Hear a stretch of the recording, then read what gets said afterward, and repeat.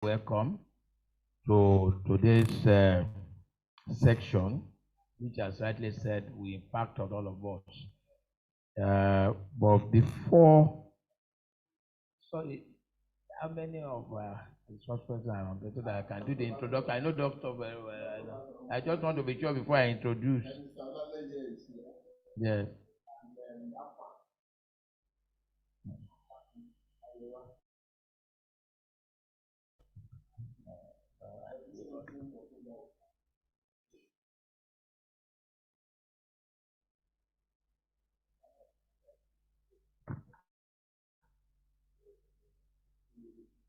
No, I have Doctor here. I have Mr. Alole here. I have. I already ticked him. Who else?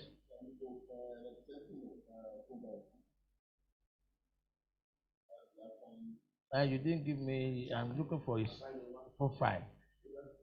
Profile. No, is it okay? It's Otumba. I wanted to talk of Mr. Okay. No, let them come here. Let them just come here. Let them take this place. Let them take this place. So, ladies and gentlemen, before I make my speech, let me go to item 3 on our agenda, which is the introduction of guests, so that we can acknowledge those who are already here. And I want to thank them especially, particularly our resource persons who made it before the appointed time, which is very, very important to us.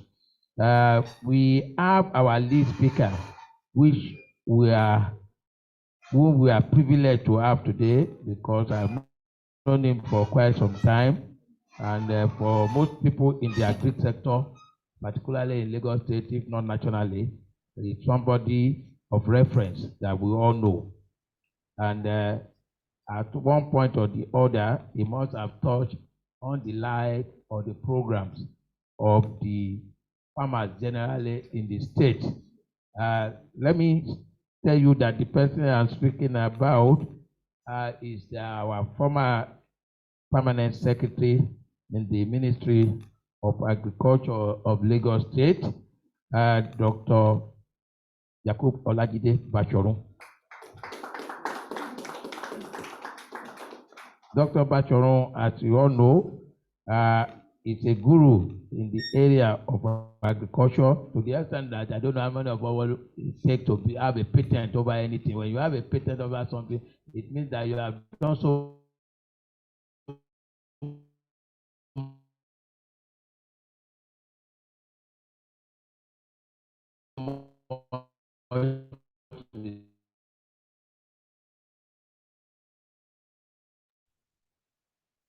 research, that you have come up with something, an innovation that nobody been able to get over a particular area. That shows. And of course, I must also acknowledge the part God says civil service. Of course, before they are taught there, is school there, and thereafter he decided to come and add value to the lives of Lagosians by way of food security. So there is hardly any part of the Ministry of the Agri that they never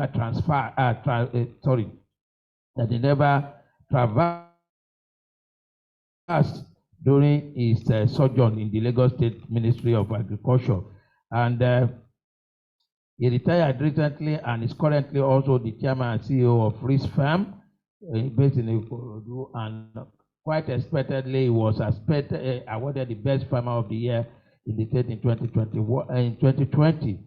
He remains the patron of the Poultry Association of Nigeria in Ikorodu to date. And like I said, alumni of several other institutions that are limitless and a member of several groups. Is a successful fish and poultry farmer and a strong promoter of sustainable and environmental and friendly agricultural practices. Of course, Dr. Yunus Bachorun is happily married with that. So I take the privilege in inviting him to this side as the lead speaker to join us. Thank you very much. Now, also present with us already is one of our discussants. Yeah, okay, I'll get there. I'm going this way.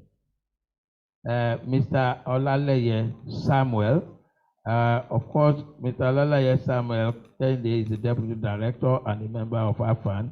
Of course, for him to be here, I'm sure he's also an authority in his own regard, and we expect to gain a lot from him today also.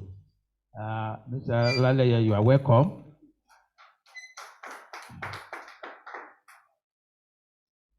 Now, we are also lucky to have here this afternoon, this morning, sorry, Mr. Nuruddin Tiamiu. Mr. Nuruddin Tiamiu is a fish farmer and an aquaculture consultant and trainer.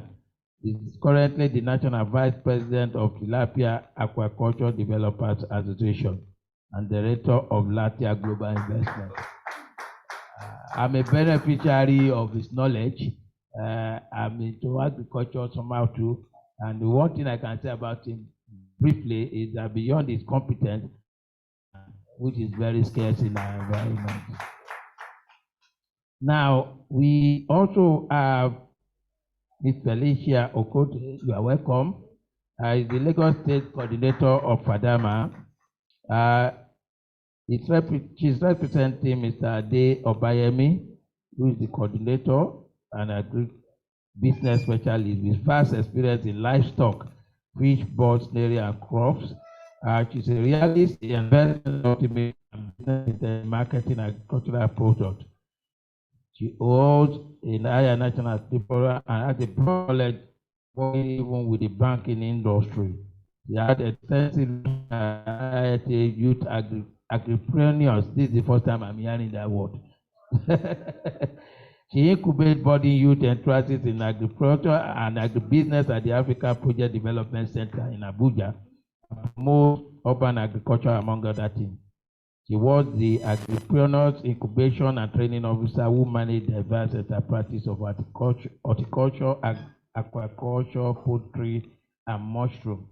She's currently the training officer at the Youth Project of IITA in collaboration with MasterCard Foundation. This program is targeted at the youth aged between 18 and 35 years. So, Mrs. Okote, Ms. Okote, you are welcome. Thank you very much. Now, we also have representing Mr. Otumba Babafemi Oladeji. The Otumba 1992, he had his elementary education at Adeola Odutola College. Anyway, the most important one to us is the one that is relevant today. Is the principal partner of Nigeria's Spanish Agro Allied Industry Limited, where they process and convert cassava into pellet, starch, tapioca, and import into Nigeria market. He was elected the National Marketing Officer for the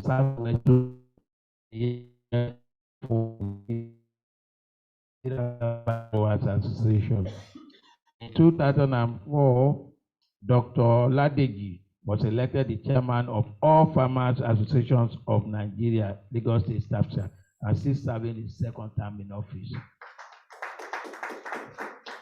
Equally, at one time or the other, also being the Lagos State chairman of the Chamber of Commerce and Industry and a member of the Lagos State Coconut Growers Association. He's also into cola nut farming, as well as being a member of West African Virus Technology and Tuberculosis, member of Nigeria Food Technology, and so on and so forth. There's so much to say, but I think I don't want to lose time because we have so much to discuss today.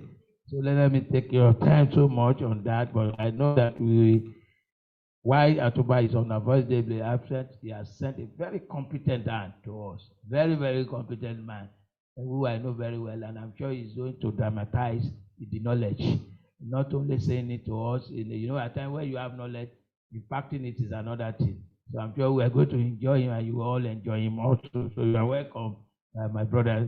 Great nation. So having done the introduction, I'm not going to waste time. What others will join us. It is important for us at this stage to comment this important engagement and discussion. Like has been said, There's nothing. In fact, I remember vividly that there's a Yoruba proverb that says that if you help it, but so that is to say that once you net out hunger from a problem, the rest is easier, it's simple. And I think that's the most important thing. And we are at the crossroads in the day today on God. The thing that is haunting everybody today is hunger. More than 70% of our people are hungry today. If you are lucky to be eating today, you don't know the luxury you are enjoying. People now, you find families not eating for 2-3 days because they simply cannot afford it. They do not have what it takes to afford it.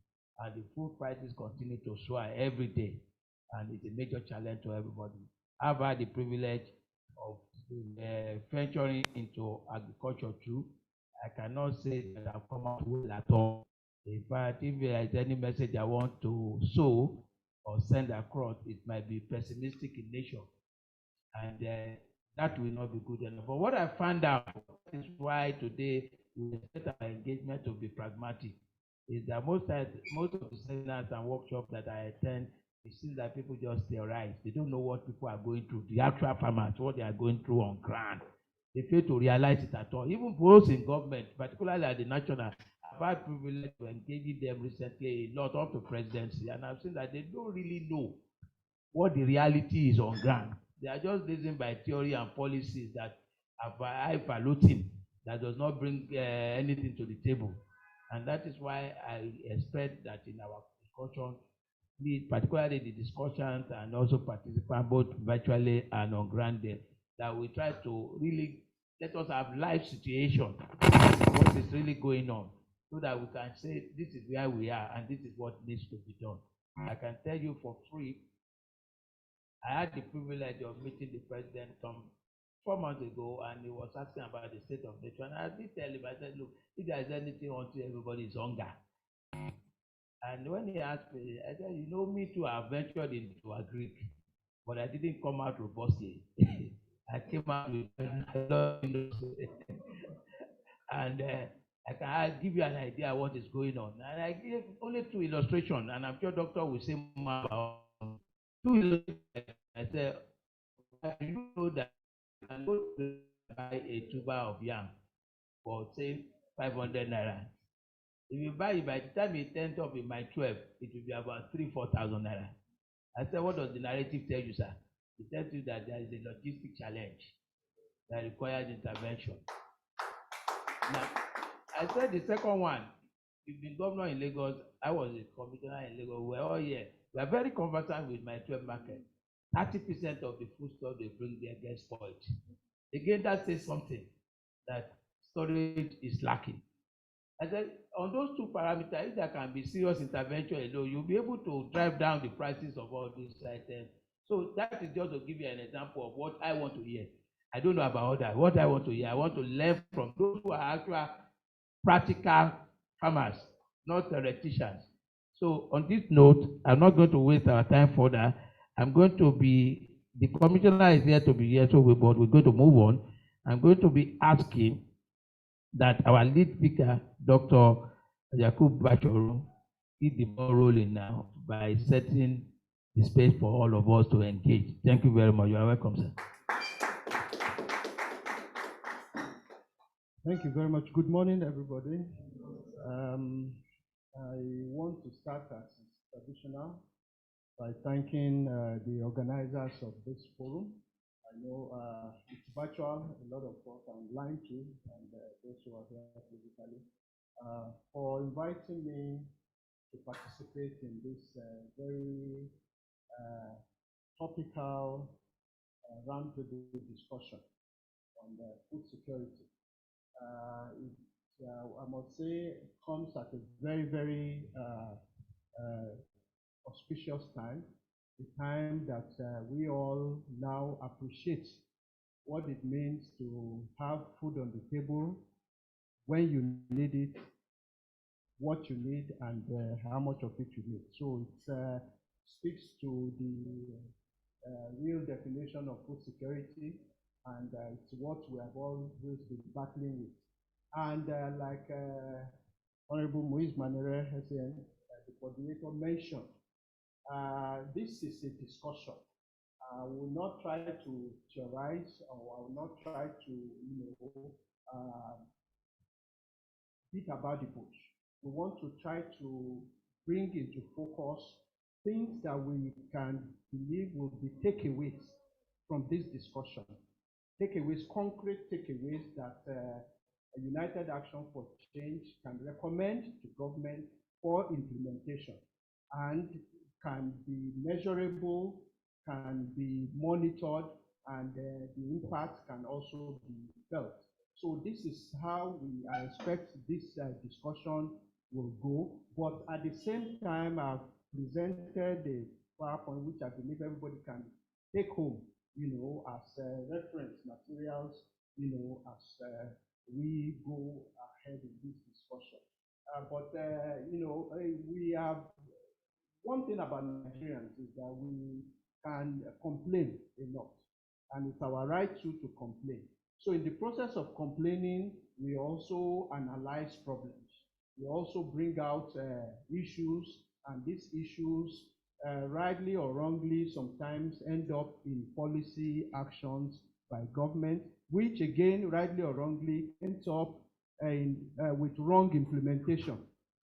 So it's one thing to the saying is, when you know your problem, then half of that problem is solved. So it's very strategic indeed. A lot of times, things that we are battling with are not things that we should battle with.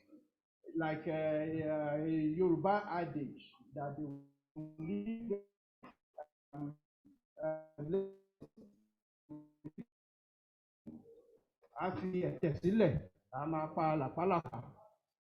leprosy, very serious disease.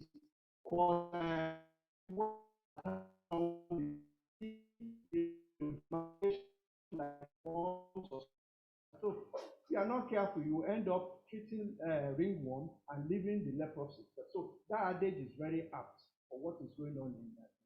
And so we are not going to complain here. I want us to say the problems are being documented. The problems have been researched, and we know what is afflicting us. The issue, this roundtable should focus on solutions. Solutions. Not solutions that are up there in the sky, but things that are do and begin to even see change. You will all recall, sir, that the Renewed Hope agenda campaigned seriously on a number of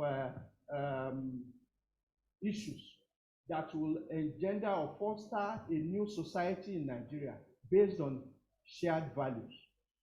That was what we all campaigned about. And principal on one of the, the principal action of one of the, if you go back to our manifesto and one of the principal actions is to use agriculture. I repeat, to use agriculture as a vehicle in achieving some things. This I'm quoting directly. If you go to the manifesto of APC, and you will see that word here, utilization of agriculture as a vehicle for achieving about 7 issues. If I list those 7 issues, you will agree with me. So that there is no need to theorize. We know the problem. We have researched it. We have documented it. The issue is now, how do we go about solving and achieving this and attaining food security that is sustainable? Because there's a difference between attaining it and the difference between making it, an all-time thing that you can go to sleep, this policy is working, and so on. So we want to build a new Nigeria and create opportunity for our young people. Nigeria is a very young country.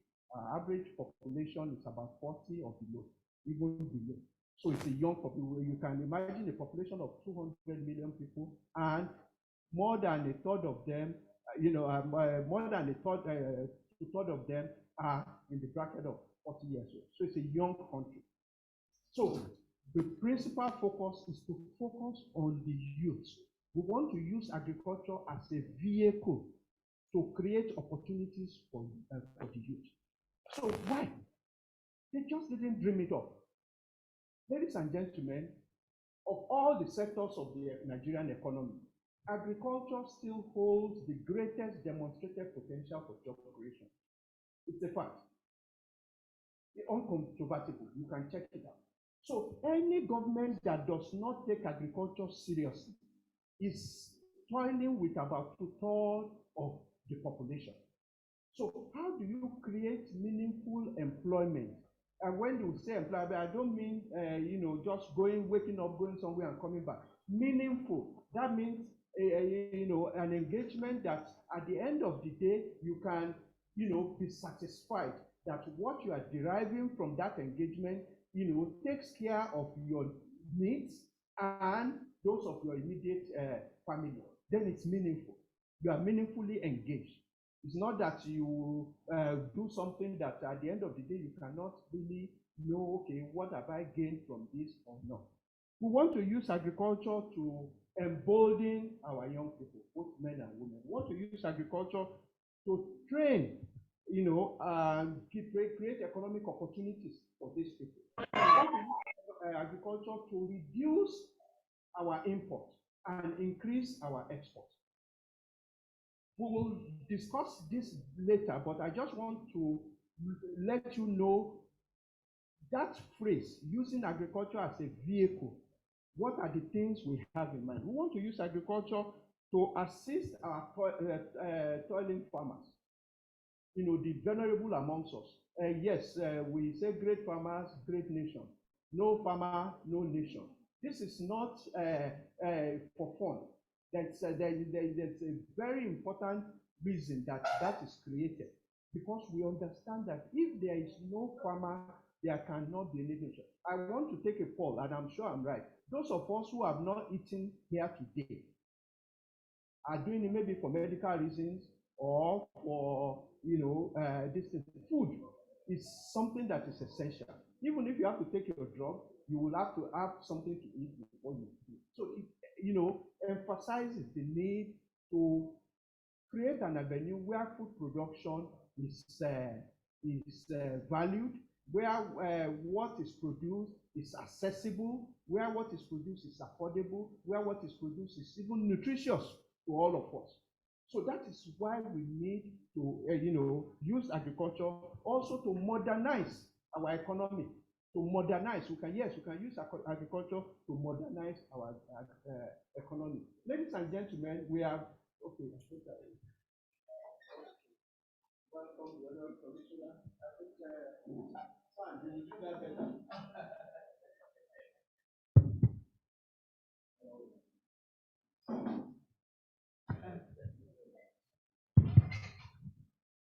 Well, distinguished ladies and gentlemen, let me apologize for the break in transmission. We're already on stream, but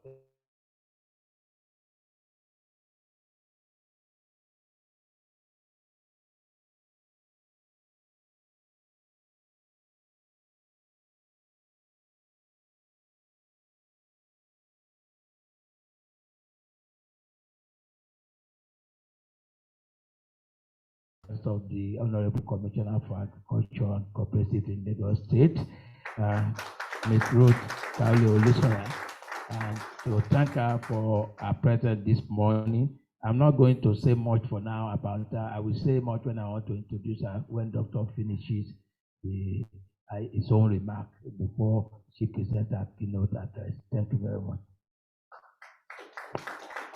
Thank you. I join the convener in welcoming the Honorable Commissioner, the ever versatile Mr. Bisola Olusoya. Thank you very much for joining us. And I'll quickly do a rewind so that you can, catch up with us. I started by saying that the hope agenda of the present administration campaigned vigorously on a number of items to foster a community or a society of shared values. And one of the principal items on that agenda is to use agriculture as a vehicle to attain a number of them. So I think with that, we are already on the same page. That already, we do this forum is not for us to start bringing out problems. We know the problems. A lot of these problems are documented, research. So what we are concerned about are the solutions. Solutions that are practical, solutions that are pragmatic, solutions that are, affordable, solutions that are, that fits our environment. So we identified all those issues that the campaign focused on. We now propose that for us to be able to achieve all those things that we have listed, I categorize them into five major areas, ladies and gentlemen, that can help us as drivers of attaining those lofty ideas that the campaign I highlighted. And what are these drivers? The very first one amongst them is productivity. Ladies and gentlemen, the problem in our agriculture, the low level of productivity, which is documented, is because of the low level of application of technology. The level at which we apply technology to what we do is so low to the extent that it makes us unproductive. So you saw the problem, we see the solution. Productivity. How can we increase productivity? By increasing application of technology. Take, for example, maize. Let's take maize. Ladies and gentlemen, maize. The best farmer, I think maybe somewhere in Kaduna, South Kaduna, I visited that. In my history of in my life, it's about 7 tons to an hectare in Nigeria that I've seen. As a research student in Ukraine, about 40 years ago, I was doing 15. 15 tons to an hectare of maize. That's about 40 years ago. In Nigeria, the best we can is about 7 tons. And that is somebody that is doing its best. So you can see that disparity. You can imagine if that man in Kaduna can up his game by what? Tilling his land properly at the right depth, applying basal fertilizer, applying the second dose, and applying the management dose 3 times, and having access to this and knowing the kind of fertilizer to apply for basal and for the management. Taking care of pests and diseases, irrigating as and when due, or draining when required. The productivity can jump from 7 to about 10 or 15, just like by doing these little things. We introduced some time ago, about 20 years ago, a project called Sasakawa Global 2000. It was initiated by the former American president Jimmy Carter with and Japanese NGO Sasakawa, a billionaire. So the concept is very simple and it's still relevant today. The average farmer is a very busy man. He has no time to waste. Every minute of his day has something to do. Even if he has to sleep, it's very important. He must sleep at that time so that when he wakes up, he can do something. So what Sasakawa Global 2000 did was that gets the farmer, gets his piece of land, every input that the farmer requires, you give that farmer as and when required, in situ. In the exact place, you don't tell him go to Ekpe, you tell him to go to Badagry to go and fit 2 bags of fertilizer at Lysa on Ojo Express. He will spend half of his day to go there, another half to come back, and so you give him Right there, you take it to his farm. If he needs 10 bags of fertilizer, you give him 10 bags of fertilizer. When he needs it, you give him the seed that is viable, that is proven, that is not adulterated when he requires it. You train him on how to weed, when to weed, and so on and so forth. So what the farmer does is just apply his labor. Everything he needs is given to him. Ladies and gentlemen, except that farmer is crazy or something. We did it in Ikorodu, Akodogio, we sampled it, and we found farmers who were, living in maybe shared apartments, come to farmers who have their own houses. That's what it's fine. The problem again was sustainability. The program was withdrawn. If that program continued, we would have made millionaires out of several farmers. But it requires sufficient and consistent funding. Farmers are not crazy. You just document all these things that the farmer needs. Give them as and when due. The farmer applies his labor. You harvest. You take your cost out of his harvest, and he moves on. So productivity is one of our bane. So let's handle productivity in a manner that is sustainable. The next is competitiveness. Ladies and gentlemen, competitiveness is another issue. We do not care more often than not how what we produce is presented. We are so laid back in our ways that we don't care, even as a farmer, some people come to my farm to buy eggs. Unconditional, I will take time to take my egg because I have a holding bay. When the egg comes from the pen house, it goes into an holding bay. We clean the eggs. We take pain to clean the eggs.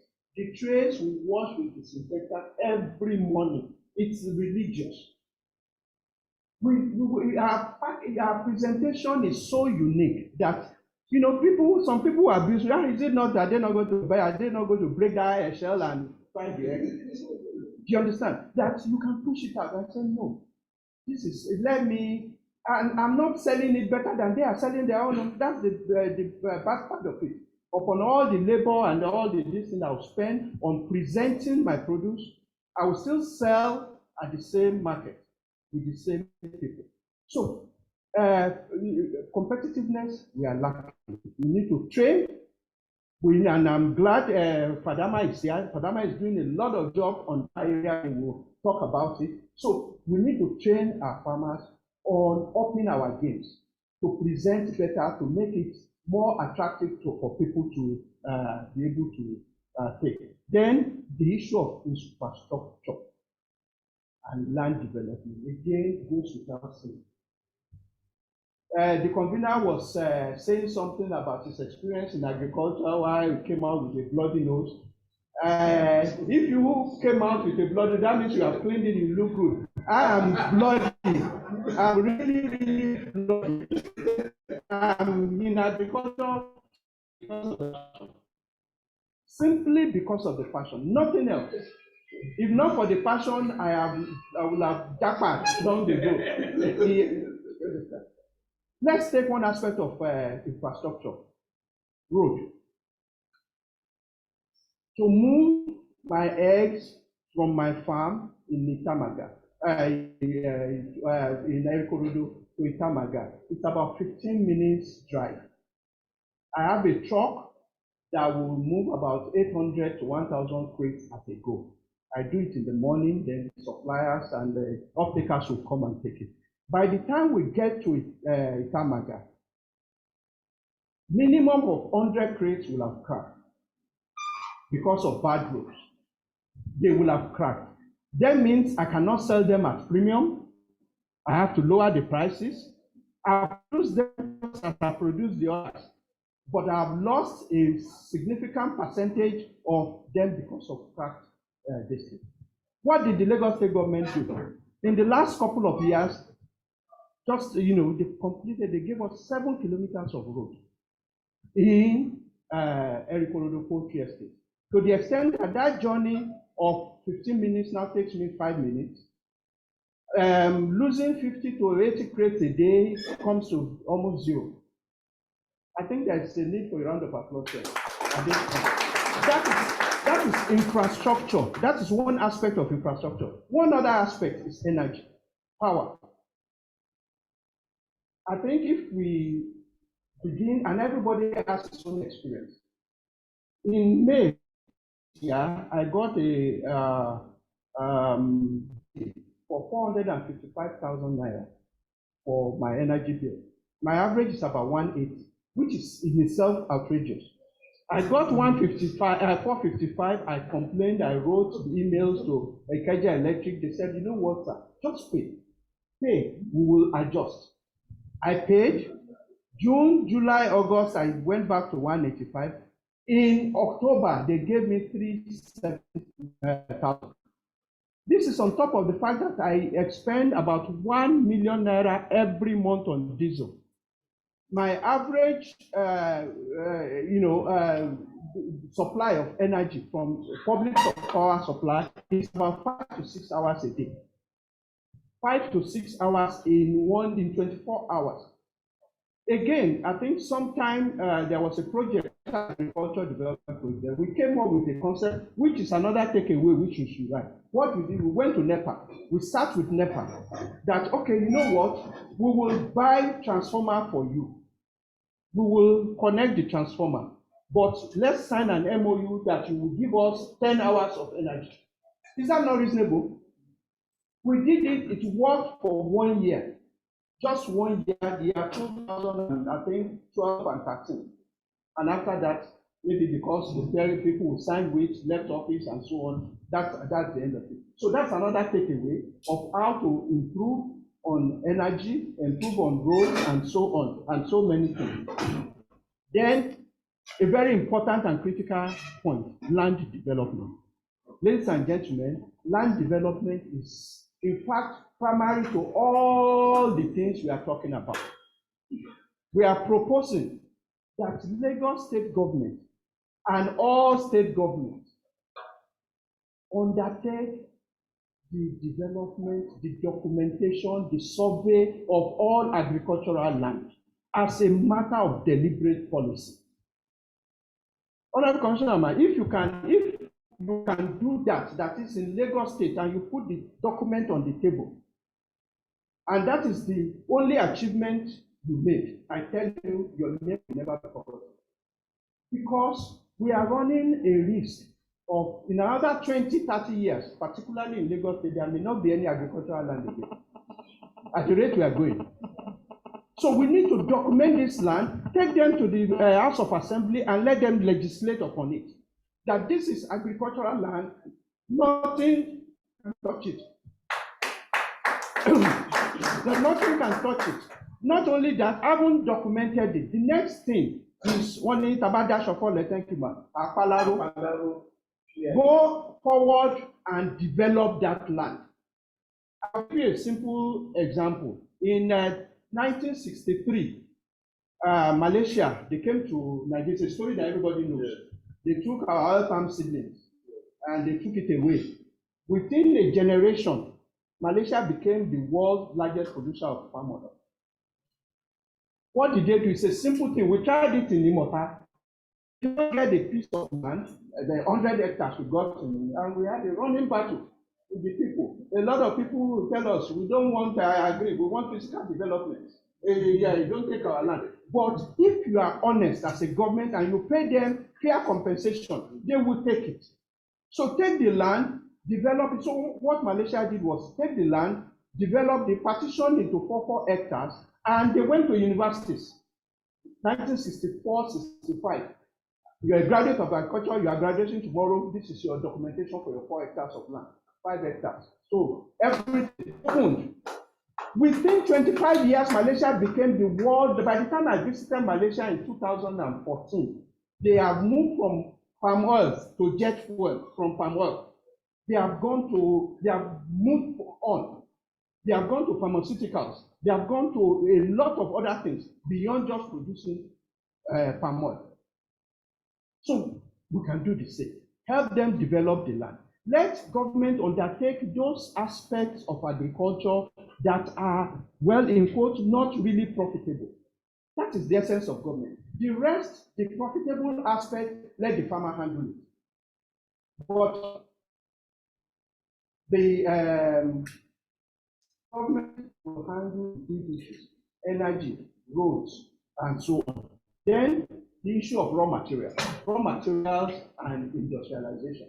That is another, we talked about our potential as the largest demonstrated potential for job creation in agriculture. This is a major area. If we can arrange and assist the farmers to produce the raw materials, we cry for high cost of feed in maize, in poultry, for example. Okay, the greatest ingredient in poultry feed production is maize. It's about 50 to 55%, depending on what you want to produce. That maize, if we talked about the land development, I'll give you another example. The Federal University of Agriculture, where I started my career in Nigeria, is sitting on 10,000 hectares of land. I was part of the development and opening of that. As a matter of fact, we have perimeter tree planting of Dongoyaro neem tree. I planted that. Go to Abeokuta today. The entire 10,000 hectares is surrounded by neem trees, so just to secure it. As I speak, they are not using up 1,000 hectares. What is up to 500 hectares? And they acquired 10,000 hectares. Ladies and gentlemen, if you now just go into production of maize on 5,000 hectares, we are looking at a 2 billion naira industry. And this is a government, an institution that wants subvention from government. So put it down. I flew in to Lagos just a couple of days ago, and what I always enjoy when we are landing, we want to look at the terrain and everything. I still told my neighbor that Lagos is a highly urbanized state. At the same time, we have a lot of land. When I say land, I mean the soil and the surrounding environment, even marshy areas, even water, they are all land under classification because it's a matter of utilization. So we can go and survey these places, key them in right away, and begin to produce raw materials for industrial uptake. The last in this category of drivers is logistics. Again, what the coordinator mentioned. You will go to Benue State. Let's go to Makurdi. You can buy yam for 500 naira. The same tuber of yam, you come to buy 12, you buy it for 2,000 naira. Why? During the days of Baba Awolowo, they used to slaughter cattle in Sokoto and bring by rail to Lagos. You don't need to even build a battery in Lagos. All you need to do is provide the cold chain transportation and all that. We had a partnership with, and I'm sure maybe it's still ongoing, with Kebbi State. Kebbi State had a lot of paddy and so on. We built a rice mill, and kudos to the Lagos State government, a fantastic, one of the largest in Nigeria, in Africa. What do? Mop up the paddy from there, move it through proper rail system and everything, mill the paddy and sell milled rice to them. We did this and it was successful for a couple of cycles. We bought paddy from Kebbi, we milled and sold to them during Salah. So these are partnerships we can go between states, between individuals and so on. Logistics is very key. Storage, we talked about what is going on in Mile 12. You go to Mile 12 today, because most of those farmers, until they get to Lagos, they don't want to even part with their goods because they believe they will sell for premium in Lagos. But up to 40% of what enters Mile 12 market ends up in the garbage bin. Market up to 40%, more than a third of what enters Mile 12 is not sold. So if a woman or a man brings 10 baskets of tomato, and he wants to sell at 2,000 naira per basket. He's envisaging how much? 20,000, right? And 4 of them got spoiled. So he's left with 6. And he has planned for 20,000 income. What will he do? He will increase the price on the balance of the 6 to still make his 20,000. So who is losing? Me and you. That is buying what we are supposed to buy at very cheap prices at exorbitant prices because of lack of logistics. To help that woman store, to help that woman package, to help that woman even preserve and utilize for other secondary products. Okay, so having said all that, we have listed a number of recommendations. I would not, like I said, I have a PowerPoint that we can all take home and look at and digest. But these drivers which are put forth are going to guide our policies. If we take immediate action, like in the ministry, you charge different departments. Okay, you handle logistics, you handle land development, you handle this. Come up with concrete proposals. Give us timeline, what you want to achieve in what time, and let's develop KPIs that we will measure and be able to say, okay, in the first year of this administration, this and this and this are what we are able to achieve. So these recommendations are not speak for them.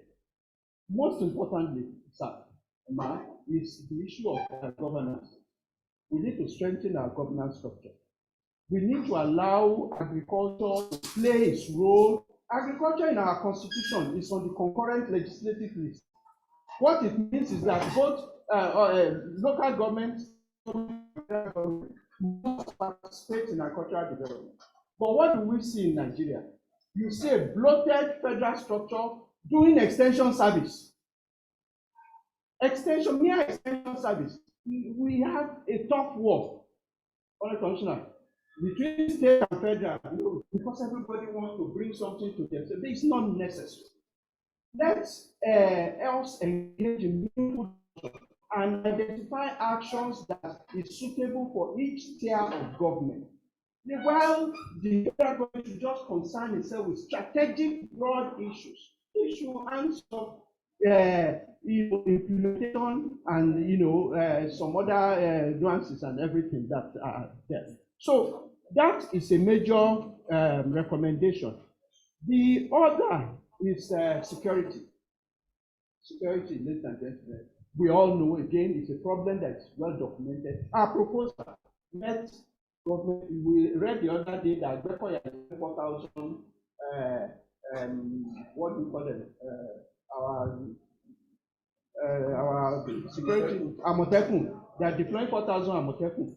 We want the federal government to engage more of our youth that need jobs into the police force. We are under-policed. And those that we have to are doing mundane jobs.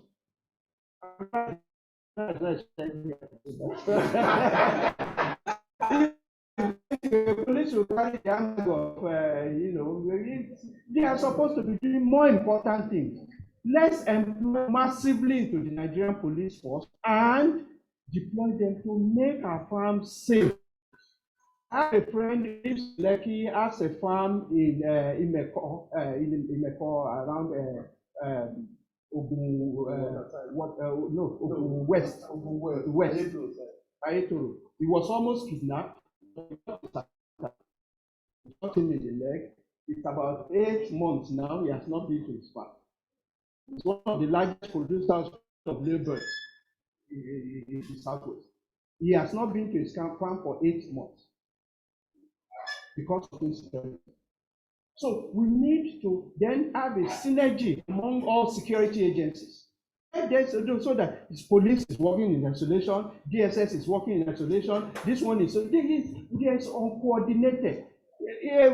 Security is about intelligence gathering, information management. So we need to do that so that our farmers can be more confident and they can begin to go to farm, and then this will, of course, go on to more, important things like producing and insurance is another area. We have to mainstream insurance. mainstream. I'm suggesting that even Lagos State government make it a matter of deliberate policy. Any benefit you want to derive as a farmer from government, you must be insured. Your farm must be insured. That cycle, that exercise must be insured. Let us begin. In 2014, I lost 60,000 birds to bird flu. 60,000 birds. I mean, it's something that killed a lot of people, but I survived it because I had insurance. Although what they gave me was not commensurate with what I lost, but it gave me succor. It cushioned, I was able to stay alive. If I had not had insurance, maybe I would have left agriculture at that point. So you can imagine insurance is, we must mainstream insurance, particularly insurance of goods in transit. That is something we lack. You take DOC from Epe to supply in Badagry. Before you get there, Popo stop you, immigration stop you. These are, the time that you're supposed to be there, transfer stop you. You understand? So all this, we must be able to mainstream insurance and even insurance of goods in transit, so that people begin to imbibe it as part of their routine, daily activity that they will do. Then, of course, we mitigate the effect of climate change. Climate smart technologies, Fadama is there, ADA is there. There are so many things farmers should do, when they should do it, how they should do it, to mitigate all these crises and reduce losses, so that we will not be, for example, on my farm now, I have earthen ponds, dugout ponds. But I tell you sincerely, I farm my catfish in those earthen ponds only between October and February. Even October and February, as we speak, it's still raining. It's surprising. That's climate change. Or in the geography that we learn, by now we should be in dry season. Do you understand? So by now we should have stocked our ponds. So February we will get them all. By April, May, it starts to rain, and those places get flooded. So I would not go and put my fish seed in the water around that time, because it will get washed away. So climate change, climate smart agriculture is important. We need to do the right thing at the right time. And now a major issue I want to also let us emphasize is sourcing and structuring of credit finance. Sourcing and credit finance for our farmers. This is a major issue. Said earlier that he got a bloody nose from his investment in agriculture. I can bet one of the things that gave him bloody nose more than anything else is maybe finance, not technology, not technical, but mostly finance, because of not properly packaged financial, input, and the conditions and the timing and the period and so on. And so when it comes to time to repay, come and ask me. I pay Zenith Bank 3.6 million naira every month. Every 7th of the month, we take it out of my account. Just yank it up. They help me in developing my farm, they're all right, but I'm paying at about 16% interest. It's ridiculous. If you are doing broiler production, the best you can do is 6% profit. Name any enterprise, I will give you the margin, because we know the input, we know the output. So if I borrow money at 14% and I'm now making 10%, I'm working for Zenith Bank. I know it. I'm working for them. That's why I lay on my bed, and half of the time I'm looking at the ceiling. I can't sleep. Particularly when it's nearing 7th of the month. They will take off their money. So we need to do something about packaging agricultural finance to farmers. This is where I will end, but I will end with a, with a, to us to maybe, ensure that, go on to the very last slide so that we can, yes, this one. I propose a tripartite, relationship between the farmer, take it up a bit. It's a triangle there. On top of that triangle is the farmer. On to the left, we have the input providers and service providers. On the right is, you can imagine it, it's a triangle. So 3 edges of the triangle, one edge is the farmer, the other edge is the input or service provider, and the third leg is the financial institutions. So these are the 3 players. So let us practically demonstrate it. So Madam is the farmer. My brother here is the input or service provider. I am the financial producer. In the middle of that triangle is our honorable commissioner, the public secretary. So yes, bring all of us together to your office. Let us sit down. You know me. You know my farm. You have the georeferencing of my farm. You have cataloged it is deposited with you. If I misbehave, I lose my farm, right? The institution is there, and what I need is here. We talk to each other. Give me what I need. Guarantee the payment. I produce. I give back the money. Everybody's mad. Everybody goes home. But if I don't get what I need, when I need it, in the condition I need it, I was in Atlanta a few years ago for this annual poultry show. And I was admiring one of the stands. There's this long automated broiler house. I was just going around looking at it. And the man in charge of the booth just came up to me. Said, "Oh, are you interested?" I said, "Just got a form. Says, fill this in 2 weeks to be on your farm." It's a 20,000 house, capacity broiler house, automated everything. He said, once I fill that form, they will install it in my farm in 2 weeks. I said, no, I'm not my dream. He said, sorry. He said, sorry. If I was an American farmer that is interested in that, I will have it in 2 weeks. What will I do with it? I will not sleep in it. I will not do this in it. I will be producing. And I'll be selling to people. I will engage people. Ladies and gentlemen, before COVID, I had 106 people working on my farm. 106. As we speak, downsized. We don't want to talk about problems. Let's find solutions. My pens are there, they are empty. How can I give me what I need? If I misbehave, come and take everything. Come and take my farmland. That is, no farmer here wants to lose what they have. But if you give them what they need as at when due, they will produce, make their own money, give you back your own money with your interest, and everybody is happy. This model, ladies and gentlemen, I recommend, and I hope it will be.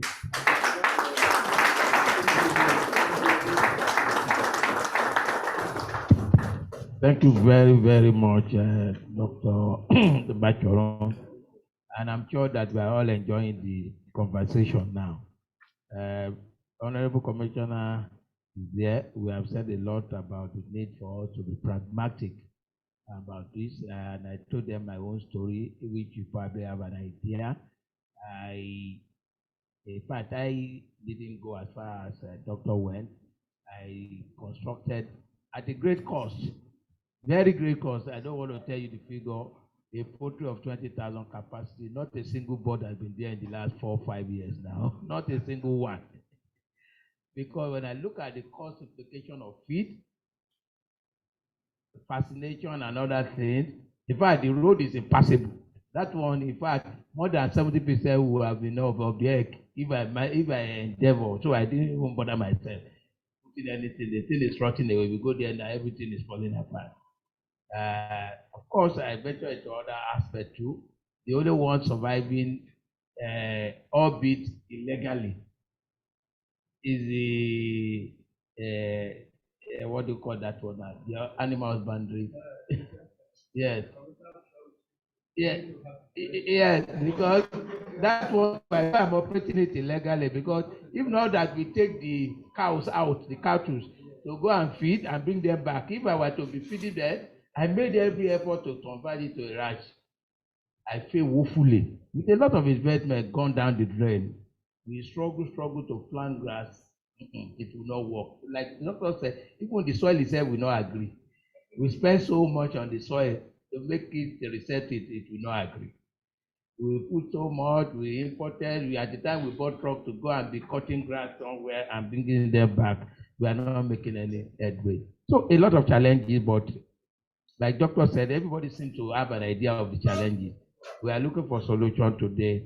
I don't know whether the Honorable Commissioner wants to give us a speech now. We have one of our other resource person, Professor Ayola, online, who is a professor of agricultural economics and policy, and founder and president of the Farm and Infrastructure Foundation, and promoter of the Right to Food Bill at the National Assembly. He is online, already joined since, and he listened to all that you have said. So I'm sure that he will make his own comment.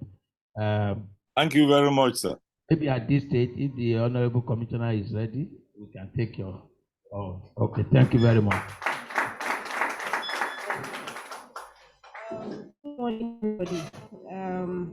I apologize for being slightly late. It wasn't my intention because I know that Dr. Banira is very prompt when it comes to time, and Dr. Basharo as well. So please forgive me.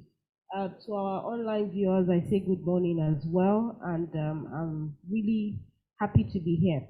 When I got the letter, when I saw the name, change, action, united, I just looked at it that, okay, this is somewhat different. I also went online to understand what it was about. I realized that even the former governor, His Excellency Babatunde Raji Fashola, had been, to an event like this a few years ago. And I realized that we don't necessarily need big platforms to tell a story. We don't need big platforms to say the needful. Where you can gather like minds together and proffer solutions for the advancement of Nigeria, that is the most important thing, to have receptive minds. And I'm really, really glad for the opportunity that has been given to me here. I'm also very happy that as I'm speaking this morning, I have listened to two very great people who are forerunners, one as a former commissioner many times over, and also one as a former permanent secretary of the same Ministry of Agriculture. So I'm not the only person on government side. They are also government. So it's not about, a mini government. Nah, they are all government. And I see also that I have colleagues in the room. I see the acting general manager for LISA here. And for many others in the room, I don't know what your mandate is, but I believe that we are all here for one cause, which is to take Nigeria forward. And when I also got the letter that this is about food security, I thought to myself, okay, there are many dimensions to food security. And the amazing thing is that everything Dr. Bashorun mentioned is exactly what we had highlighted when we are talking about levers for the development of food security in Nigeria and particularly Lagos. If you were to go to, let's say, our social media handles, you'll see that in the last few weeks, we had tried to iron out and showcase that, okay, these are the areas that we want to work on. These were areas we worked on in the first tenure of the current governor, Mr. Babajide Olusola Sanwo-Olu, and these are the things that we would like to continue to implement and see to fruition in this second term. The truth of the matter is the challenges are many. In fact, and Dr. Bashirun also said, we are not here to talk about the challenges. We all know what the challenges are. What will be the solutions that we should seek for and push aggressively towards? As a government, I want to tell you that the intent is there.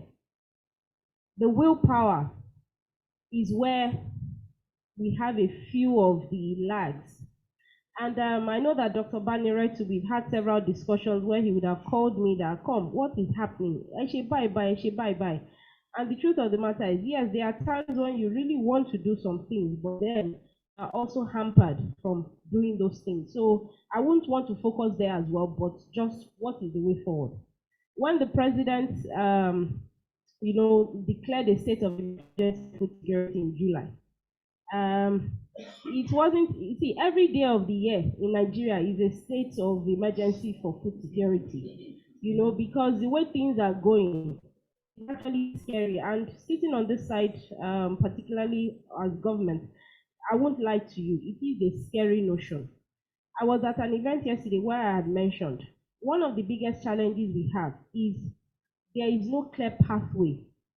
You go to China, there's a national policy that regardless of who comes to power, they continue to follow that path. There's no deviation.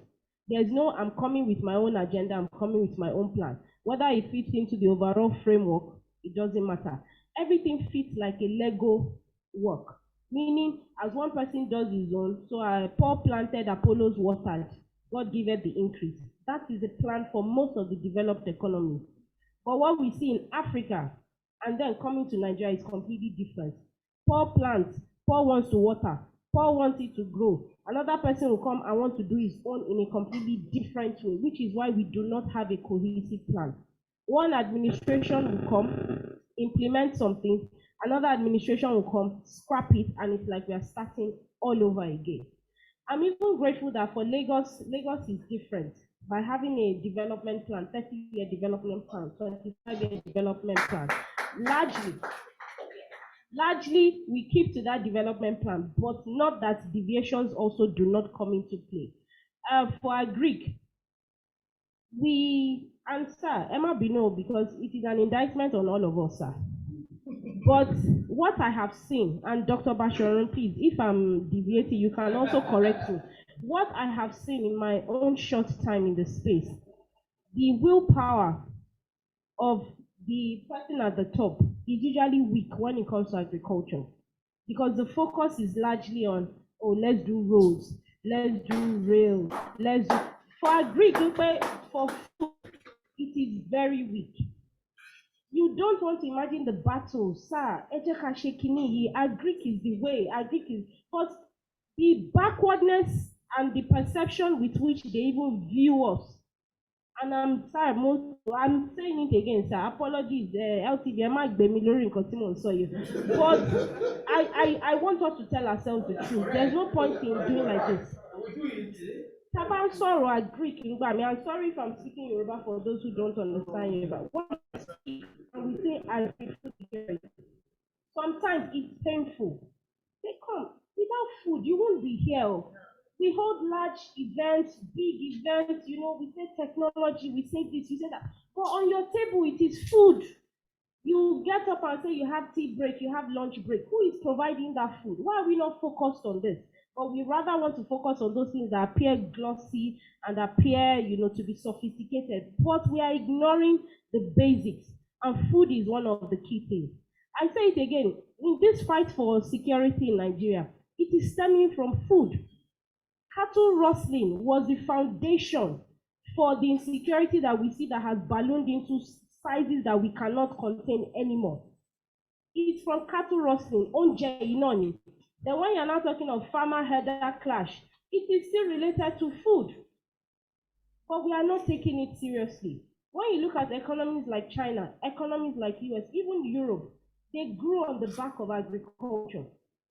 Today, even if you fly to the United Kingdom, just take a train immediately outside of London, farmland,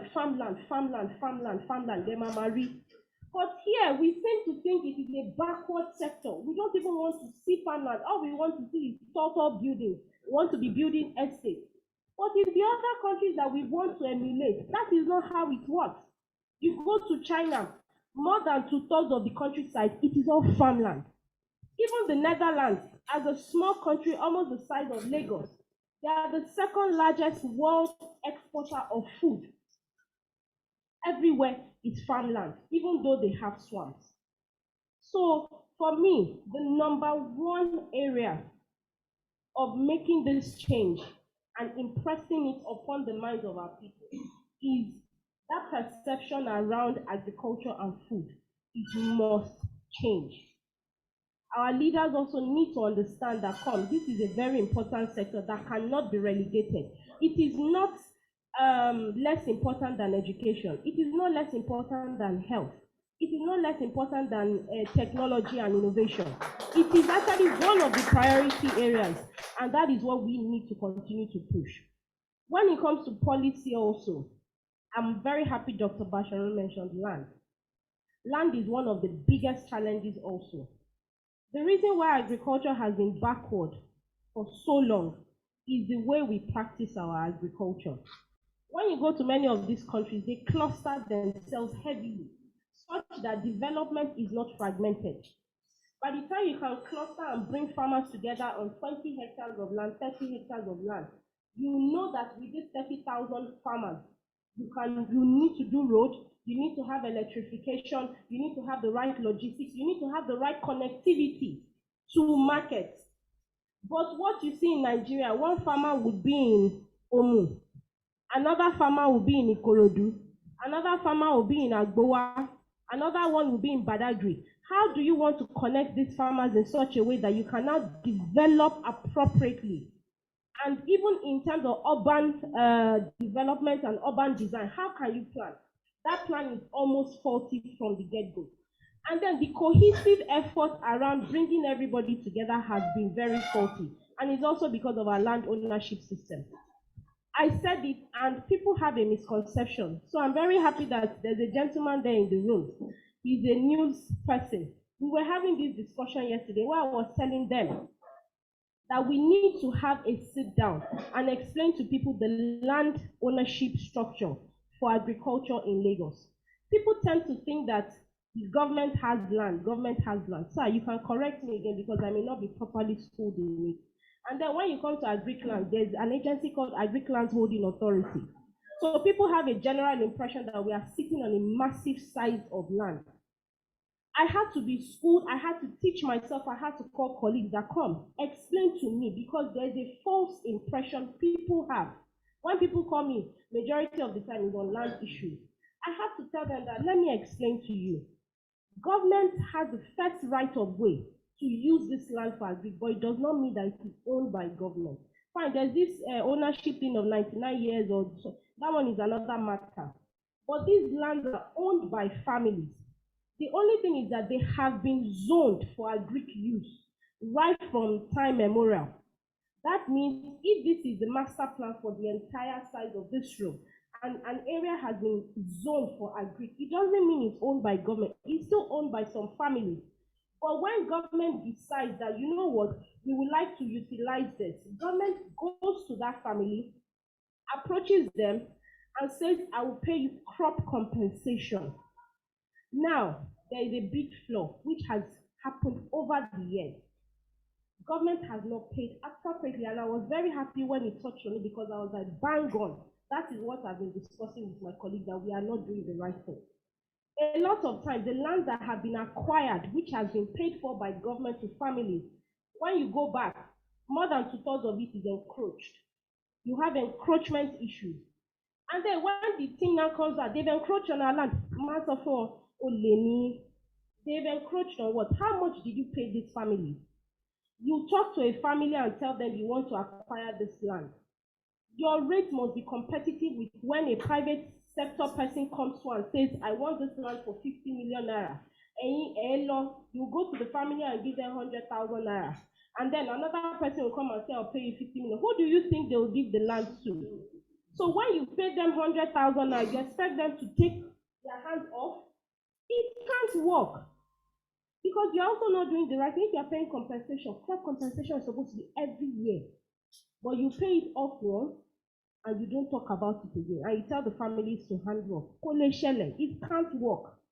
The right thing to do, pay as if you are paying like private sector. And tell me that family will not come back to disturb you again because you paid the right compensation. When you now do that, and you can map out the land properly, you also engage the farmers you want to bring in, have a right structure, have a right real estate, agricultural management facility company to oversee that place, and you will get the right margin.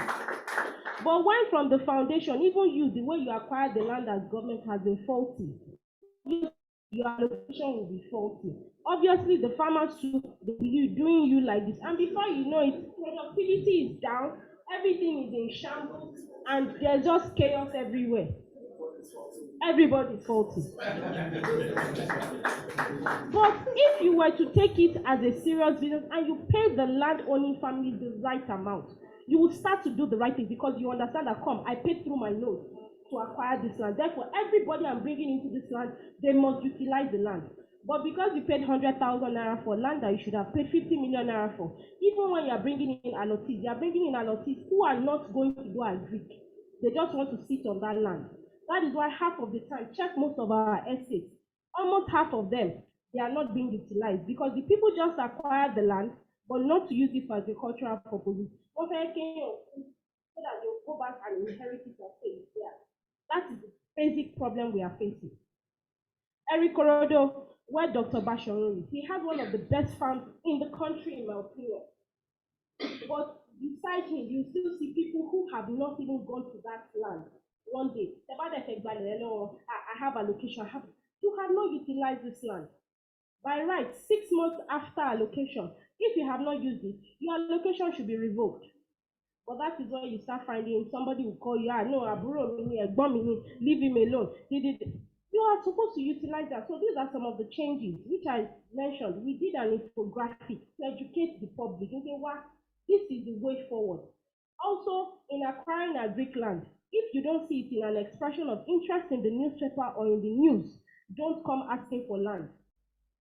Because that is where you start having loopholes here and there, and you see all sorts of shenanigans happen. So land ownership, land tenureship, and the lack of support from government to ensure that they acquire land in the right form and manner and dedicate expanses of land, particularly for agriculture, is one of the biggest issues that we have to correct, and we are trying to correct. Lagos, we say land is king. Fortunately, yesterday also, I was fortunate to have gone to EGIS retreat, where they had called stakeholders and they told me to mention the challenges agric was facing. And I told them, if there's anything we have seen, there's no point in saying this area is agric zone, that area is agric zone, and then NTDA is encroaching on the land, Land Bureau is taking the land, physical planning is saying something, even Ibile Holdings is claiming land in agric zone. I was like, I understand. Urbanization is rapid. People are coming to build aggressively, and we won't say that if there's land available and agric is not using it, people should not build. Let us come to an agreement. Let us go to Badagry area. Let us zone out an area that nobody must touch and say this is the agric zone for this place. And government must immediately pay the amount appropriate to the families that own it and immediately fence it. And then call for the right kind of stakeholders to come there to do big commercial agriculture. That way you secure the land, and you know that when it comes to development for the agric space, you push your development in that area aggressively. The roads have to be good, the water, the electrification, everything that is necessary. You make sure that it is there, because by the time you have paid well for the land, you expect a certain return also. You expect these people to pay taxes, you expect them to employ people, you expect them to be well-meaning citizens. That way you can say the return on investment we made in this area is commensurate to what we are seeing in terms of production and processing and so land tenureship, land ownership, and the appropriate mechanisms around it is one of the ways to start to change the reality. Also, a lot of our farmers are finding it difficult to access finance, which still comes back to the land issue. As I speak to you, I have farmers who want to access money from the bank, but the only big collateral they have is land. But because they can't even present the land as collateral. So automatically, they can't access finance, and for that reason, they continue to do subsistence farming that will take them nowhere. So the policy direction really for us is around land and how to get things right. And then also the master plan and following that master plan regardless of who sits or occupies the position. The second thing would be around capacity building. And I was happy again when I saw skill acquisition in Dr. Basharon's presentation. Our youth don't want to come into agriculture, and part of the problem also is the perception around it. When they don't see enough success stories. So you can imagine that if a Dr. Banire, a man of this caliber, has lost, and Dr. Basharon is still bleeding every day. Tell me, which young person that is even still struggling to make something of his life will look at the both of them and want to go into the agric space? So when we keep talking about, oh, we want to bring in the youth, we want to, we are just joking. The youth now, they want to be Wizkid, they want to be Davido, because they see that the return on investment is quick. Agriculture is a patient, in fact, patience ethic for you. You must dedicate years of your life to begin to reap the fruit. And these kids don't want to do it because they are not seeing the success stories well enough. So for us, the idea is we must begin to showcase people and support those people. So I say something, Dr. Basharun. Even our empowerment in the past, over there. And this is the reason. When you keep supporting the same type of farmer or the same type of processor, and you are not showing new faces, you are not incentivizing the younger ones coming to begin to also want to follow that pathway. Recently, we've been able to identify a few young people who are doing amazing things. They may not necessarily be producers, meaning farmers, but along the value chain, they're also doing something. That way, we've been able to categorize people. Okay, you are doing farming. Some of you are processors here. Some of you are marketers here. Some of you are people who facilitate and coordinate people and bring them together. We put all of them in the room. We said, you know what, we are calling you the Agri Innovation Club. The idea is let's begin to showcase you, those in your 20s, in your 30s, and showcase you that come.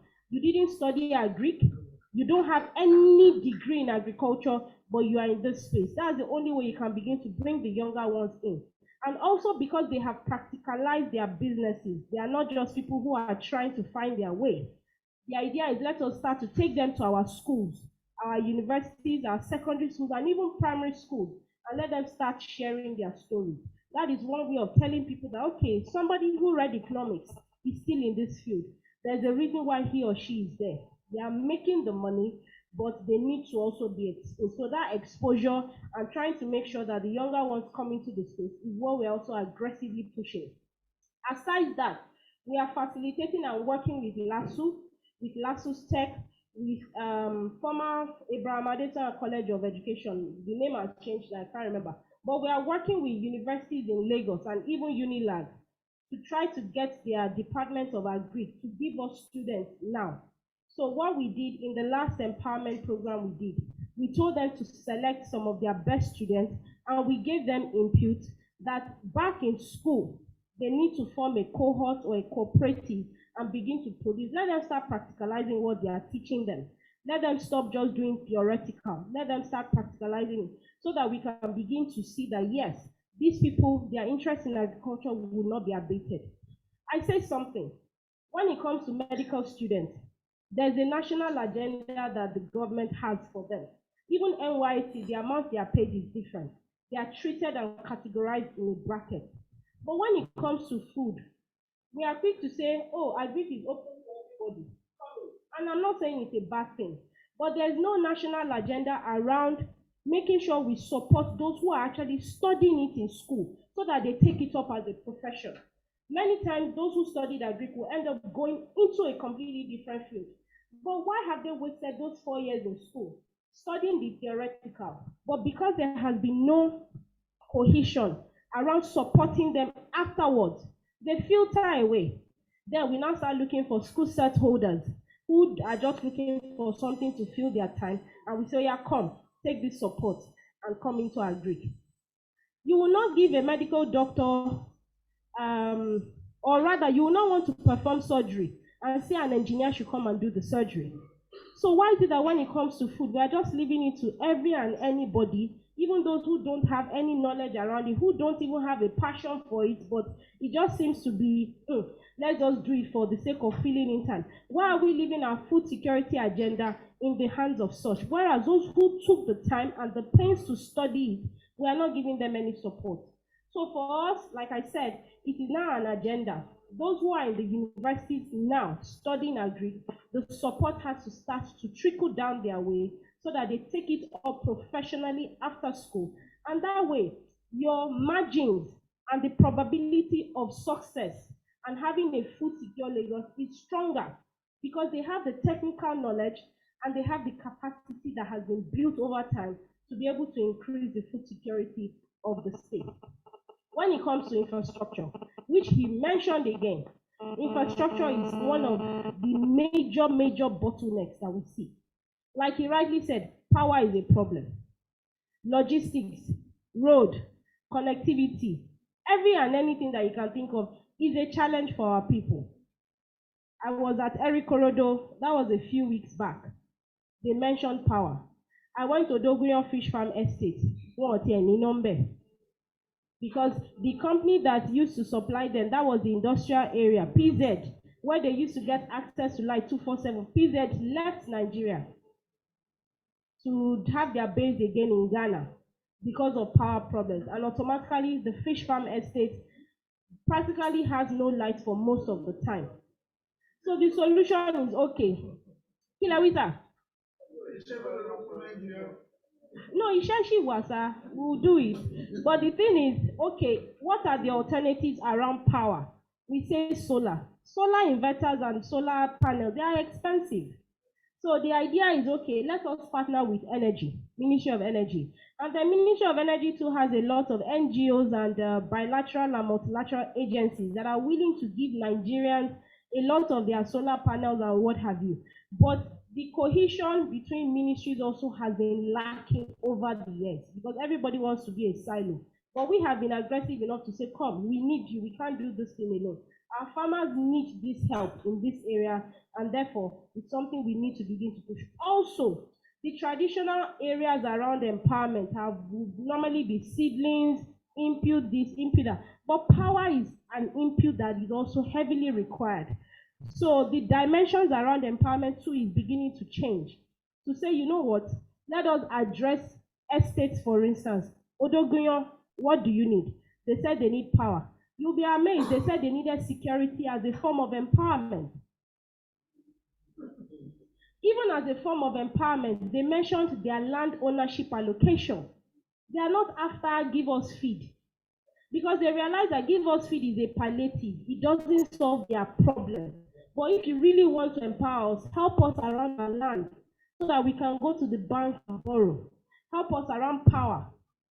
Connect our poles. So Appeals was able to give them transformer, but guess what? The transformer has not been connected. And when I went back to Appeals, why would you give them transformer? I went to the World Bank. They said transformer. They didn't say connect. No, so let me be honest with you, because we looked at it.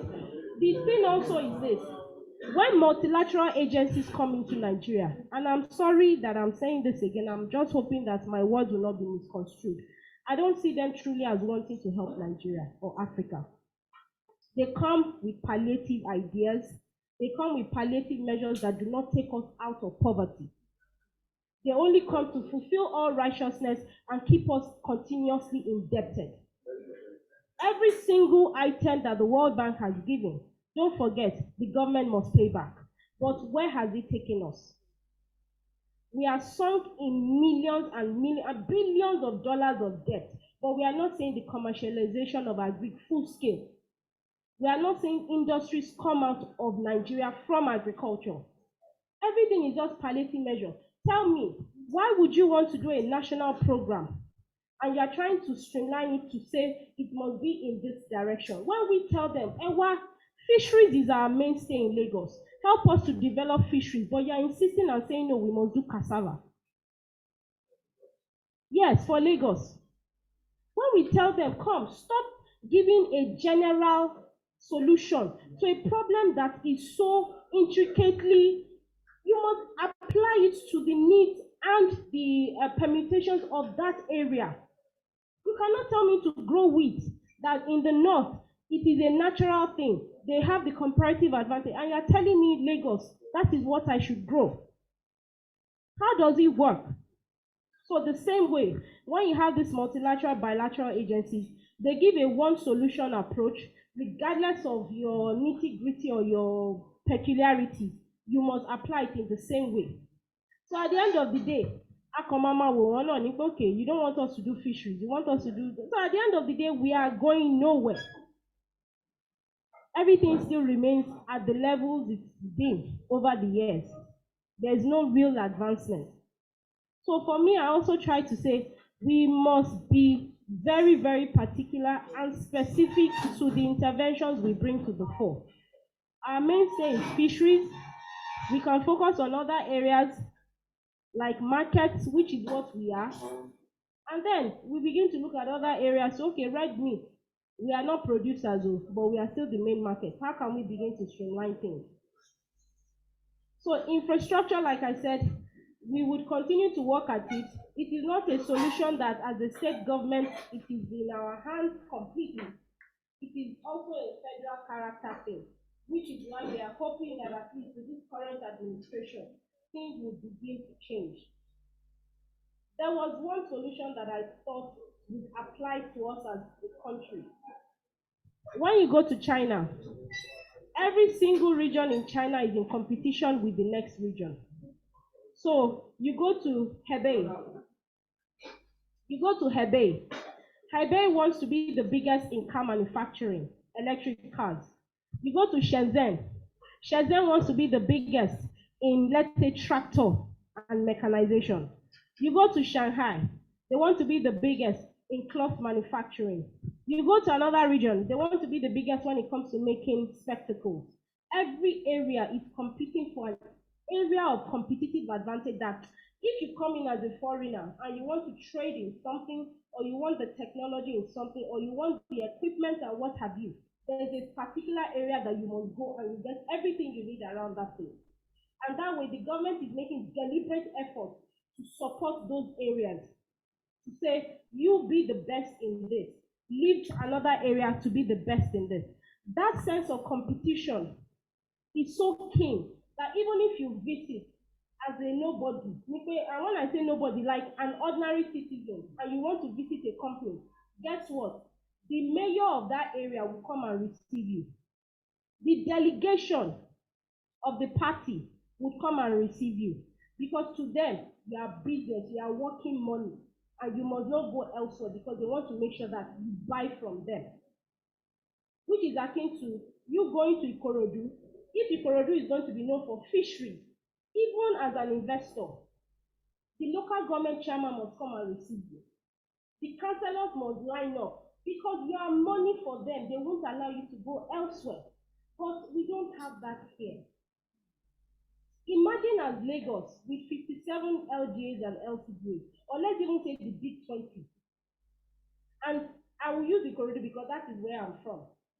That's where Dr. Basharo is from. Emma Binosa, Dr. Minister. So, sir? Okay, no. So imagine that we even use the big 20. So Ikorodu will have 6 LGAs and LCDAs. So, but let's just group Ikorodu as one, Ikorodu LGA.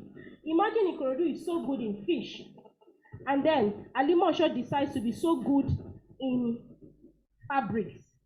Ikeja decides to be so good in automobiles. Guess what? When investors are coming into the space, they know the areas to go. And that way you drive productivity to such high levels. And that sense of pride that, our you can't beat us, forget it. The technologies will come. The support mechanism you need, all the cold storage, everything will come to you. But when Alimosho wants to do fish, Ikorodu wants to do fish, Mushin wants to do fish, Ekpe wants to do fish, Badagry wants to do, Iboniki investors here would not, because none of you are better than the other. You're all just on some level that it doesn't drive or encourage the right type of investment. But in other areas, in other clients, this is the agenda and it has helped. I will continue to use China because China was as backward as I would say we were 30 years ago, 40 years ago at best. But the China of today, you can't compare. When you're talking of the top 5 economies in the world, China is there. When you're talking about space and the space navigation, China is there. When you're talking about nuclear arms and all of, China is there. When you're talking about agriculture, China is there. There's nothing you want to talk about today. China won there. But it's because there's that agenda, internal competition, healthy one at that. And that sense of, like you said, the 3 tiers of government, know your level, but come together and play as one. Here, we don't know our level, everybody shall shake money. And then we don't come together. Everybody still wants to stand and be their own agenda man. So for me, I see that as one of the key areas that as a government, as a people, we need to begin to harmonize our efforts together if we want the Nigeria we want to see. Then, when you talk about public-private partnership, this still comes back to what I said. When that agenda is executed, and everybody knows their rights, we begin to see it. And then, like I said, access to market. Access to market, people may think, oh, it's meaning me being able to get my goods from here to market. So that's not what I mean by access to market. So access to market goes into so many levels around finances, around export, around local consumption, around health, and more importantly, around showcasing investment on a scale and magnitude that believes in that productivity backward. I don't imagine that anybody who wants to get into wants to work just let it without knowing what they're becoming. Which is also one of the biggest challenges in our country. Because of our level of agriculture and the lack of provision around the everybody just gets into it. And those who are into it will jump get into it without any assurance of what they will do. So how do you want to get into this space when they are not even sure of what to do? One is get into clothing business. So it's like if you have an idea of how much to do. If I ration you say, okay, this is how much I'll buy. This is how much I should be able to sell. Therefore, my biggest worry is how do I keep my costs down to maximize cost? Okay, do I need light? Do I need labor? Do I need water? Do I need once I'm able to calculate those things, those that will be important, those that I can manage, I can largely take it into my profit. But as if it's not so, you cannot factor in disease outbreak. You cannot factor in climate change. Because those days, like you said, and I mean, yesterday I picked up around 7 a.m. Everywhere is showing, this is supposed to be raining in December. Because we are practically in December because we are crossing the month of December. And I'm like, is this supposed to be raining? It's not. Already, the government, federal government, the minister announced dry season farming. In fact, they are flagging up today. Only dry season farming, they are flagging up today in Jigawa. Yes, only dry season farming, they all season farming, because it is raining at any time, and it's not small rain. The rain caught me in where was it that I was? Everywhere was flooded. I was like, we should have seen the level of water. So access to market, being able to be assured of your investment vis-a-vis your margin, and being able to drive productivity backwards, when you cannot begin to talk to suppliers in a way and manner, we are talking to logistics providers, we are talking to so many people along the chain, such that you can harmonize and say, yes, this is what I'm coming back to. And then automatically, you are maybe more or less pouring on things within the value chain. And then, at the end of the day, being able to also get your product out to export market and getting investors to come into the space to also do that. That is what we mean by access management. And that is one of the lacking things in our country as a whole. So we talk about SAP, special agro-processing zone. And people like, oh, well, special agro-processing zone is mostly about export. When you talk about processing zone, it means mostly for export. For the local market, how are we taking to the local market? In Lagos alone, you have over 33 local markets, and those will give you big ones. Someone, they are on every street, every corner. They are part of the alcohol pack, they don't insure, they don't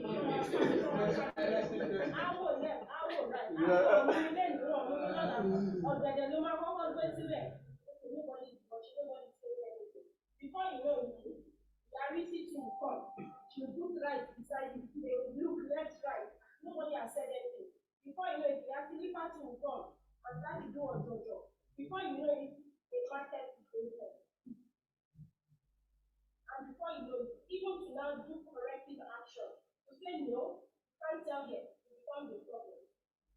chase them away because then all sorts of settlements. And what should they do? How do they feed their family? That's coming. Before you know it, you no place to wonder. Before you know it, traffic cannot flow properly again. Something that should take you 5 minutes is not taking you 1 hour.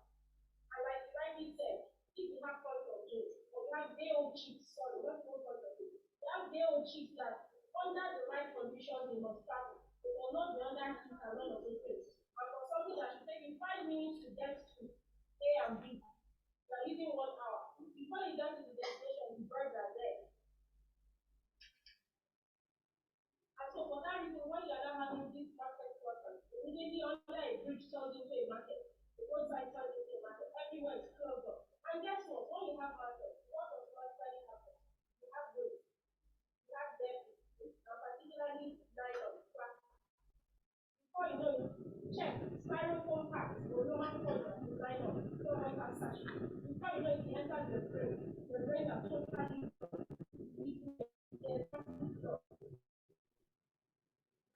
you can imagine the multiplier effect. And so for that reason, when you don't take care of market, you are actually abusing your other problems. So how do you even harmonize market?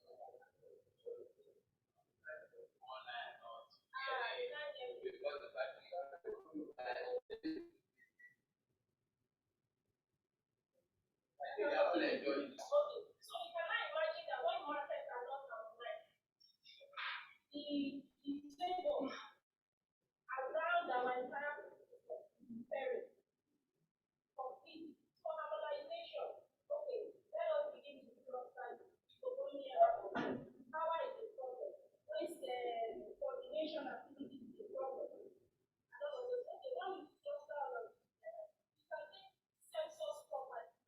You know their needs, you can provide for them. And you know that even what they will pay back, whether a levy for or tax for, it will take care of the cost of what you're providing for them. And then also, we'll be doing them a favor by moving them from informal traders, informal market traders. They are moving them to semi-formal and formal. And that way, you can provide the right services to them. When you can provide the right services to them, they will pay you back. When we even talk about Nigeria, people don't pay taxes. It's not because people don't want to. But when people feel that they are not even getting the services they need, I am my own water corporation, I'm my own NEPA, I am my own, I don't know what others, I'm my own security, I'm my own everything. Then why am I paying government? As a trader too, or as someone who is playing in the market, when I don't have security, Agbero will come and harass me. This one will come and collect levy. Now, why should I pay government when I'm already paying taxes in many forms?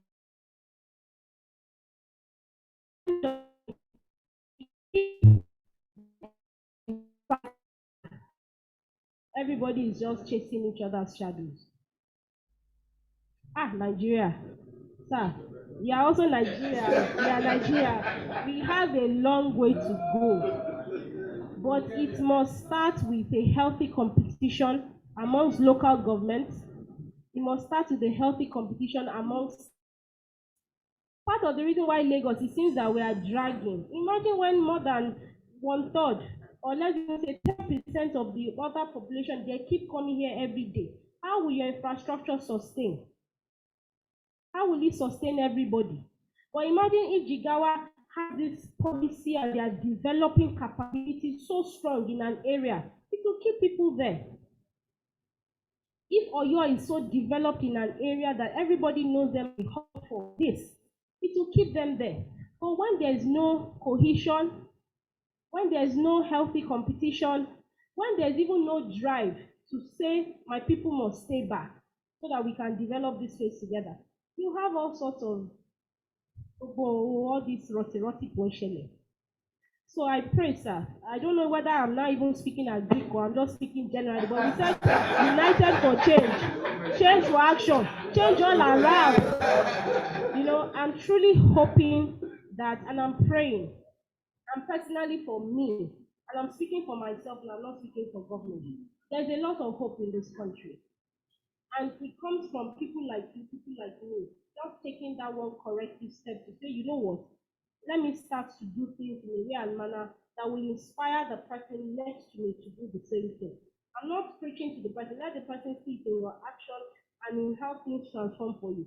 That's the only way that that person will be doing. So I'm truly hoping that under this administration of Asiwaju Bola Ahmed Tinubu, that will see this Nigeria we truly desire, the Nigeria we deserve, and particularly for the youth. It's a scary time. The youth need to see that change so that they begin to also come back and do a 360 so that the nation we truly desire and want, we will see it in Nigeria. So I hope I've been able to say a few things that are helpful, and God help us all.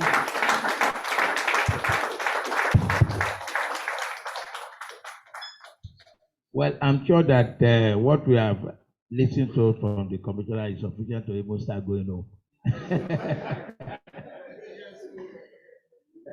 You know, when she came in, I was expecting in the traditional or the conventional way, somebody somewhere as PA or somebody bringing the speech so that we can be bored. But of course, I was disappointed positively. And she, honestly speaking, reminded me of my own days when I was in government, that it is some few of the younger ones are always rebellious. And it must remain so if the nation must progress. Because if you are thinking the traditional way and you cannot go out of the box, then you are not heading anywhere. I'm sure that you have all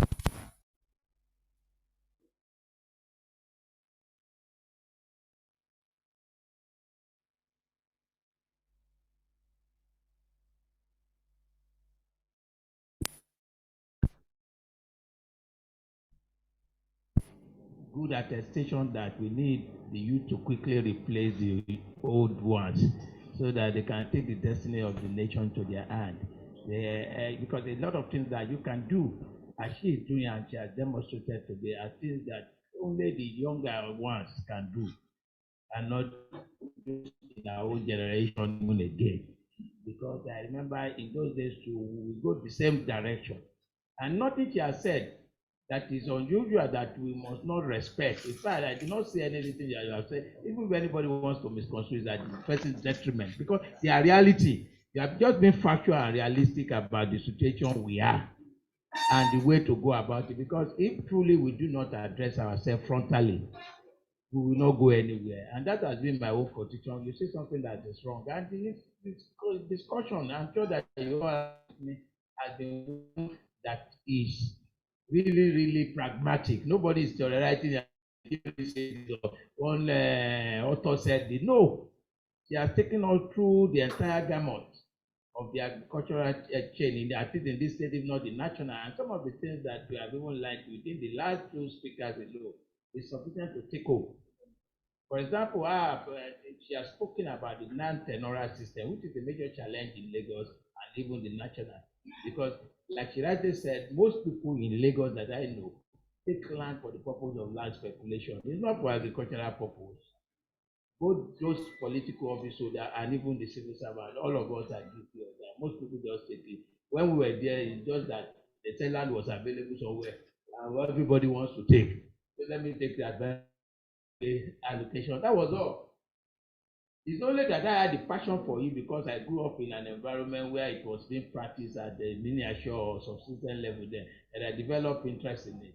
So it's a major issue to address. And she has mentioned so many practical issues that I won't want to take your time because I know so many people want to talk here today.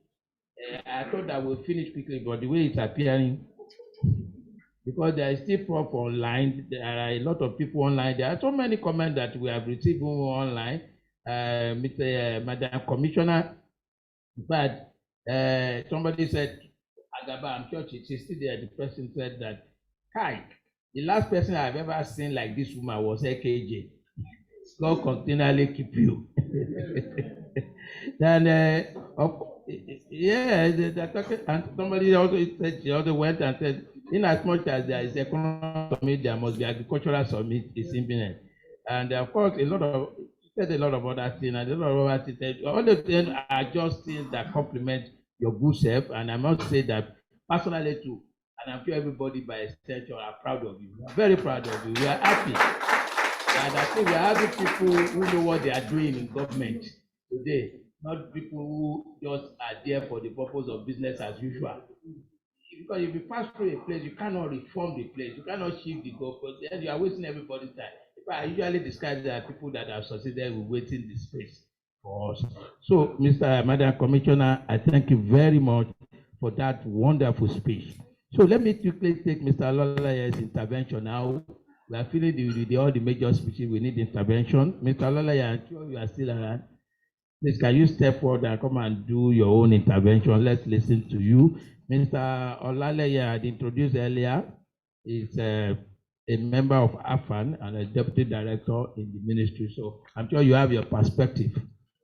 I'm sure the commissioner will allow you to say your view. Because she's not, I'm sure she's not the typical one. Yeah, she's not the regular one. She's not like In actual fact, it's as if a trailer passed through a road, and now we all know this Nissan Micra now wants to pass through that same road, and look at the impact it makes. I hope I'll be able to fill in the gap.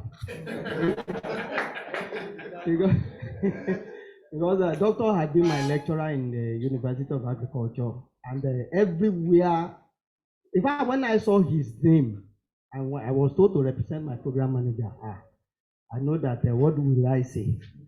So thank you so much, my honorable. Thank you, ma. Now, I am so happy here today because I can say we are talking reality. Many times at some forum, just like doctor had said, it's practical, it's theoretical that we follow. But sometimes when I have the opportunity to speak with students during training, I tell them, do you want to listen to theory? Do you want to listen to practical? And today I can see that our discussion is practical. Just like doctor said, we want to look at food. And when we talk of food security, we are talking of so many areas, so diverse that we can't narrow it down on one or two areas alone. And we want to look at the areas of training, because training is very, very key. Doctor, when my organs are saying they are bleeding, and somebody is now talking of training, will we now say he doesn't know what he's doing? But he said one key thing that I want us to think of. He mentioned the word passion. Whoever is not passionate about agriculture, presently in Nigeria, I can tell you we will not be in agriculture. Many of us that are into it, we are into it simply because of the passion. If we look at the result, sometimes, or let me even say most times, it's not good enough. Now, I want to say something. I wouldn't know if there is anything we can do about quacks in this profession. For example, I'll just give one brief example. There was a time we were having a meeting in Mota, and somebody kept on disturbing me with phone. I had to tell the officers that, let me answer this person. And when I picked up the phone, the voice at the other end was very bad. It happened that the man needed us to introduce him to somebody that would buy off his buds. When we were coming back home, luckily it was my vehicle we were in, so there was nothing they could do. It was raining heavily. They now said, Oga, let us be going home. I said, I was the one that picked up the phone. The voice I heard, I can't just go. So even in that rain, we found our road to. When we got the whole place, in fact, I don't know how to describe it. A whole 4 flat with the compound constructed. Somebody was saying he was a consultant to the man. The man retired. He already had stroke. The man now said he went for a 1-day training somewhere, and all benefits, he put everything there. That was when they now did even 2 industrial boreholes. They now did water analysis. Then the water contained iron. The place was at the back of a Wode Onirin. It was, I'm sure if it were to be a professional that consulted for the man, they won't finish construction before doing water analysis. Many people are into problems in production because of the people that are consulting for them. I mentioned that. So is there anything we can do as a nation? Because just like example given earlier, if you are not a doctor, you cannot perform surgery or whatever. Is there anything we can do in that regard? I also want to mention something here.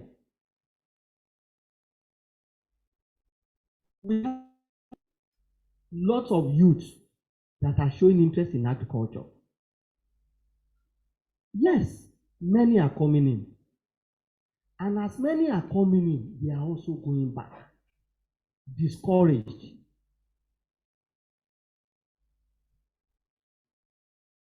I look at it that many places where I worked before that were very rural are now urban. What can we do? Though we have been preaching urban farming and homestead farming, what can we do? Normally, we try as people to sensitize that there are lots of spaces that will also be used for agriculture that are being wasted. Many are just weeding off, spending money just to clear off with where they could use for agricultural purpose. And I want us to look at something. I want this sitting to look at something. Mr. Ajayi, I wouldn't know if you noticed that in my WhatsApp, when they say no farmers, no food, in my own WhatsApp message, it is no farmer, no life.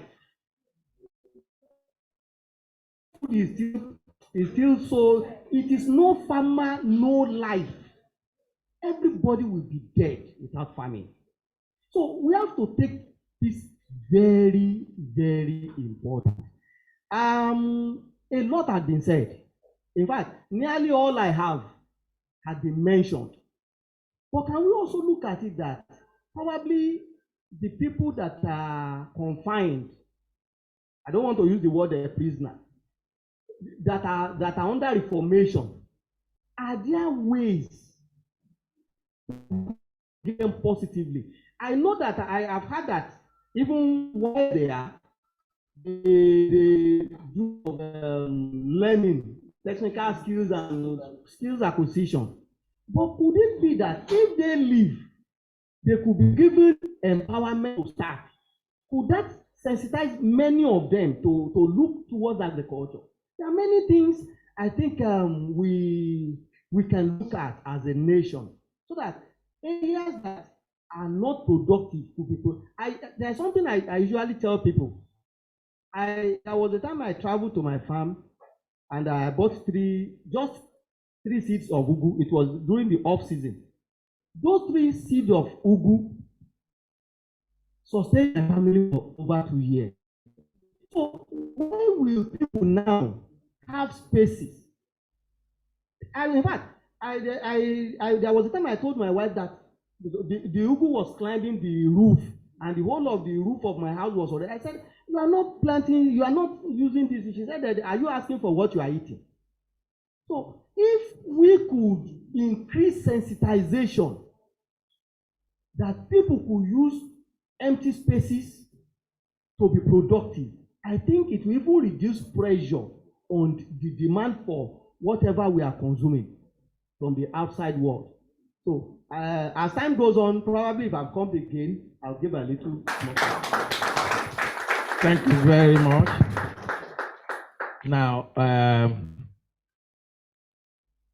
no farmer, no life. It reminds me of a period when we were doing a climate change conference, and the question was posed that as between the fish farmers and the fish, who will go into extinction first? On that note, let me invite Mr. Tiaviu, who is a chemical engineer by profession, but is an expert in aquaculture now, and a fish farmer big time, National Vice President of Tilapia Aquaculture Developers Association, so that he can tell us his own perspective to the issue. I described him as a good man when we started, because I ventured into fish farming too. Again, I burnt my fingers again, but he decided to rescue me free of charge. I was doing something else on his own for me to rescue me. Good afternoon. Good morning. My name is Nuruddin Tiami. Like I said, I'm a chemical engineer, but I've had all my life in farming from my parents. My parents were poultry farmers, and we started aquaculture on this farm in 1997. I worked briefly with Dr. Lasepa till 2005 when I resigned. Now face the family business. Me, I tried to present the aquaculture perspective of the blue economy. When I got this invite, normally I don't even like going out again for all these discussions. When I saw me behind me, I saw my dad's name. I said, let me give it a try, because for them to come, we really want to get an insight of perspective of the aquaculture sector. I said, definitely, I'm of the year. So I'll just take a quick view of what I've been presenting since 2016. I did the first presentation in Python. I just perspective of the blue economy. Next slide, please. Next.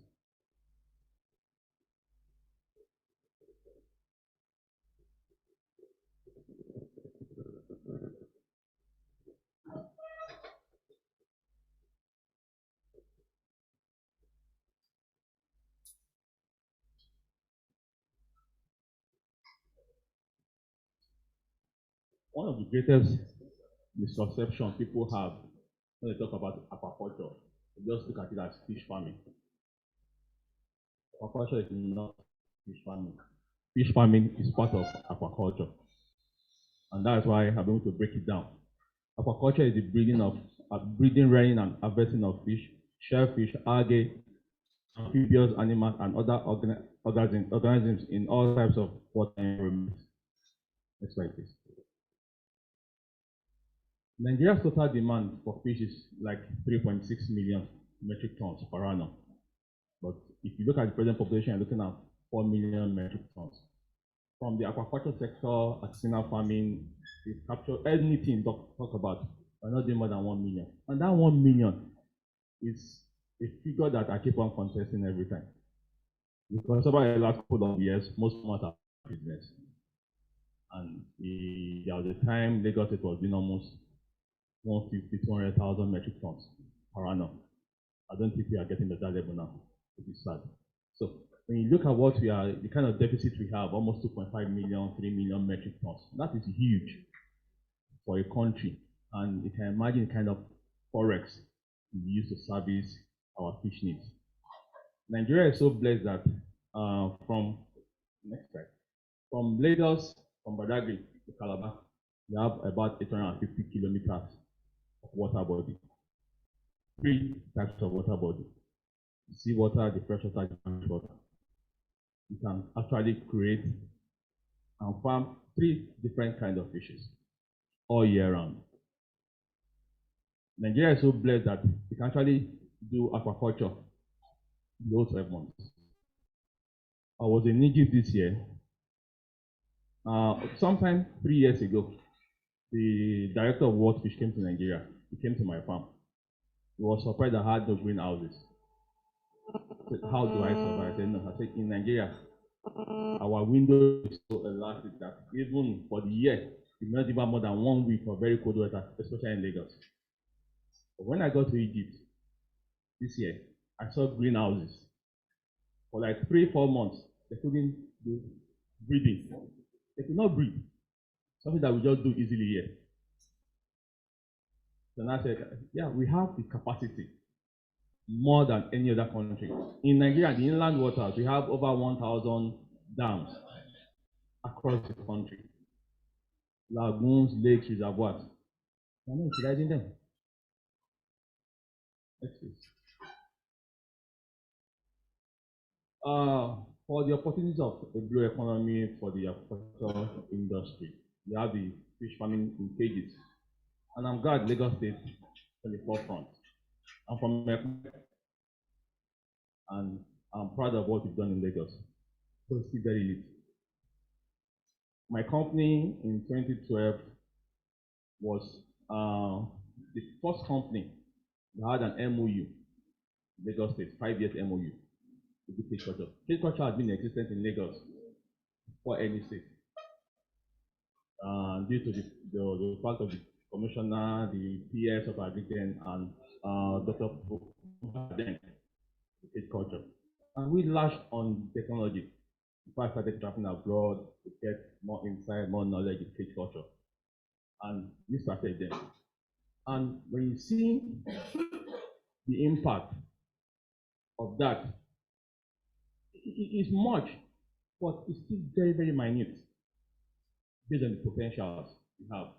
Because if you farm from Badagry to Epe alone, you can actually feed this country from that zone.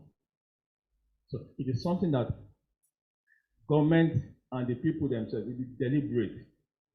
I mean deliberate in making sure we want agriculture. I'll give you an example. A few months ago, I sat down with honorable member of House of honorable House of Rep, and I was telling about helping out in intervention. Yes, agriculture is very important, but the people, it's what the people want. They give them. What do the people want? Short-term gains. They want Okada. They want Marwa. They want Korokwe. So the man wants to win elections. What is he going to do? Is he going to be for the people? He's going to buy the Korokwe for the people that will vote him. So the farmers are just out of the loop totally. So we need to be deliberate from the government and the people in Nigeria to understand that if we need food, we must partner with farmers. Partnership in terms of investing in farms near you. I'll give an example.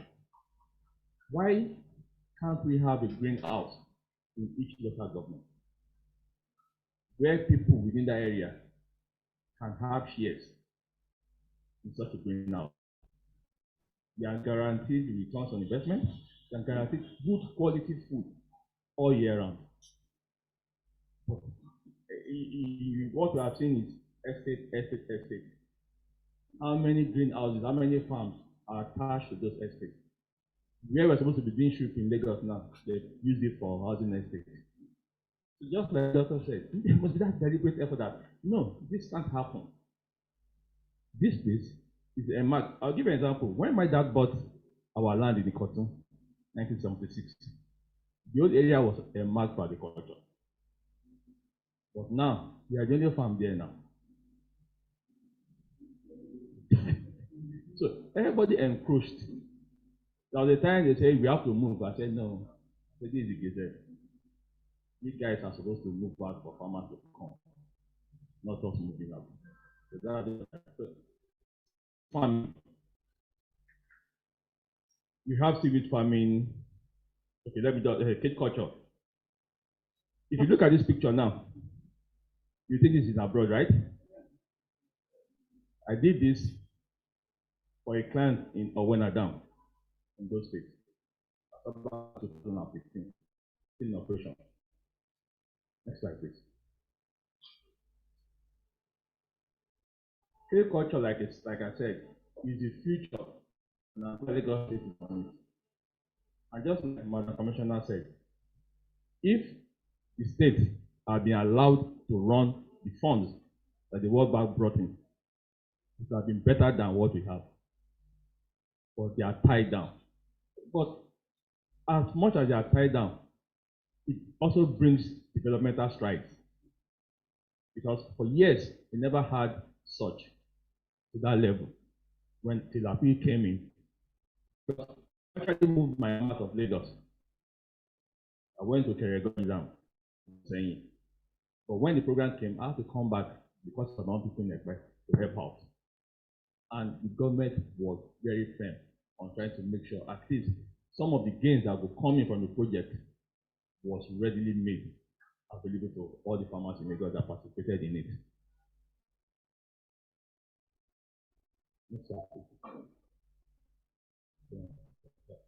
I'll just be showing the pictures of the things that are happening in Nigeria that we've done. These are not foreign to us. These were cages that are constructed across some states in Nigeria. This in the State, this is Abuja. Next, please. Osharoko, Bejuleki. This is my farm in the Keregoj Dam. Now, seaweed.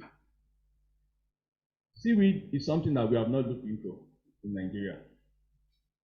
And it's very, very, very profitable in terms of bringing in income, bringing in employment. You have the water body that can sustain that. And once things are put in place, it can actually have a lot of job opportunities generated from it. Because what I've brought in here, they are not theory.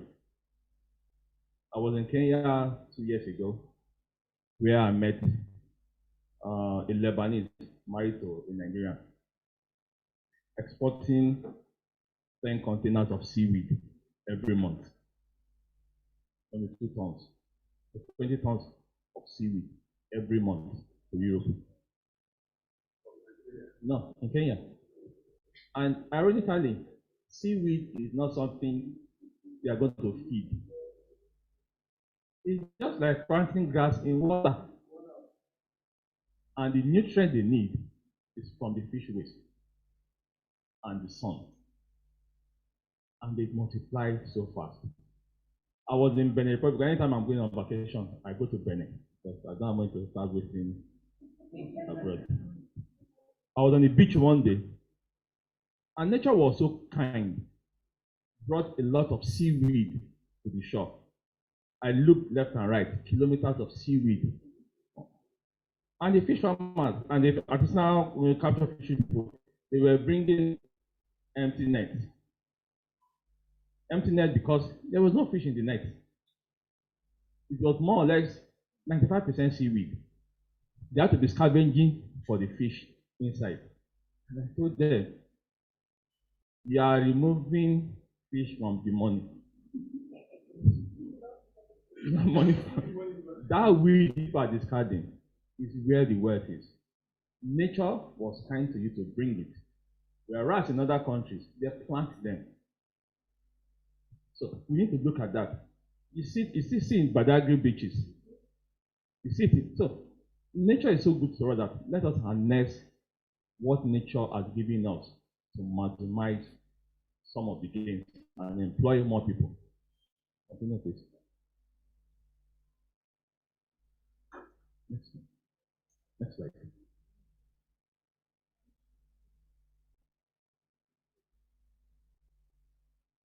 slide.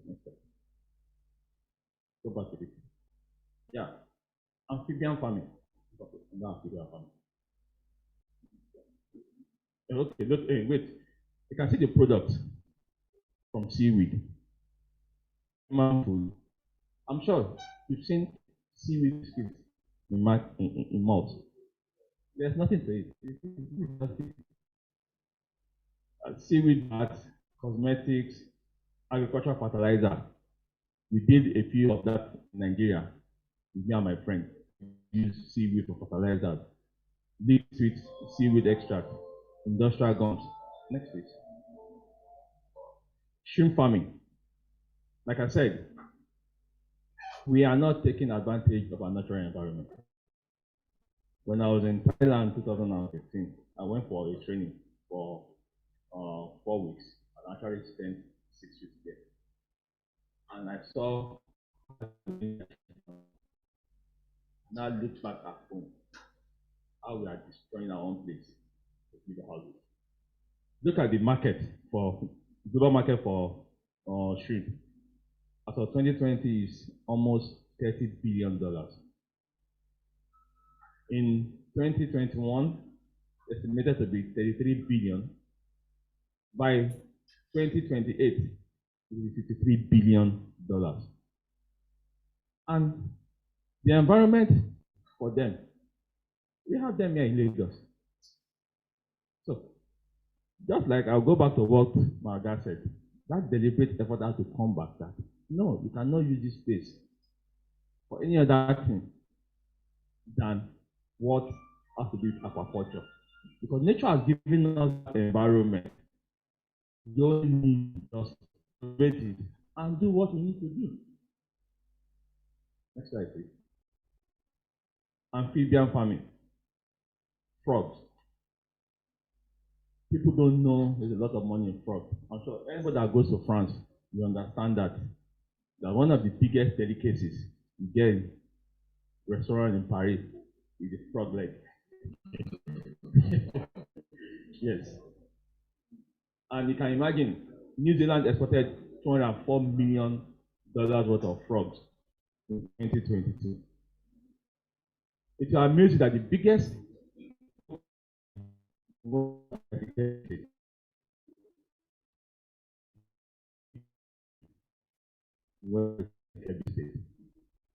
and one of my partners, Sergio, Madam knows him very well, went to the same institute last year to look at how frog farming is being done. Hopefully, we should start something next year and we're able to read that.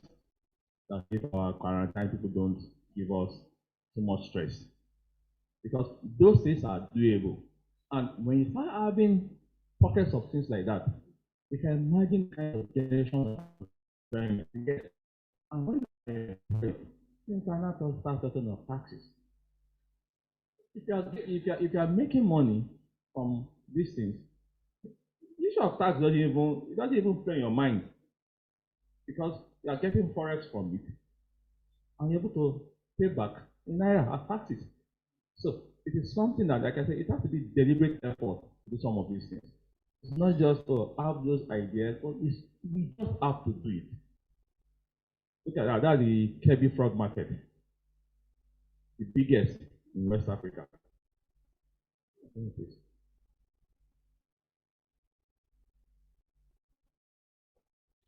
Farming. As of 2021, the market value was 11.2 billion. And by 2021 to 2030, we should have an increase of 5.8%. So you can imagine how much we eat internationally of seafood.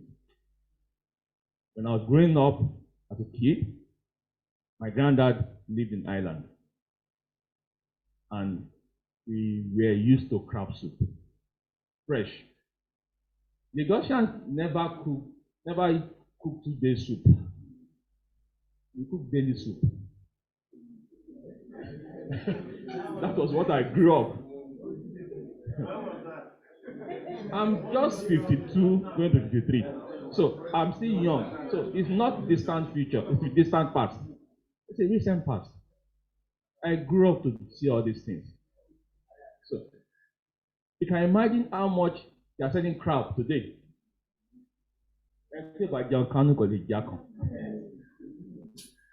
So look at the market value.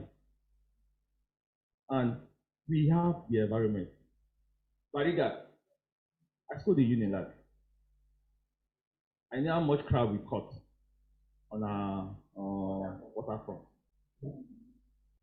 So so why are we not having students in aquaculture in Unilag doing that as research work? Why should they give somebody in Unilag to go and do this project on catfish? And wasting the guy's time.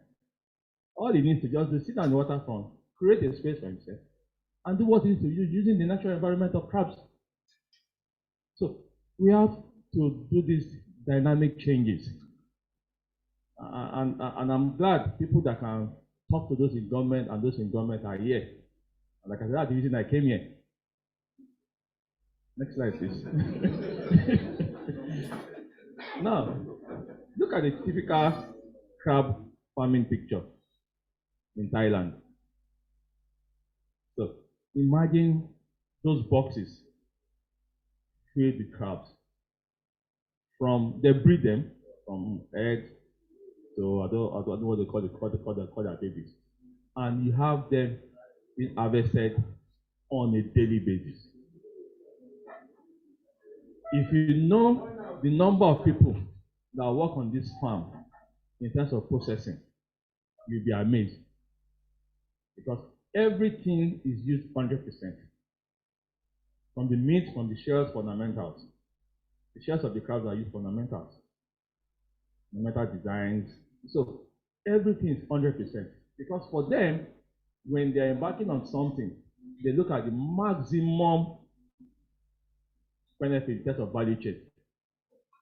And they will tell you, for every kg of a product produced, this is the number of workers that will be needed on a console. It's seamless.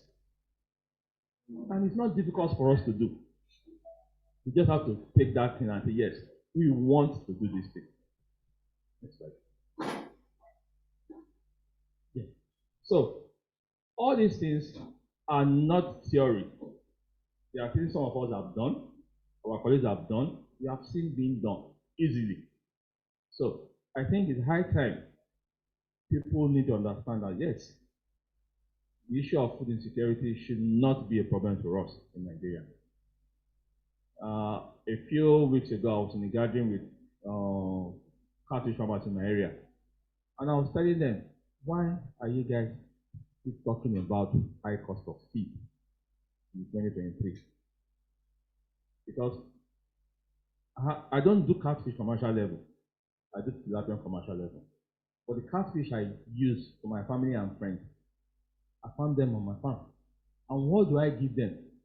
I give them 50% commercial feed, 50% black soldier fly larva, which I grow on my farm. So I said, why are you still complaining? So farmers too should leave their comfort zones, move out, and see what's being done all over the world. 2 years ago, 2019, because I get invited for the Netherlands kids' birthday at the embassy. 2019, we launched the biggest insect meat factory in Netherlands. So, if you know what those people are producing, in the next couple of months, a couple of months now, you will be importing it as a substitute for fish meat. But in Nigeria, we have waste in my 12 market, in all the markets, that we can use to produce the BSF larva and organic manure. For every 10 tons of organic manure, organic waste you get, you can get 1 to 1.2 tons of black soldier fly larva, and you can get 2.5 tons of organic manure. So imagine the kind of waste you see everywhere across the state. And the government too should to look at what can be done. Because there was a time I did a pre-presentation for ADA, and I showed them all the dynamics just during the COVID period. But till now, nobody has even come to sit down and say, what can we do about this? So like I said, we need that deliberate effort to do all these things. Thank you very much.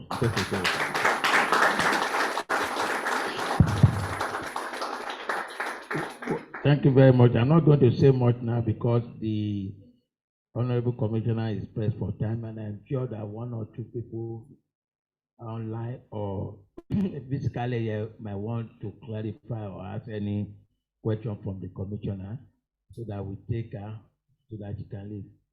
Yes, Mr. Arigbabu. If you can shout, you can.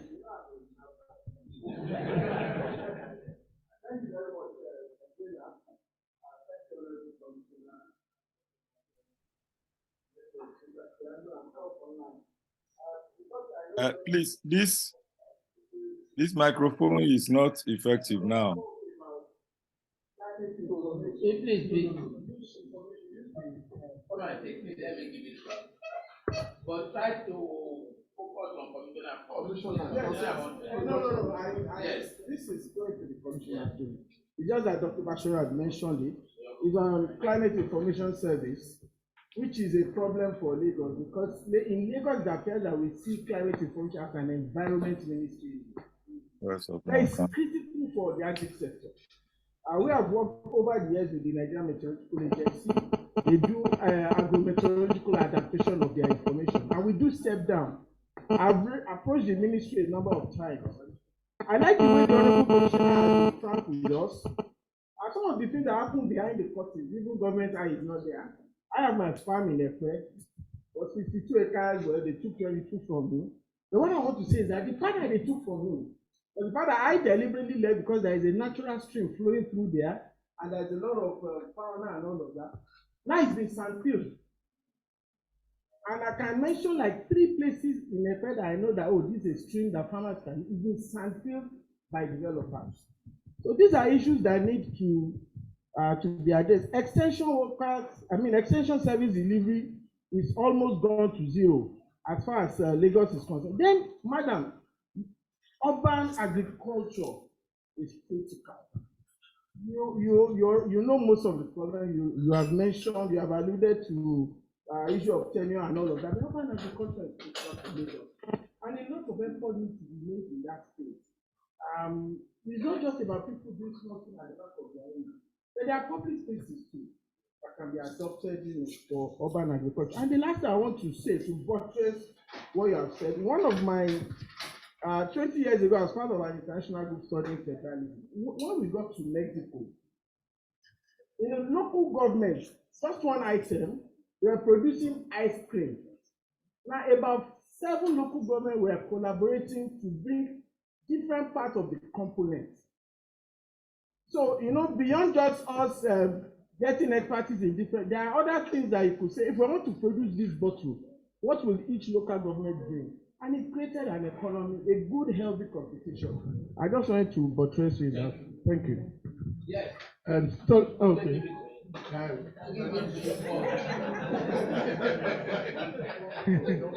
Yeah, great farmer. Yeah, I want no life. No life. On the first one, sir, my doctor, thank you very much, sir. Egmont, I used to call you. Thank you very much. I think it's going to be the first time I'll be having a one-on-one close contact with the Honorable Madam Commissioner, and I was telling my people, and he sound gone. I've always been seeing her from very, very far. Yeah. But my question goes to you. Because even though if they call me, those are the area I want to talk about. So I'm happy you're going to think of. What is the government doing at that research? It's key. Because if you are talking about food security, and we are looking at the expansion of the population, and the land or that is go to Okoba, when we grow up. And when I school that in Faculty National Primary School, that place used to be a African area. But today we are just thinking about estates, you know what I'm trying to say? But then if you are not acquiring our lands for housing, we still need to eat. But that's the only oldest business of all time. And that's the only thing that you cannot afford to do. It's like a demigod. Now, what's the way forward? You know what I'm trying to say now? I have 1 hectare of land. How can I maximize that 1 hectare of land to give me like 10, 15, 20 years, just like Daddy said? You understand? So we must come with improved varieties. And this is where I want to go, man. There is a lot of agitation on GMO or hybrid. Me, I don't want to go into GMO. I don't want to go into hybrid. Just give me improved variety. Dr. Moise Bani happens to be a lawyer. You know, if you are in international community, let's say election practice, the Western world will say land practice. But if they come to Africa, massive rigging, electoral, but it's still the same thing. So either you're hybrid or GMO, it's still the same thing because it has been tampered. And unfortunately for us, we've been consuming GMO in Nigeria for the past 30 years. Now, most of us doesn't know they are consuming GMO. Your chicken today is a GMO, not your broiler. Now your noila is a GMO. Your cockerel is a GMO. And it is not killing you. So why will the A+ maize that will do 75 days give you more yield to kill me? I don't know if I'm making sense or we're on the same page. So we should need to work on that. Now look at, let me pick you up on rice. Today we do Faro 44, Abi, and 52. That is Lagos specification. On a good day, it's 1.2, 1.9. But the new improved one is giving us 3, 4, 5. Why can't we do Mayor 1 or Gawal 1? That will give me 10, 11, 12, 15. Let us bring it down to Lagos. Test run it. Acquire 1 hectare of land. Let us test run it. If they can do it in the north, why can't we do it in the south? Let's test run it. Let your extension officer work on it. Once they work on it, if it's good, fine. And there's another area I want to go into. Wait, it's a question mark. Okay. On the issue of urea, no, it's a government issue. On the issue of urea, Lagos say don't use urea because they don't preach it. But there's no way you will do rice farming without urea. If you want maximum output. So you should begin to do your extension research on those areas, please. Then the next one is the finance. Let's talk about the finance. Right now, you are saddled with one issue right now to supply rice paddy in Lagos State. And you people have commissioned it out, Abi. Those people you commission it to, you now tell us to go and do 1,000 metric ton of rice paddy. On the average, 350 million naira. Bank will make me for me without the collateral. That is why we are having issue to feed the water plants. But Lagos State government can do something for us, guarantee us, bank guarantee. If I should come and you know, okay, yes, as a body like me, I'm a fan, I represent a fan. I'm here to represent a fan. Okay, you know a fan is coming. I will now give us the bank guarantee of that 350 million naira. All I just do is to warehouse it in our bank, and the bank will call you. Share Ilefua, yes, Ilefua. Bank will release money. Oh yes, sir, 350 million naira without collateral. Bank will reveal. And it is very wrong for your machine to be on the queue for resources. It is resources on the queue for machine. That is why Immortal Mills cannot go. But I love Immortal Lagos Rice is the best. Unfortunately, Port Harcourt doesn't. And Port Harcourt doesn't. I'm telling you the truth. Port Harcourt thing, Bottom Fanan is the best. And Nigerian rice is the best. All this foreign rice we eat is poison. It is poison, but most people don't know. It's poison. Now, on the issue of the wait. Okay. Sorry, we'll pass them. Sorry, let me just take home advantage. Honorable Commissioner, I'm talking about rice, and that's Immortal. There is talking about production, and you talk about land. Land is an issue in Lagos. And of course, we have Ogun State, we have neighboring states. In fact, before you came, I said this will be the first leg of this roundtable, that we hope to scale it to regional, that is Southwest, where you and your colleague will facilitate that, will bring the entire Southwest, something like this, so that we need to feed ourselves. So what is Lagos State doing? Acquiring land outside Lagos. Of course, Dr. Bashir, you know that not just a question of acquiring the land, clearing of the land is key. So that if you acquire land You can get interested farmers to farm even the rice to get the paddy and what have you. And the question of finance and what have you, because the major part of it is land clearing. So what is Lagos State doing to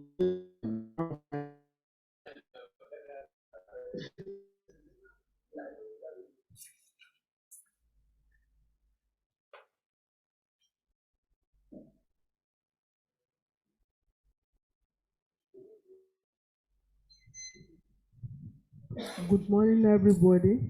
Are we still in the morning? Of course. Also, I'm sorry because I'm a visually impaired person. My name is Grace Egozi. On issue of PWDs, I want to discuss.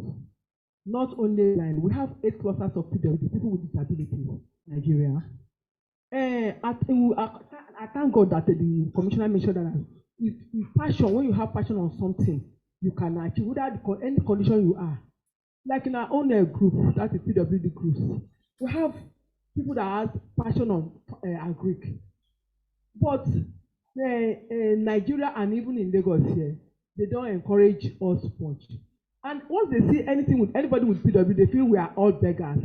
But there are times among us who have that passion, who have that strength, who have everything to do that thing, to make something, to tell people that with our challenges we can still feed the nation. So now, please, I am begging the commissioner.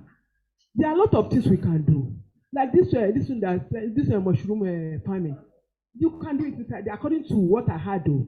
That is a thing you can do within your vicinity. And thank God, now if they want to farm, they said we will be in group. That is like a cooperative. So if you want to be in a cooperative, it's not only them that will be there. With the group. So this can we use synergy. So this one can, so that we will make something. So something happened just of recent. It's even paying me. Thank God I met the commissioner. I'll still come to your office. So I'm a waka waka. So there was a form on our platform for all the clusters of the people PWs. They send that link that we should fill what we want to do on agric. We filled. All of a sudden, last 2 weeks ago, one of my colleagues, one of my members called me and said, Mommy G, that training we feel though they've started. I say, started. I say, he went there at Agege. When he got there, even a single PWD he did not see there. So all people they saw there were ables. So the lady he met there said, what are you here for? He said he came for the training. He said, who invited you? So he told him that they send a link to us for us to all the PWDs so that we are to feel interested one. So we feel, but now none of us are here and they started the training. So the lady said, if it's so, where is the link? Then he showed him the link from his phone. He said, who gave it to you? They said it was sent to general platform for everybody. He said, okay, if that be the case, you have a cooperative group of cooperatives. He said yes, that we have. So he said, okay, if that be the case, okay, next year, that this year has gone, that next year we should wait till next year before they will know how they will do us. And do we have where we can do the training? I said, when he called, I said, no problem, just give me the lady's phone number.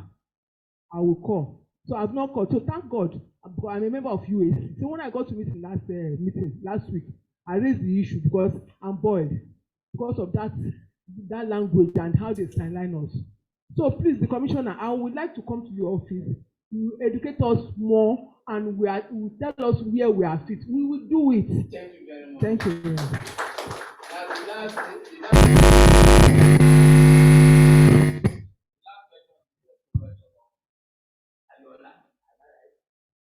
Professor Ayola online, please you can come up. I hope we have promoted it. Prof. Mr. Moderator.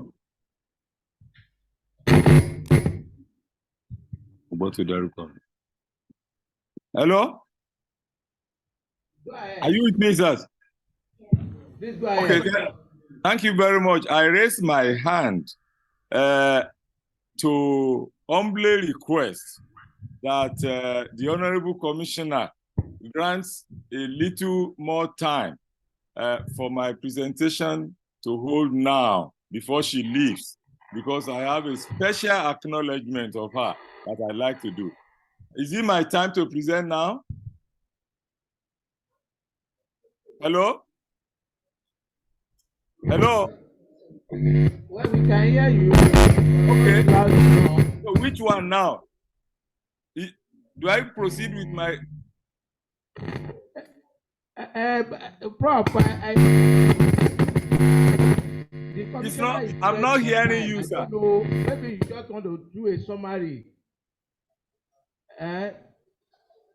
If you want to do a quick summary, because she's pressed for time, she has another presentation somewhere else. Okay, so I should proceed. No. Let me... Although we are still going to pass on the entire video recording. It's being recorded. We'll pass it to our office. If you don't mind, sir. Okay. Thank you, sir. Can I go on with my presentation?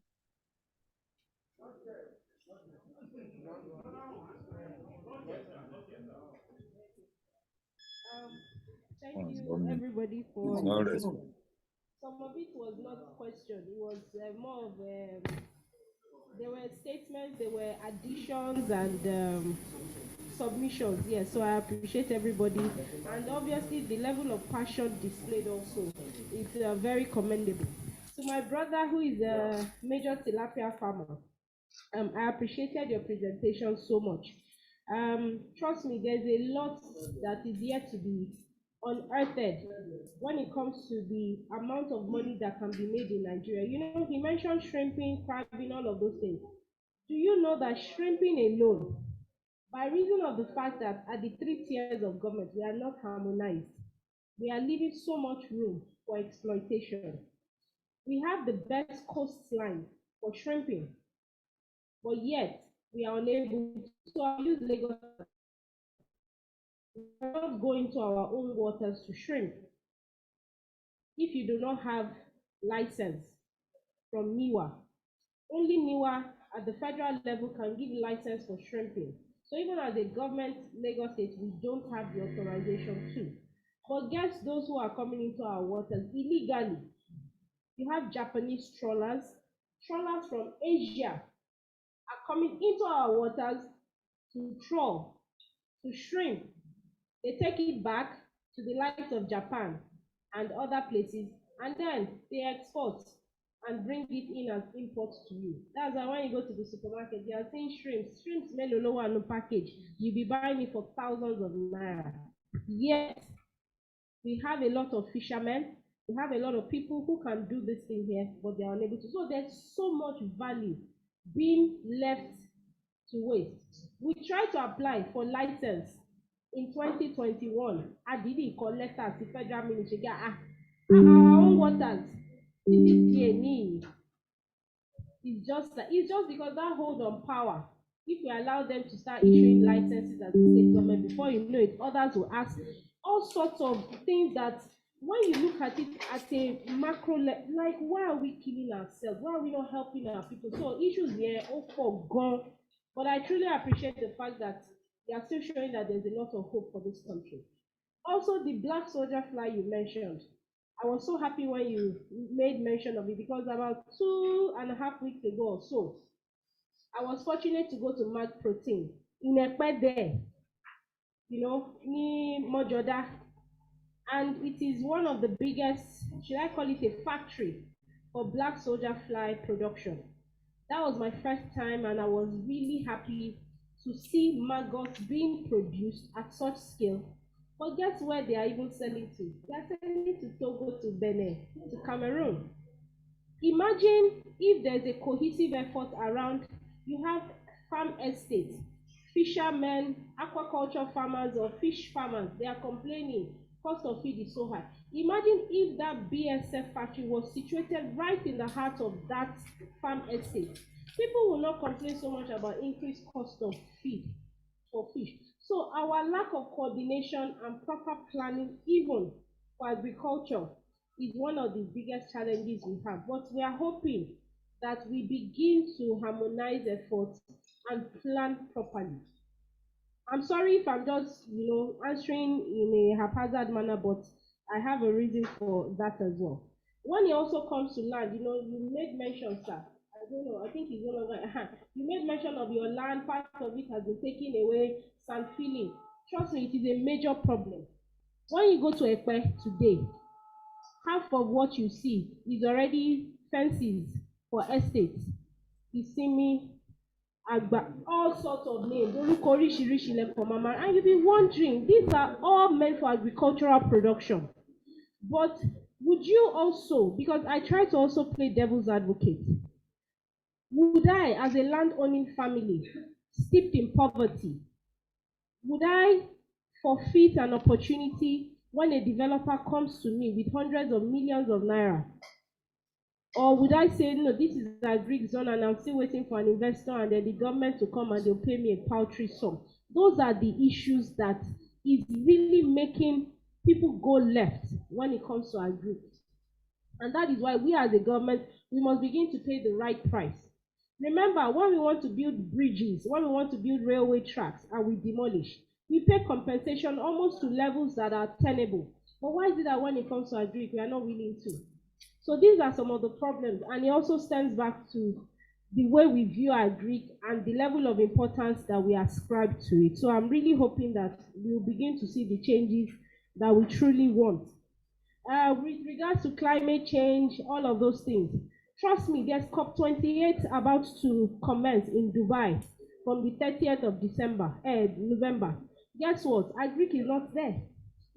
When I say our Greek is not there, I'm not saying in Dubai and for other countries going there. I mean here, we don't even recognize our Greek as one of the major sectors that has to do with climate change and climate change action. When we talk and say, Ojaka Greek one, but they think, oh, no, yeah. And at the end of the day, you just begin to wonder, do people really understand what climate change is about? And do they understand that climate change, the biggest impact is on food production? But when people tend to think climate change is just about the environment alone, we are part of the environment. When you are talking about CO2 emissions, one of the largest emitters of CO2 is in livestock animal husbandry. But how many people do you even want to begin to educate when on a level where you'd expect that level of enlightenment? It's not even there, and it's now more about, no, what come a jagba awala ni climate change. And you're like, you will leave this position one day. You know, so there are so many issues that I would not want to delve into, but it just stems from the fact of that the harmonization is a major challenge. And then when it comes to extension workers, trust me, and I'm happy that at least I have colleagues in the room. It is a big problem that we have. We had a meeting some weeks back. I called for all the extension officers for Lagos State government, which is under the Ministry of Agriculture. The extension workers we have in the state, they are not up to 70. In fact, 70 is a large number for the entire state, whereas there's a ratio acceptable by global standards. It should be one extension farmer, is not to 1,000 farmers or so. 1,000 years ago. And that is even when in a sane environment, you have a cluster of farmers. Now imagine one extension officer, even to 1,000 farmers in Lagos, in Nigeria, Akoko Loti Zamfara, Kotode Sokoto, and the level of coverage is too high for that one person, and then when you now add insecurity to it, lórí èlò ló ń gbà salary, tó máa jeopardize ìgbésí ayé. The incentive is not there. Then, ask me the average age. No, forget even the age, the level of the extension officers we have. Many of them are level 15 officers, level 16, about to retire. The percentage of level 8, level 9, non-existent. I had to push and say, what? Oh yeah, right submission. We sent a letter to Lagos State Civil Service Commission about 3 weeks ago. We need not 100 gone is too small, but you need to revive extension practice. And I also made mention we do a lot of things that is to the detriment of our own future. We celebrate Teachers' Day. Celebrate. Nobody is celebrating the farmer. And then I tell them, don't you know that the extension officer is akin to a teacher for the farmer? Who is celebrating them? So where is the incentive for people to even go into extension services? There is no incentive. Yes, they are the one teaching people how to make the food that the teacher will eat to teach your children for the future. But nobody. Yes, in Ghana, there is Farmers' Day. Every 6th of December, the president himself is the one who gives the best farmer of the nation the best of gifts. It's a thing of national pride in Ghana. In fact, the way Ghana says it, they will tell you that a cocoa farmer, a farm is akin to being your child. Because it is that farm that will send their children to school. They don't joke with that Greek in Ghana. And they know, and the government has come together in such a way and manner. Even, and I'll use cocoa as an example, it is the Ministry of Finance that oversees Ghana's cocoa. Because on the world platform, Ghana's cocoa is the most premium. And for that reason, every September, August period of the year, you have the likes of Monsanto, Cadbury, the big chocolate making companies in the world, Switzerland, Swiss, wherever they are, they come to Cameroon or they come to Ghana for a meeting to set the cocoa price for the year.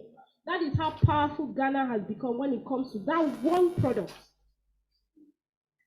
But in particular, we are just oil is enough for us. We don't even want to. So it goes to show you that people understand. People understand the importance of agriculture and what it can do for their economy. But we are refusing to look in that direction. So my own plea to each and every one of us is one thing to also blame and say government, government, government. Don't forget, the government also is made up of people who come from your community. I am somebody's daughter, I'm somebody's sister. I'm not some foreigner that dropped from the sky and just happened to be in government. We need to go back home and start teaching our children also. Come, be a farmer.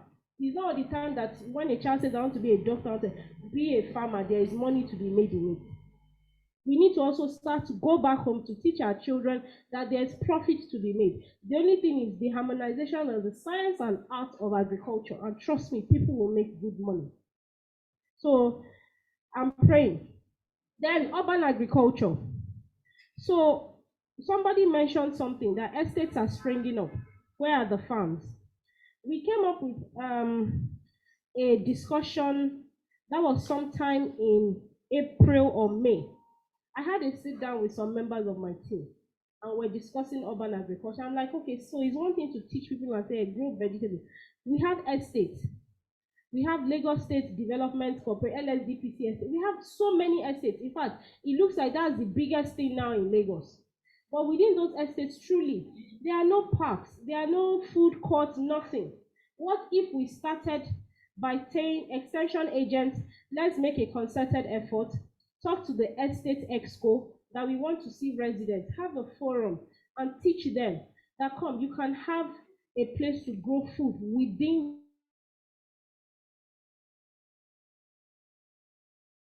So we were talking about, so how would they manage it? Who will want to take care of it? You know, when people come together, it becomes a problem. And we had to try to say, come, they can do roster, they can do rotation, they can do so many things around it, but people should know that it's important to grow their food. And as a policy of government, when we are also issuing out allocations and we are giving approvals, it must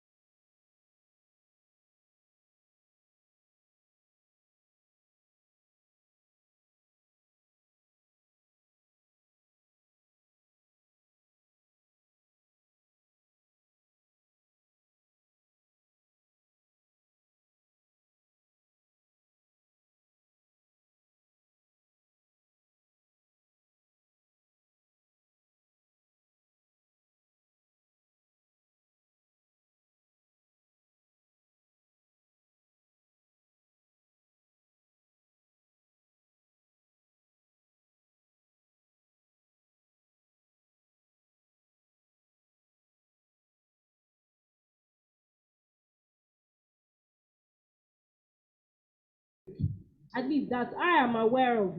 I know there are others when it comes to oceanography or ocean. Yeah, we know that there are so many of them, but IITA still seems to be the broad research institute.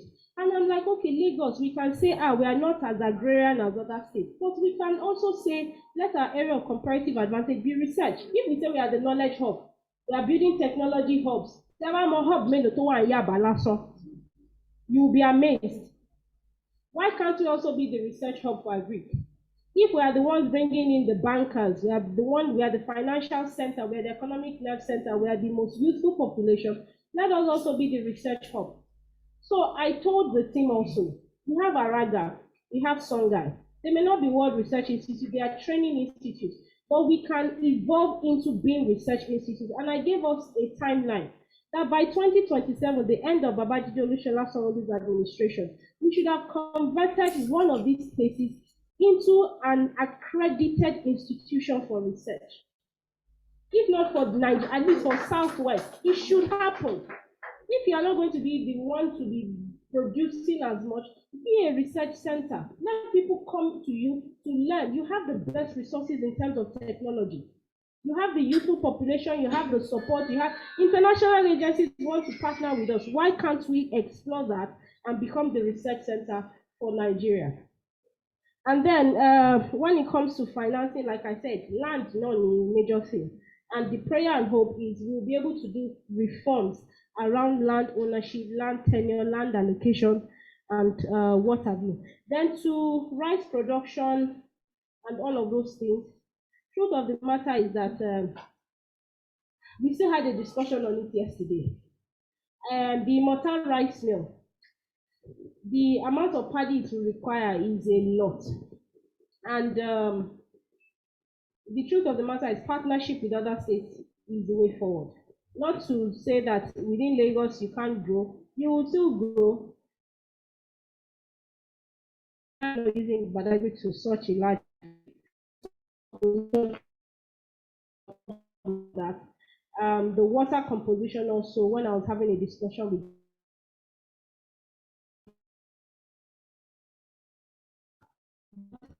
the end of the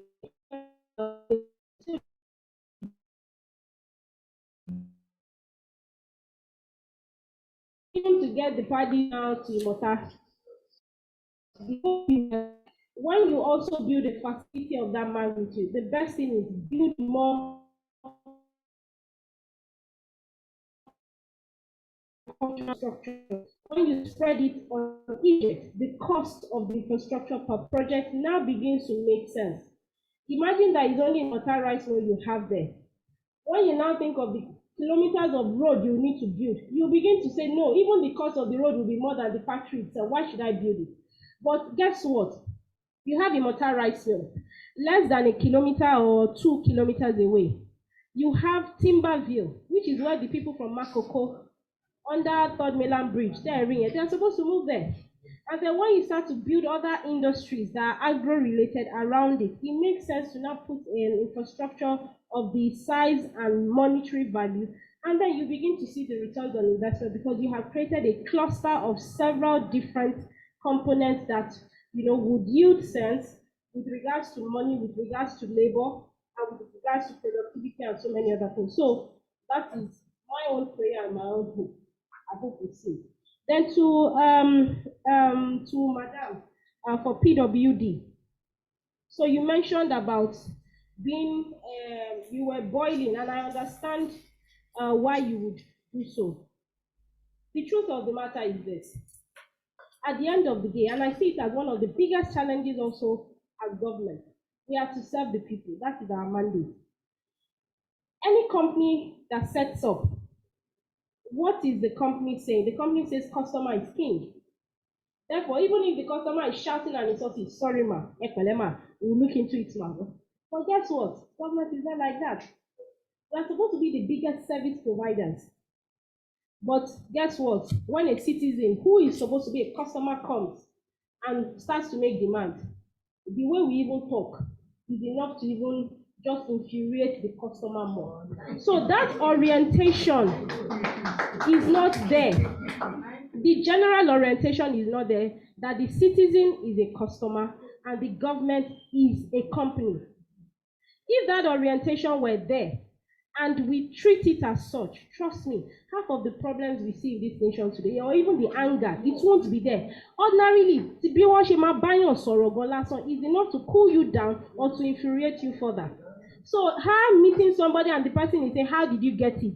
As if she's not entitled to it. It's even imagining the person and say, oh madam, we are so sorry. This is an oversight. Okay, you know what? Let's look at it this way. Q1 of 2024. It will not make her feel this way. But imagine who gave you. Let me see it. That means you're already even acting in a manner that she's not supposed to see it or be entitled to it. And for me, I always say it, which is even in the ministry.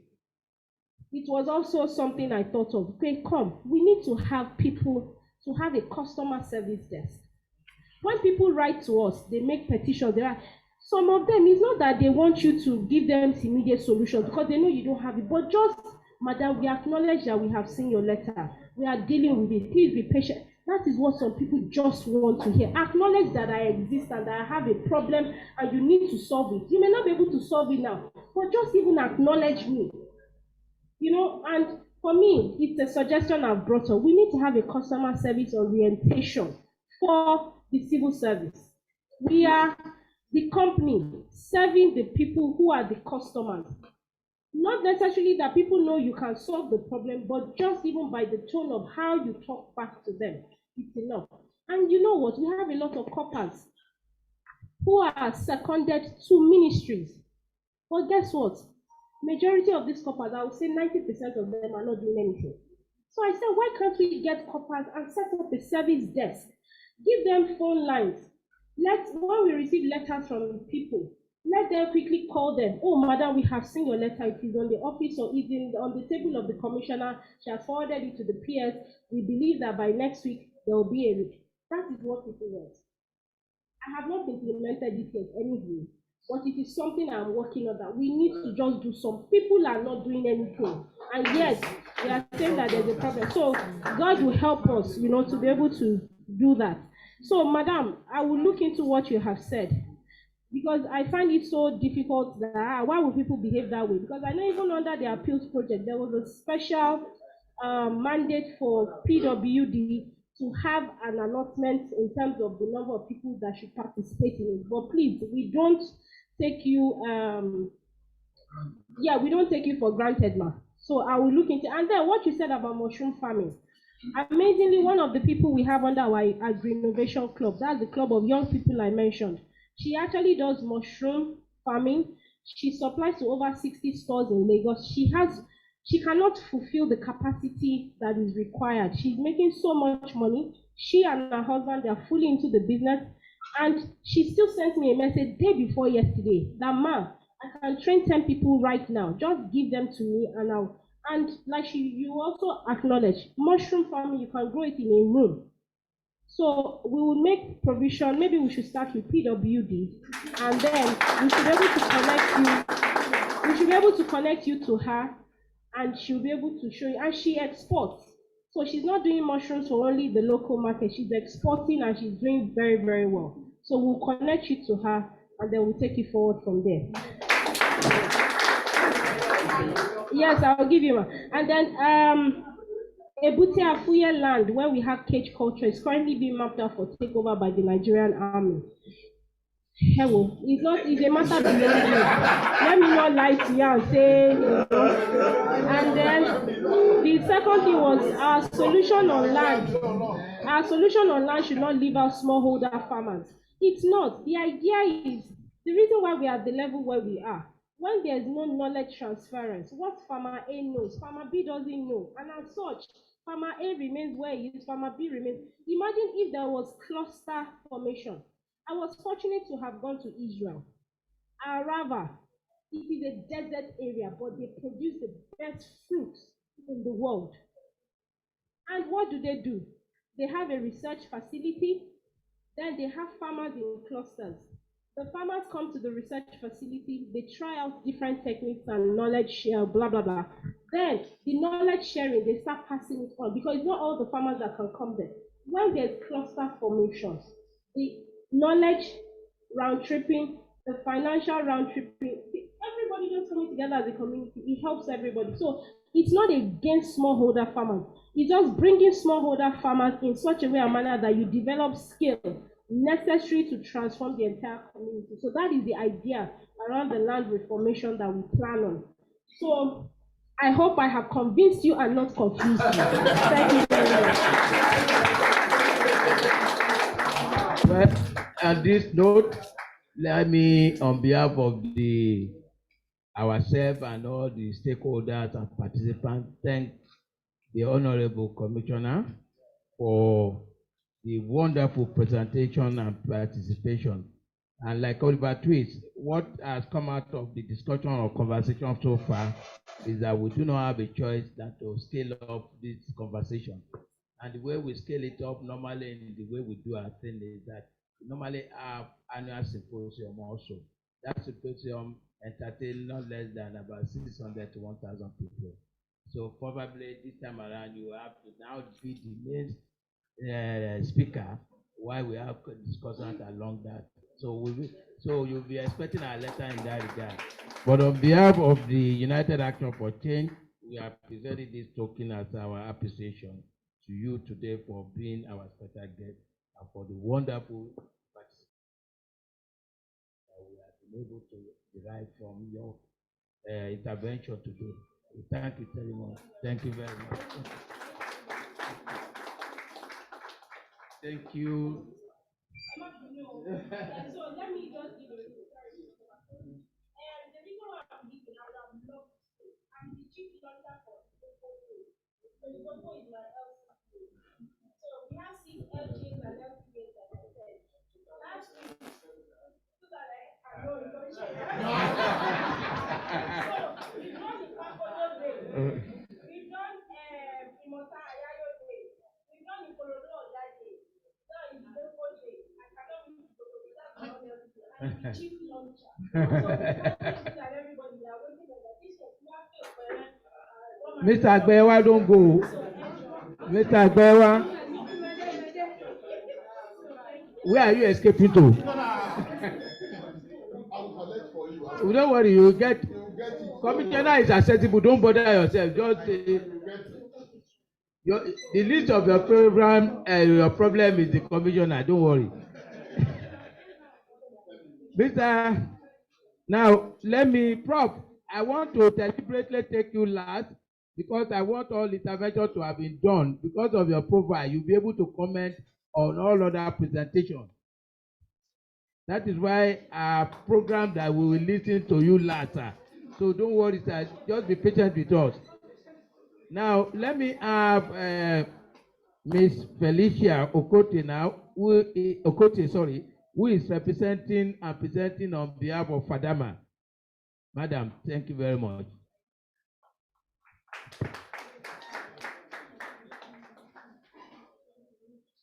Good afternoon, everyone. My name is Felicia Okotie, and I'm representing Mr. Obayemi. All right. The speakers before me had said virtually everything, and I cannot say it better than they have done already. But I'm going to be coming from the angle of the youth, because I interact with youth for over 6 years now. I've been able to interact with some youth that is way above about 5,000 youth in Lagos and in Abuja, of course. But there is this fundamental thing that keep coming up, and it's revolved around mindset changing. You know, while I was in secondary school, I see agriculture as a punishment. And you will agree with me that even in the schools that we have today, they still use agriculture as a punishment. And then some of us grew up to realize that we cannot do agriculture because it's punishment. That mindset was there right from growing up to now. There was a day I was in a school here around here in Lagos, and then there's this boy that came late, and then the teacher just said, "Oh yeah, carry this cutlass and start to cut grass. That's your punishment for the day." And then I became like, at this age and time, you still punish people with agriculture when you're supposed to be encouraging them to join and come and do agriculture, because we also have an intervention that goes into the school, and we call it STEP, start them early, where we give them the orientation on how you can become an agricultural person, or even as you grow up. And then you even see people right from there, they will tell you that they cannot do agriculture. It's too much of a punishment, blah, blah, blah. And it takes me back to memory lane. I remember dropping agriculture to go and do food and nutrition. That's how much I then ate agriculture. But you see right now, although I did not study agriculture, but right now I can tell you that I wish I can reverse back the hand of time, and then I will go back to go and study agriculture. Because agriculture is what I eat right now. Agriculture is what I sleep. If I'm talking agriculture. And because I'm a trainer too, it is very easy for me to be able to impart the knowledge, the small knowledge I now have, to the people that are coming on board. When you see youth that are really interested in doing agriculture, when they are done, you are done with the training, you give them enough training that they need to do, blah, blah, blah. And then at the end of the day, you just see some of them, okay, do you want to use this training? Do you want to go further with this training? You will hear things like, no, I want to go back to my mechanic shop. I want to go and do my mechanic work. Some of them will tell you that I'm an hairdresser. It's just a while away time because customers are really not coming. That's why I'm here to do the training. They really do not see anything that is really attractive to them to be able to do this agriculture. When you mention the likes of Davido, what comes to your head is music. When you mention the likes of Tiwa Savage, what comes to your head is music. But there is nobody you can mention in this Nigeria now that you even want to reason agriculture. Agriculture has really become something that looks like the career for the hopeless. But they feel that, okay, when you are frustrated and you don't have anything to do, just start thinking agriculture. But the orientation needs to gradually change. Even the way we package our products. Daddy was saying it earlier, that there's a way you usually brand this package and all. Branding and packaging as farmers is very, very important. But we are not looking at it at all. Nobody's looking at that aspect at all. And a lot of people just farm the same way they are bringing it from the market. They just want to take it to from the farm, sorry. They just want to carry it away to the market like that. And they still feel that they will still be able to make that money. Agriculture it needs to be attractive to the youth for them to be able to come. There is a ticking time bomb that we are not looking at. And it has to do with people that are in agriculture currently. They are gradually growing old. And there are no people that will be able to come into their shoes. And then there's a lot of bigger problem in our hands. Now we are already complaining that there's a problem.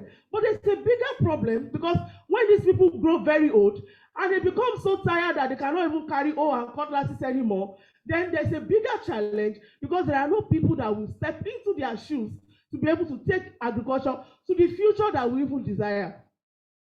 Now, there are lots of technologies that are in the world, all around the world, but we are still a bit backward as far as agricultural technology is concerned in Nigeria. A lot of things still need to be done. Innovations need to come up. And that is why we really need to encourage, as a grown-up person, as a father in agriculture, you are supposed to look at somebody that you'll be able to mentor, encourage the person. I know it is not easy. I'm also a farmer. And sometimes you produce, I'm a processor, by the way. I process fish and I take it to the market.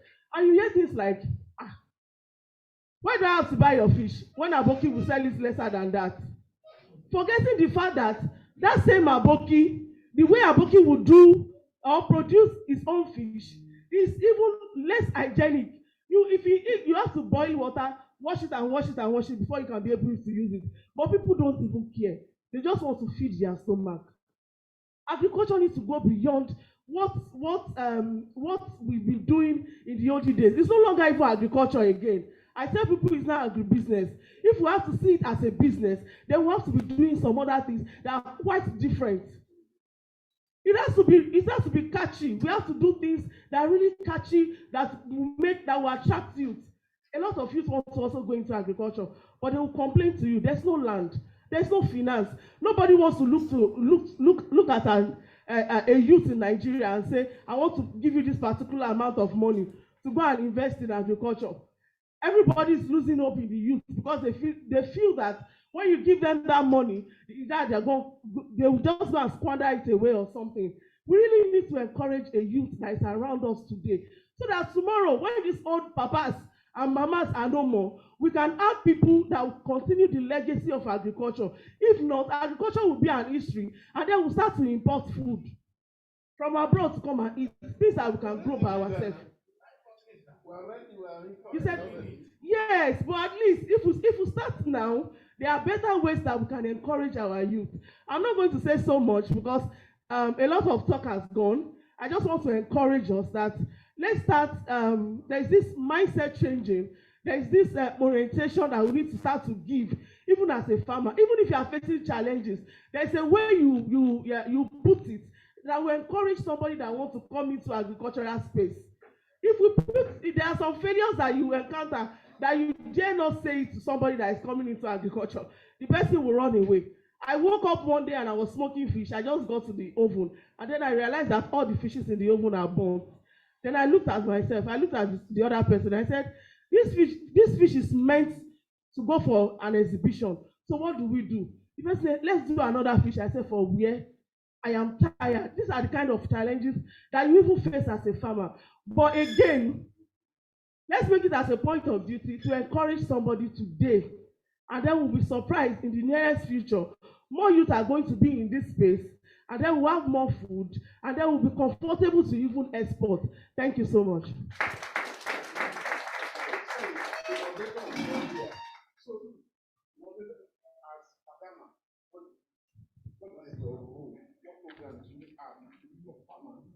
Okay.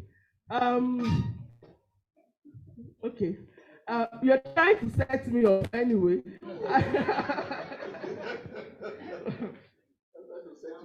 Okay. The person I came to represent actually is the SPC of Fadama. Yes. But I don't work with Fadama. Yes, I don't work. I don't work with Fadama, but we've worked on several projects together. In fact, currently, is the one that is training some of the youths that we brought on board. Do you understand? So what we do is to train youth. In the time past, we usually train them and then we just release them to the hands of God to probably get loan opportunity, which was not forthcoming and all. But recently, when we train the youth, we ensure that after we're done training them, we give them some level of support. But again, the support that we give to these youth, you realize that most of them, even at the point of giving them the support, they just sell it off. Because they will give you an excuse of, there's no way I want to keep them. How do I raise this chicken that you are giving to me? I don't have collapsible tank to raise this thing. So how do you want me to go and get money now to start to raise all of these things? So we do majorly training to empower people. And at the end of the day, when we are done with the training, we give them a level of support. And over time too, we've noticed that a lot of them are doing wonderfully well if they have a little bit of push. Because at the end of the day, whoever is even still growing the chicken or growing the fish, once they sell the first cycle, that is the end. They want to go and use the money to do something else because they feel that they cannot continue with the agricultural space. Again, they do not have enough knowledge of what they should do after the first cycle. That is why everybody in the space of agriculture has to serve as a mentor.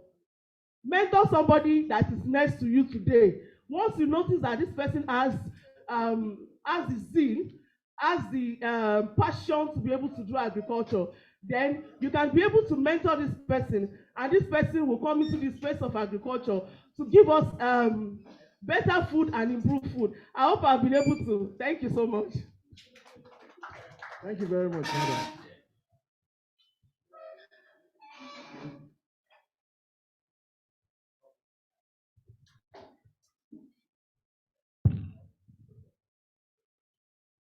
No problem. Well, I will take Prof now. It means that my brother, I will cheat him because I have power over him. I can detain him here for the whole day. But in the meantime, doctor also need to quickly dash somewhere. Is there anything you want to clear with doctor before you leave now? Only one. I'm only taking maximum 2 anyway. After that one, I'm taking Prof. Then that one does not have a choice. It's when I release it that he leaves. Thank you very much, Doctor, for all that you have shared with us today. It's quite exciting. The challenge I want to throw to you, sir, is that, and I've had this experience relating with government agencies. Change is very pretty difficult. And even many people, it is after they have left the system that it appears that the full reality of the situation dawns on them. I am particularly excited and enamored by the fact that you went into agriculture and you are burnt your fingers when you still stay. Now we need the likes of you, sir, civil servants who are in the industry now, who are in the bigger world, to help come back as often as possible to reform or to reorientate the civil service. Because I tell you, sir, if you take an audit of several interventions, whether it is World Bank, PELS, or any an audit of most interventions, you see that you achieve the objective. Part of this, like Commissioner mentioned, will be what the funders packaged. Then the bigger challenge is how civil servants implemented those interventions. We need the likes of you who is seeing the reality outside, but who is able to withstand it. Come back into the system to let people know that if we continue this way, we won't have change. Thank you. Thank you.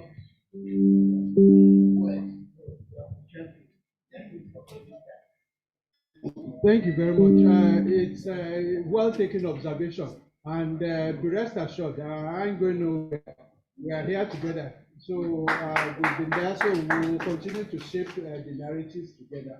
I want to also, speak to a couple of other issues, maybe that generated some discussions. The issue of training, mentioned by my brother, it's very key. Training, they say you continue to learn until you die. For every day we are alive, we are learning. So I share a conversation between the chief operating officer of the company and the chief executive officer of that company, talking. And the chief operating officer said, we keep training people, we spend money on training people and they leave to other companies. He was complaining. And the chief executive officer told him, it didn't click. You think about it. So if you didn't train them and they stayed in your company, what damage are they going to do for your company? So you have to invest in training because you need to better, the overall environment. So training is key, and most important takeaway, let all tiers of government do their part. Local government, state government, and federal government. Most often than not, it is state government that bears the burden of all this. The federal government, they're doing what interests them. The local government are most even, sometimes not even interested at all. So the state government bears the brunt of most of these things, whereas they have the joint duty. So I think that's a little bit. Thank you. Thank you very much. So on behalf of the United Action for Change, I present to you this token appreciation for your eloquence and erudition as our lead consultant at this roundtable. Thank you very much, sir.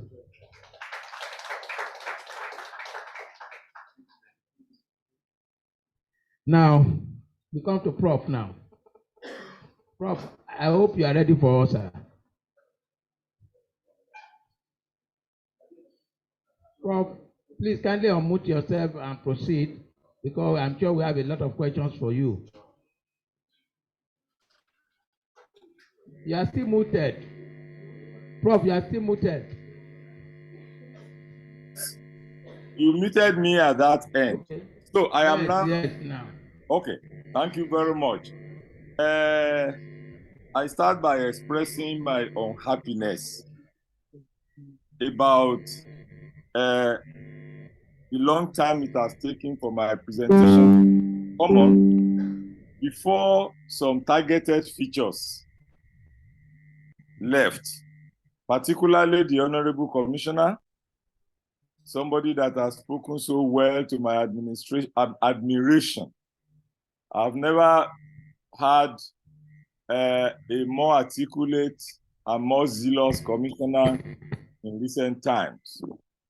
But then she constituted part of my target of my presentation, not because of Please any pause a minute, sir. advertisement. The volume is not good enough. Just a minute, sir. Okay.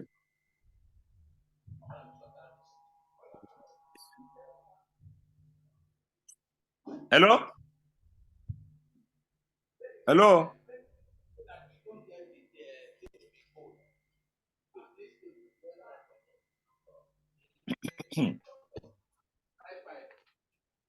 Hello?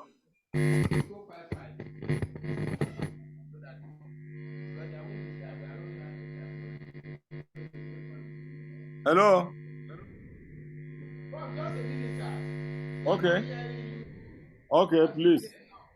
I would like to be heard loud and clear.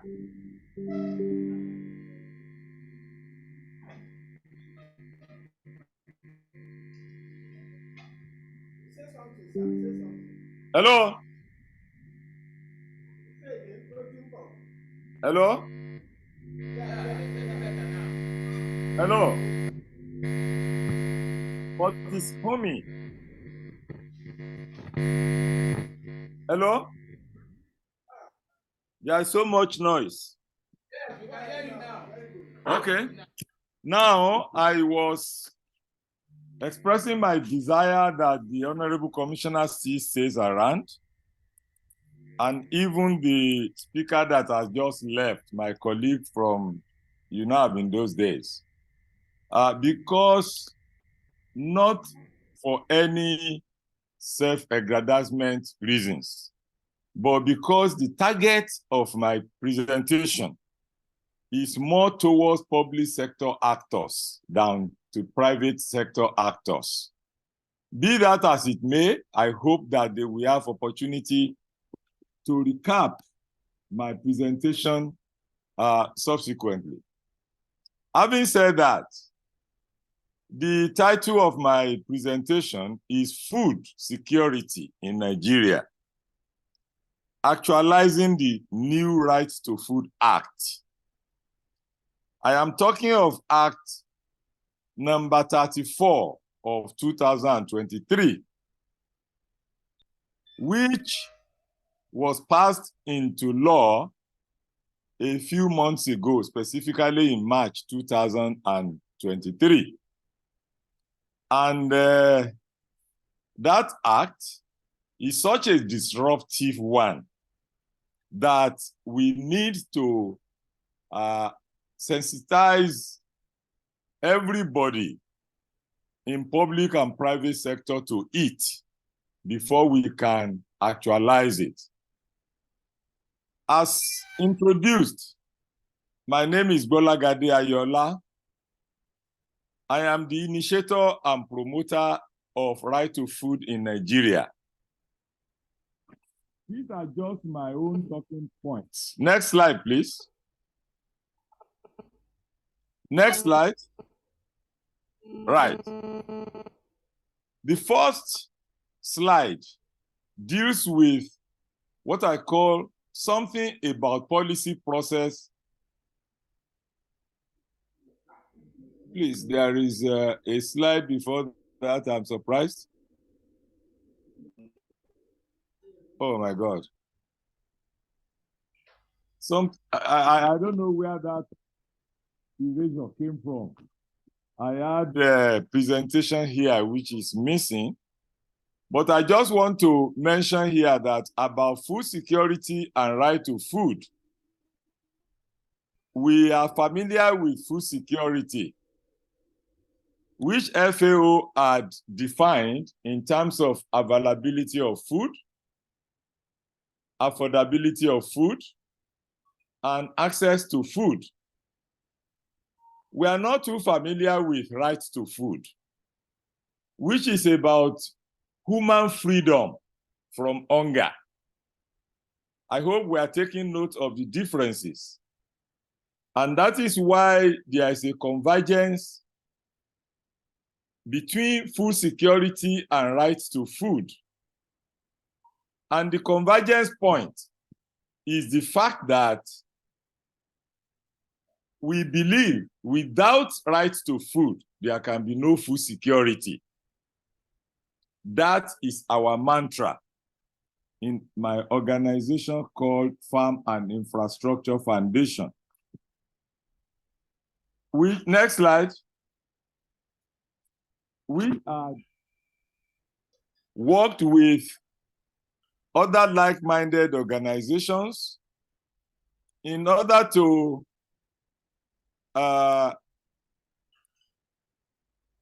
introduce and disseminate information and activate the right to food process in Nigeria. I have switched to my own slide on my computer because of that error of omission I saw in the second slide. So the third slide I have here has to do with what I call the problem. The problem is defined in terms of the people of Nigeria that should enjoy their fundamental rights to food, but they do not do so, especially the people in protracted suffering from hunger. Also, the problem deals with issue of food security, which is only a necessary condition towards eliminating hunger, but not the sufficient condition for achieving it. To achieve elimination of hunger, the sufficient condition is the right to food. Therefore, to describe this problem further, we need to change our focus from food security to right to food, for which a backbone legislation is required to actualize such a right. My next slide deals with the solution of that problem. And the first point to make is that the problem I have just described emanates from the issue of implementation failure. Implementation failure is a critical point, critical stage in the food policy process when unexpected things happen beyond the control of policy authorities that make programs and projects of government to fail one after the other. We are living witnesses to the issue of many programs that have failed. We had moved from independence from one program to the other. The Operation Feed the Nation, the Green Revolution, the Directorate of Food, Roads and Rural Infrastructures, the Land Development Authority, and so on and so forth, failing one after the other. Therefore, in this country, we have come to believe that implementation failure is synonymous with the entire policy process failure in Nigeria.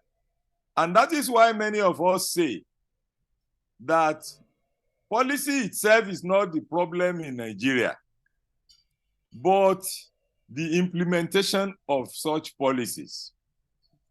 So we have found a nexus between policy failure and governance failure. To the extent that policy failure is the mirror image of governance failure, both of which must be fixed together before we can succeed. That the principal sources of governance and policy failure is sixfold. One, they emanate from the obvious lack of voice and accountability, government ineffectiveness, political instability, an absence of violence, rule of law, and control of corruption in Nigeria.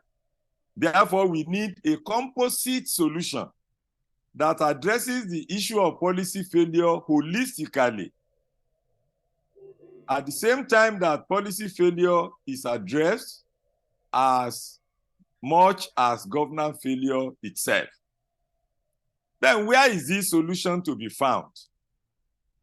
The solution is to be found in the consequentiality of policy failure on the part of government.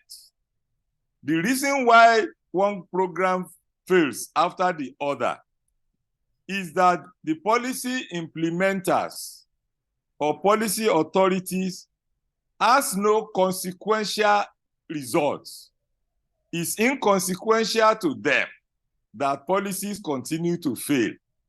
Therefore, if we are looking for a solution to policy and governance failure together, we must derive a means of finding consequentiality of the failure, so that when government policy fails, government will be the first to face the consequence of it before it affects the people. Unless we do that, government as policy authorities will be doing what is right in its own eyes and will not be able to impact on the food sector as it desires. Therefore, we took a deep dive into the analysis of this problem, whereby we found that the solution lies in integrated policy advocacy, knowledge-driven policy brokerage, and evidence-based policy action research. And that is what creates the need for food as a human right. What we require is a right-based legislation, therefore, that is strong enough to not only compel policy authorities to strive towards meeting the need of the people for food, but also to enable and ensure the fulfillment of that policy. Now, my next slide, I have only 10 slides. And if you are following, I'm on the slide for global regime of right to food. What this slide is doing is to say that we are not inventing anything new. The issue of right to food has permeated all nooks and corners of the world, in the extent that the United Nations itself kick-started the process back in 1948, when the Universal Declaration of Human Rights makes specific provisions for food as a human right.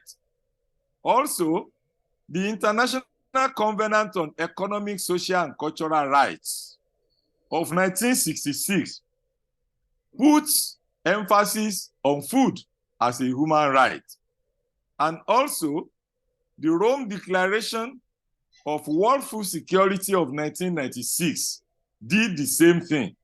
And also the United Nations Resolution 23 of 1998 puts right to food on top of the global agenda.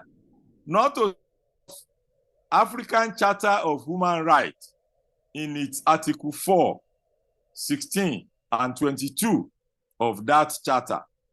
And as if it is not enough to make charters and protocols at global stage, many countries have resorted to putting the right to food inside their constitutions. And I name many of such countries, ranging from Bangladesh, Brazil, Colombia, Congo, Cuba, Ecuador, Ethiopia, Guatemala, Malawi, Pakistan, Paraguay, Sri Lanka, Uganda, Ukraine, the small Ukraine that demonstrated food security to us in recent times, when war broke out and the rest of the world caught a cold because production in Ukraine was disrupted. Therefore, it is also a must-have for Nigeria to introduce food as a human right in its own constitution. My next slide is about national campaign on right to food. Against the background that I've established, my organization was founded to pursue a program, a campaign called National Campaign on Right to Food, and the flagship project of that organization. And we have run this campaign in collaboration with Voices for Food Security, a group of like-minded similar organizations, which interestingly, EDA is one of us. To run this campaign since 2008 until now. The strategy of our campaign is, one, to pursue a mind, policy, and practice change from the traditional notion of food as a mere human need to the contemporary notion of food as a human right. This through information, education, and communication strategy to give media exposure in print, electronic, and social media, and through school debates and other public mobilization, town cries, and presentation modalities. Principally, we mounted a strong policy advocacy and legislative advocacy around the issue of right to food, to the extent that in 2010, we entered the National Assembly to introduce a bill for the recognition of food as a human right in Nigeria. Therefore, I'd like to go to my next slide. With the trajectory of the Right to Food Act. One, during the 6th Assembly, that is 2007 to 2011, we wrote a memorandum in 2010 to the National Assembly Committees on Constitution Review, asking them to please pass a bill to introduce food as a right in the Constitution of Nigeria.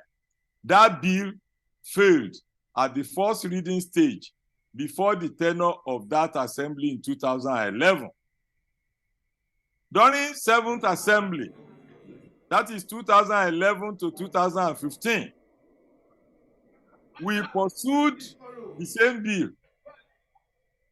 Hello? Hello? With you, sir. I'm with you. Okay.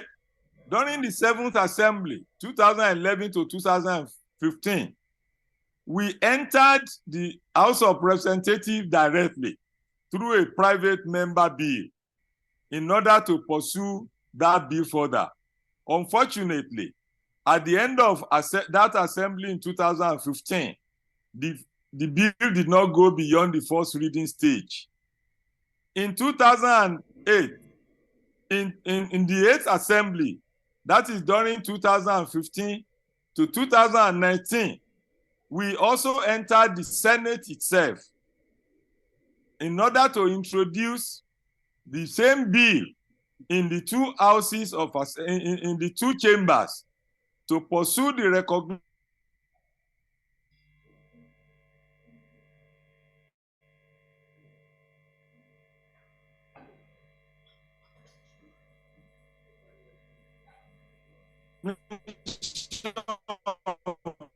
right to food in our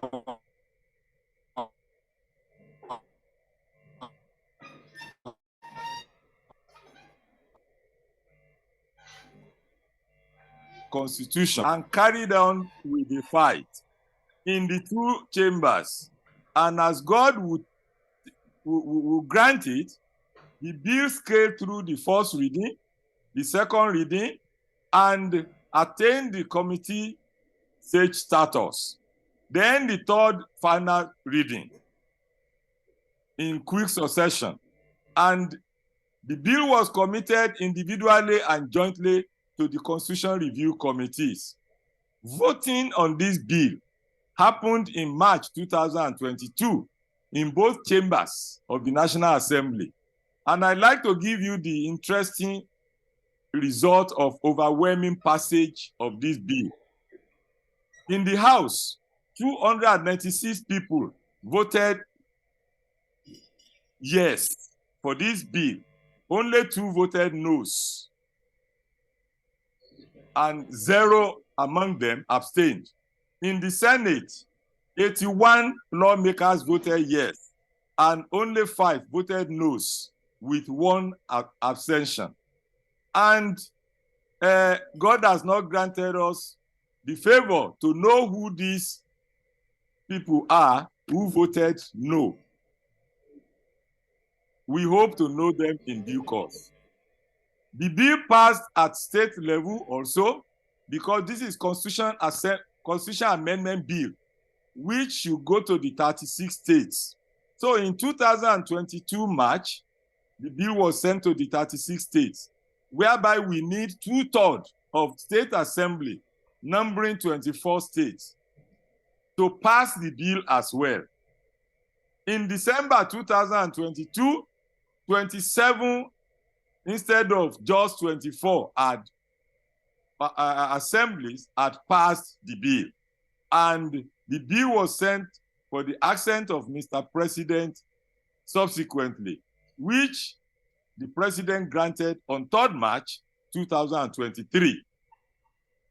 So that is a logical conclusion for us, whereby we now have a constitutional law saying that food is a fundamental human right of Nigerians, and we would like it to remain so in perpetuity.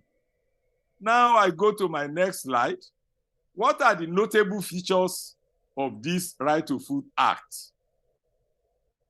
The Right to Food Act was given a long title, but simply it is Act number 34, Constitution of the Federal Republic of Nigeria, 5th alteration, number 34 of 2023. The core values of this act are 3 in number. 1 is that policy best practices is embedded in it, because it's a mere constitution, it's a mere policy responsibility and policy accountability bill. It is not a bill asking government to produce food for people free of charge, but giving them the empowerment for policy authorities responsible for implementing projects and programs in the food sector to become responsible, to become accountable, and to follow due process of law in the effort to implement policies in Nigeria. Another core value of this bill, of this act, is that it gives obligation to government in terms of this requirement for recognition by government, protection of the bill by government, and the fulfillment of the act by government. And lastly, the constitutionality of that bill means that it is not just an ordinary law, it's a constitutional law, because as a human rights issue, any right that is not rooted inside the Constitution is not an important right. So this bill has some unique selling points, 2 of which I will mention. 1, it is not an apology of state socialism, just like I said, not to produce food for free, but a policy responsibility and policy accountability act only. And 2, that we require for the successful prosecution of the war against hunger in this country, especially the prosecution of the state of emergency declared by government, we require this act to make it possible. Unfortunately, though, government is dragging its feet to even give acknowledgement or recognition to this act yet, when indeed we have communicated to government severally in this respect. Next, the economic importance of this right is worthy of note. One, it is a human development strategy through better nutrition and feeding of people of this country.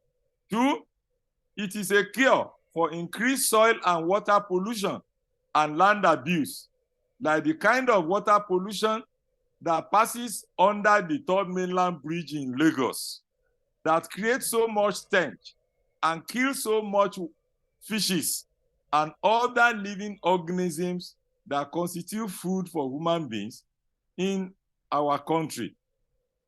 It gives room for higher demand for differentiated food items and higher incomes accruing to farmers and all. Next is about the potency of this right. The potency of this right, and that is my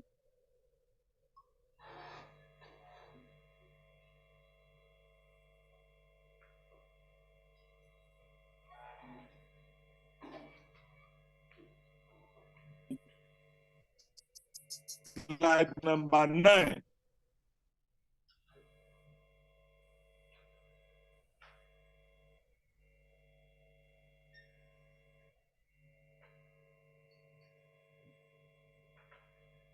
Against this law is actionable by law, by the law. It is justiciable by the law, and it is also remediable by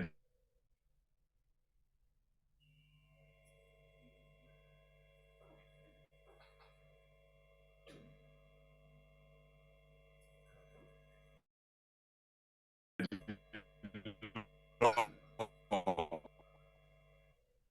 Also,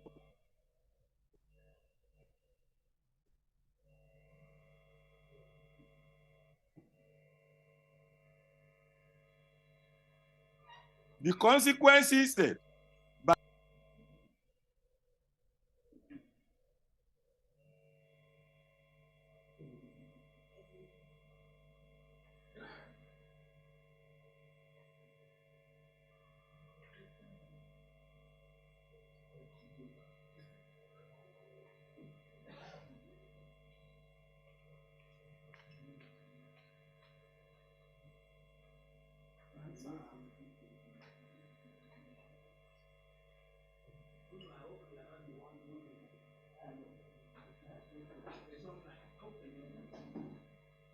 I don't know why the thing is not correlating. Maybe it's because the prof is already going to the realm of theory, and the system itself is correlating. Anyway, time is fast spent.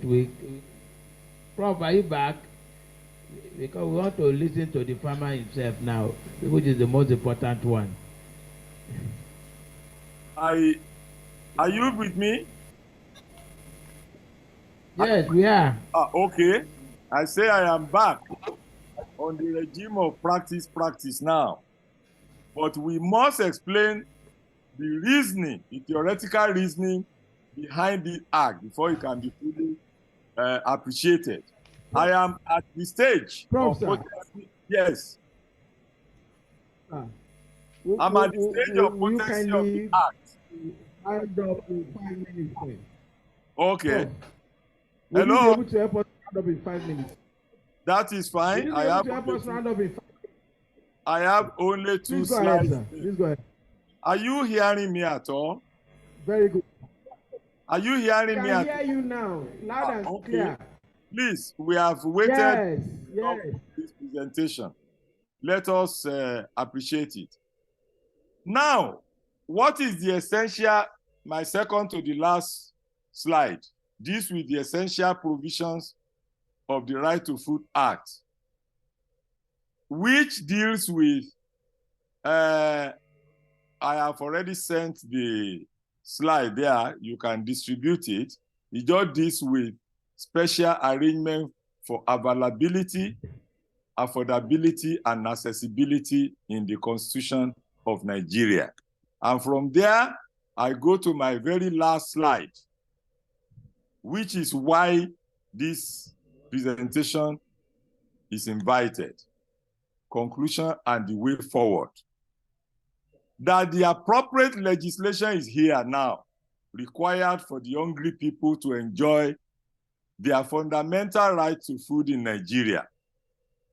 It is now left for public authorities and private concerns, which was why I didn't want the Honorable Commissioner to go before now, to consume the message of this act in order to actualize it in the short, medium, and long-term periods.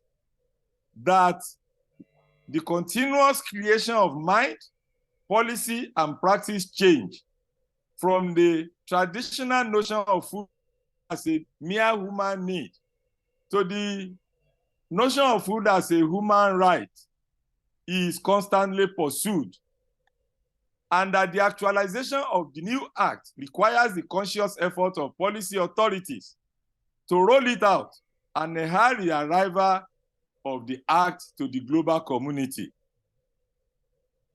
In terms of one, reform of the policy landscape to actualize the right. Two, continuous information, education, and communication strategies to raise the consciousness of the general public to the arrival of this act.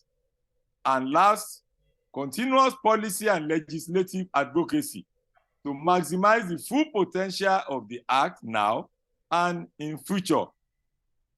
Finally, the support of the development community remains essential and needed in large measure for the effective implementation and actualization of the right to food in due course. Here I rest my case. Thank you very much. Thank you very much, Prof.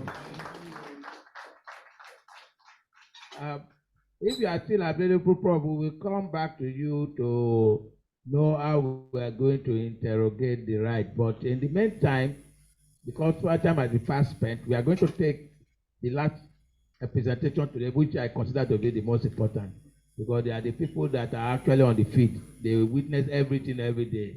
So they can tell us their own perspective, how they feel that this can be solved, and how we can move quickly and fast track the process of food security. So in this respect, I'll be calling upon Dr. Babafemi Oladeji, who is the chairman of All Farmers Association of Nigeria Lagos State Chapter, ably represented by his deputy, another vibrant and pragmatic, my brother, Mr. Shakir Agbayewa, to come forward now and tell us as it is.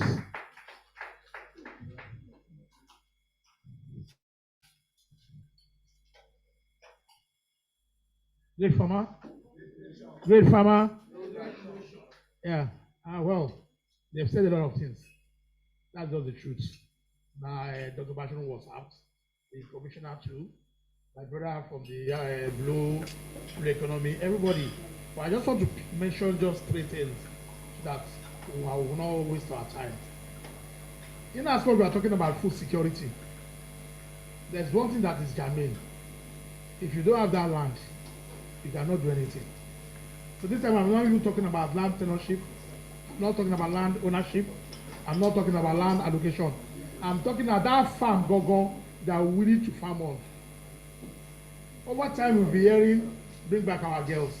I think, sir, it's that time through United Action Congress to say, bring back our farm, secure our farm.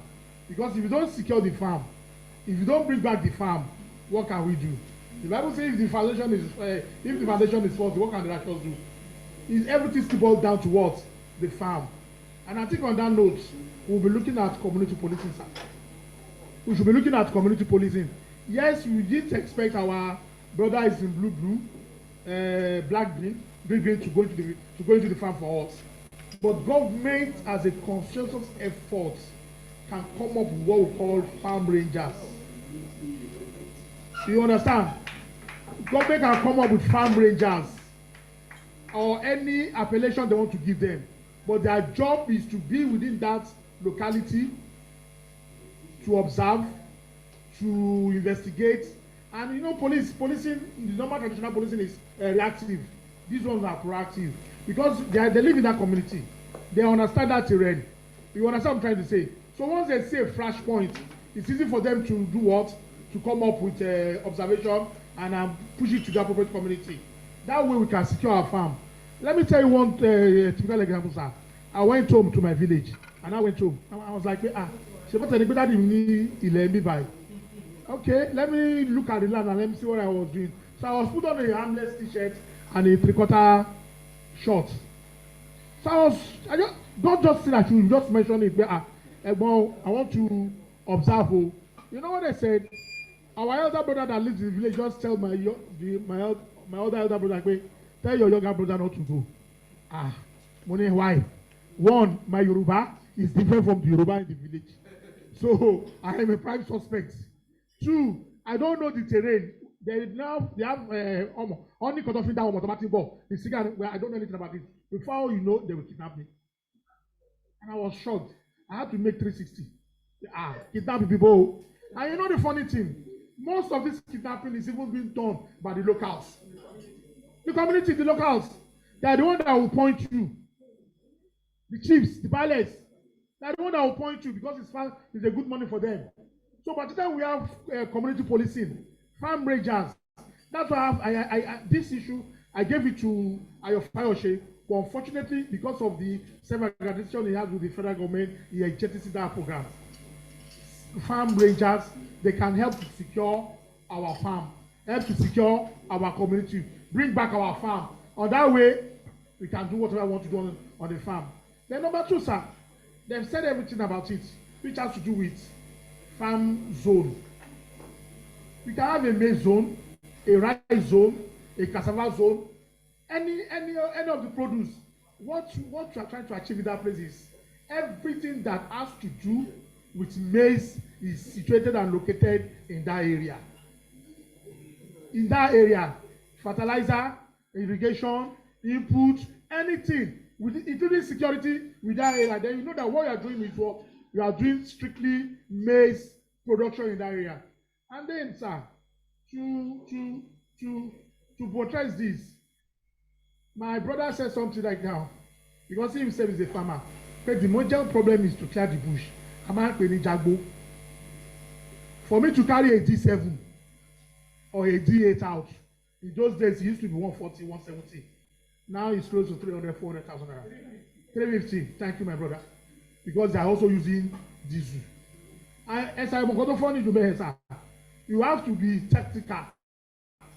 That as early as 6 a.m., you don't buy Gary Eba for the whole day that the driver will hit, if not your own. Brother, am I telling lies? No,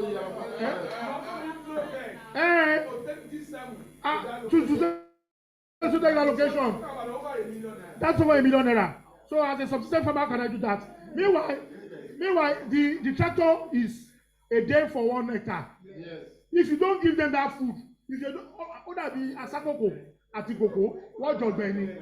if you don't do that, you just find out that the man is using 3 days to do 1 hectare, and money is going. That's the truth. So you just hearing that I want to go and eat. My Lord Joe, I have food here, eat here. Otherwise, if you should go like this, this is smoke here. If not, you're on your own. You are wasting your time, money is going. So government should be able to do this for us. You know why, sir? Let's say I have 1,000 hectares, and government is able to clear that 1,000 hectares. All they just need to do is allocate 1 hectare for each person. Yes. Just allocate it for us, because that place is rice zone. Everything you need about rice is there. You put within that locality, tractor locality, labor locality, everything that will make you. It's just like go to the television station and writing airtime. You understand? So if they can do this for us, I think we'll go a long way. Let's go to even when I was in Joburg, all the railway lines is not strictly for farming. You can't cross the railway line, but at the back of the railway line, you see massive farming activity going on there. So why can't we replicate it here in Nigeria? So why can't we do it here in Nigeria? So that's that. My commissioner was saying something about cocoa.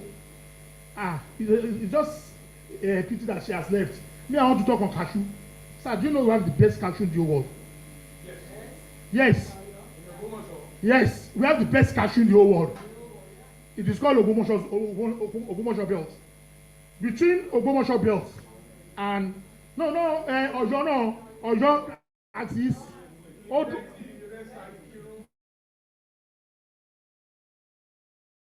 No, also I move a bit to Osun. I move a bit to Kwara.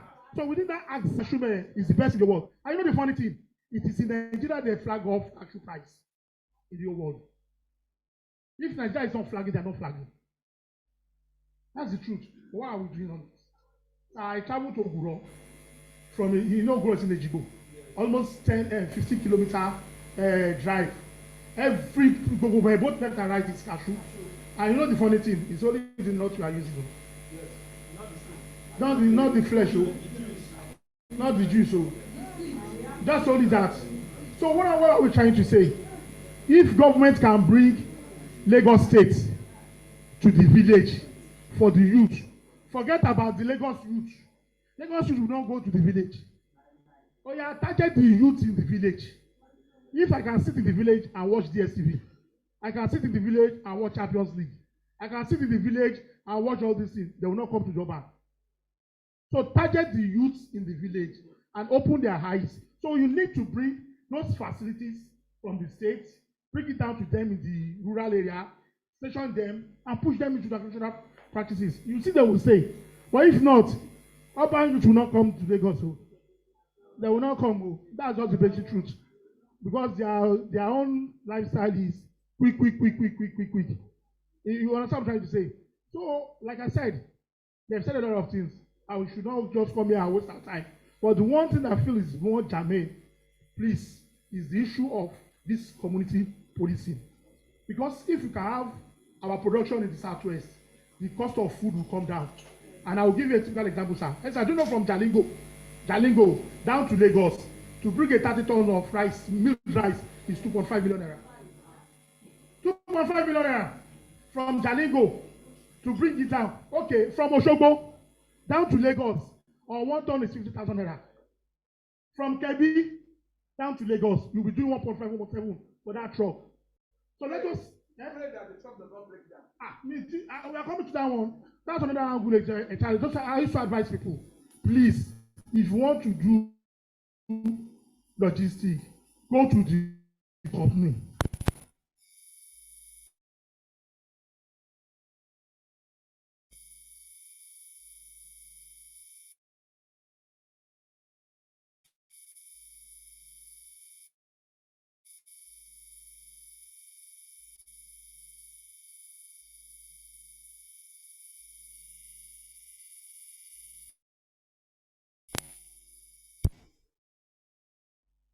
So I want the government to do more. Now today, Abi, yes. Where is rain?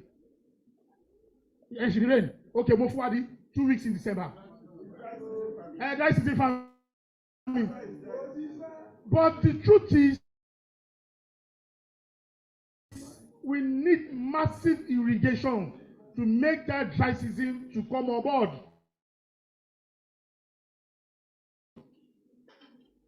Tailored for agricultural production. So if I have a land and I'm coming to meet you that I need money for irrigation, my land should be my collateral for you to give me money for irrigation. And you know that irrigation is not offset in a day. It's a gradual thing. There is no way we will do farming right now without irrigation. So government should be going to look at that area for us. I was talking to my brother here, Prof, 2 days ago. We were talking about rice. You know we have issue with rice. And number one issue with rice is bed. They will just come and use your rice as dinner, cocktail, and they will go. And they have a way of calling themselves. Two. You just see they will just be coming. So once they go like this, piao and come back, 1 hectare don't go. I will learn. Once they go like this, oh what I will learn. But are we not going to farm again? So the question is this: from our research, we discovered that they don't like hot weather. So if you want to do rice better, target August, September, October, November, December, January. March, no, February, those areas. But then it is dry season, so you need irrigation. If not, you cannot do it again. You'll be forced to go back without raining. And birds like cold, so that time they will come en masse. That time you see my brother at the field. Good morning, sir. 5:30. Don't come up for house. You don't go come back until 10:30 in the night. Now when he goes to the farm, you just take a stroll. Go and look at him in the farm. You'll be hearing. What is he doing? It's not African magic. Oh, he's chasing bird. Oh, he's chasing bird. Oh. So for how long? So my brother, I understand that. I want whatever we say here, please, policy our farm is key for me. Thank you very much, sir.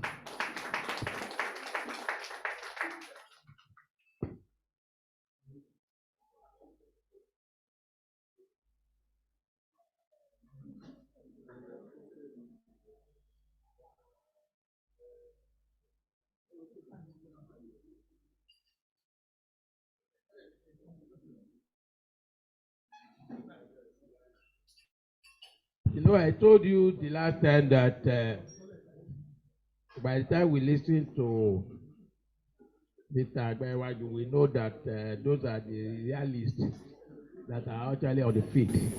It can never be compared with somebody who is just listening or hearing or reading about it.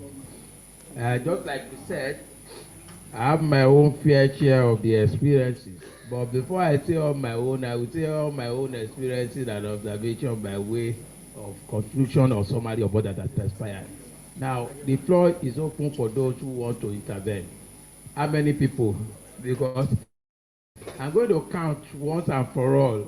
What you do, you want to please just indicate. Now, after that, no more. Oh yeah, Raji, can you just note the number 1, 2, 3, 4, 5, 6, 7, 8, 9, 10, 11. Okay. 11, 12, 13.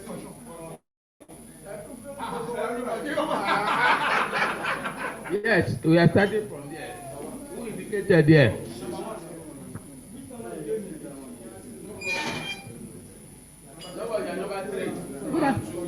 Good afternoon, everyone. My name is Madenike Olorundare. I'm a member of UAC. What I really want to ask questions or talk about is the seaweed. In fact, it really surprised me when I heard that it's a major need for farmers. Because I don't know if many of you know this place. It's around the riverine area. It's called Doreta, after Igbogbo in Ikorodu. I resided there for some time, and I discovered that whenever there was seaweed, they call it bebo. Abi, is it not the one? It's not the one. Okay, that is water essence. It's different from seaweed. Okay. Then there is no need for what I want to say. Okay, I thought it was the one. Thank you.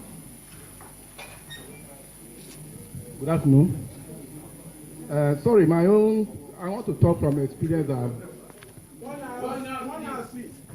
I'm from Ondo State, and I have my farm in Ondo State. Yeah, my name is Folusho Aminu. But what I observe, because I've been taking note of some of the discussions of the issues that are being raised, particularly community policing.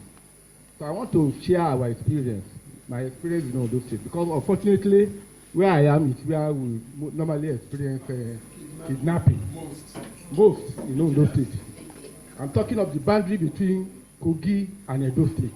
When you hear of any kidnapping taking place, it's also in those areas. So for a very long time, I couldn't go to my farm. Even a friend once told me, the man that stays at home, he said opposite my house in the community, that when they kidnap, they come over there to share their loot. I said, okay, and I've gotten almost 15 hectares of farm. Though it was given to me by the family. Just though I have got the CO, of course. And I've made some plantations, cashew, because cashew is equally very good in our area. Kaba. and all those places. And that is the main thing that people are planting our catch crop in that area. So, but I went further to ensure that I did not just rely on catch, because that one is the catch crop. It took a longer time. So I started planting other catch crops underneath it, like cassava. Sometimes, presently, I'm having beans. But what I want to say concerning community policing, we were able to get rid of the whole situation. We came together, because if you are waiting for the government to come and bail you out, I mean, then you are until death do us part. So what we did was we called the meeting of the communities. Because those of us that have farmlands around that area, we said the only thing we can do, because it is the local people that can do it best. So we still went to see the divisional police officer, the ACP or whatever it's called, for that decision. But we now formed a vigilante group, and we sold them uniforms. We bought them local guns, all these local guns, and we made sure at every point in time we provided.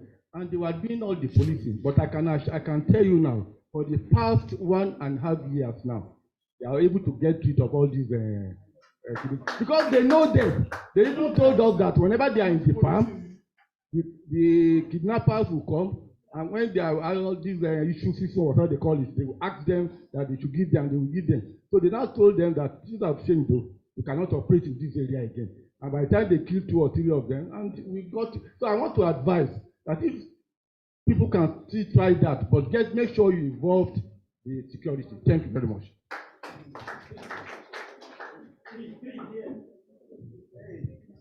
UAC. I'm not a farmer. I'm just trying to poke those into farming. I'm farming in my compound, and I have 2 plots of land that I've made to 500 ifs now. Please, I want to plant yam. I've made the if for over 2 months. They're telling me it's not yet time to plant. It's not yet time to plant. Please, farmers, when do I plant?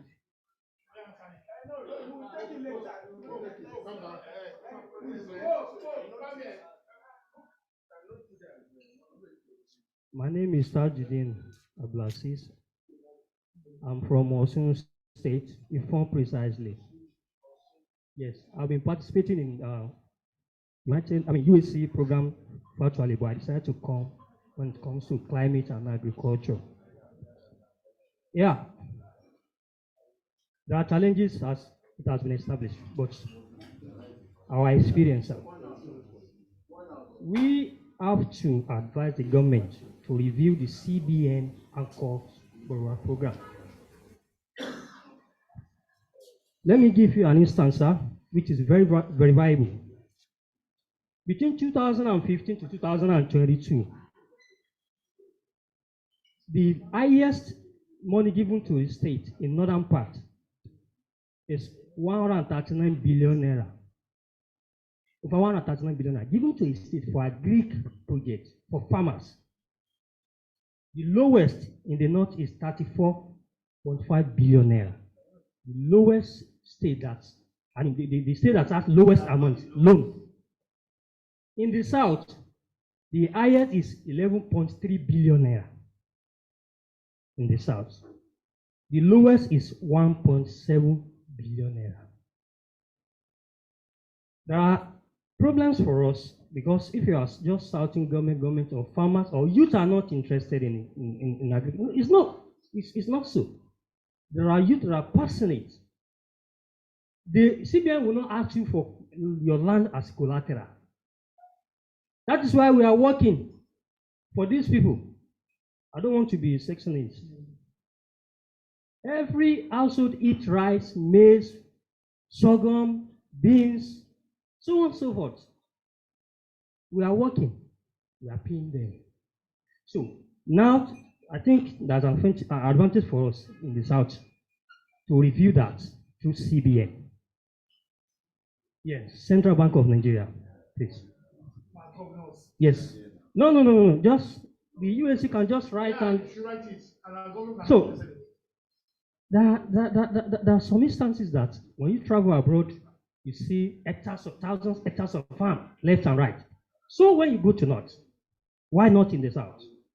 Can't we see cocoa thousands of hectares, cashew thousands of hectares, palm tree, thousands of hectares. Why? We are at disadvantage.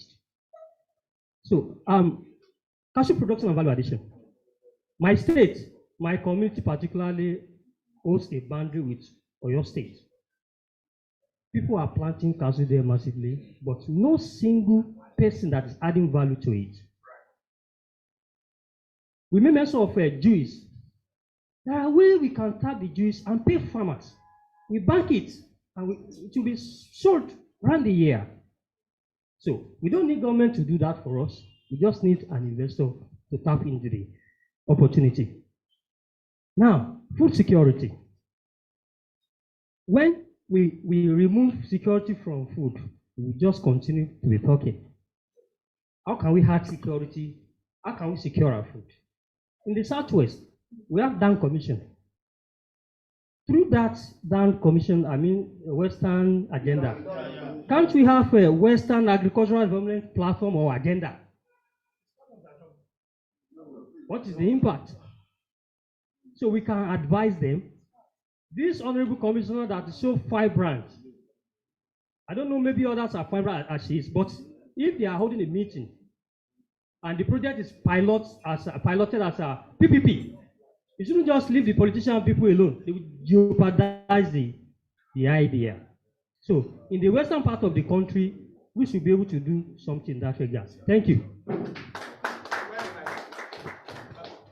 Please, everybody, 1 minute, please.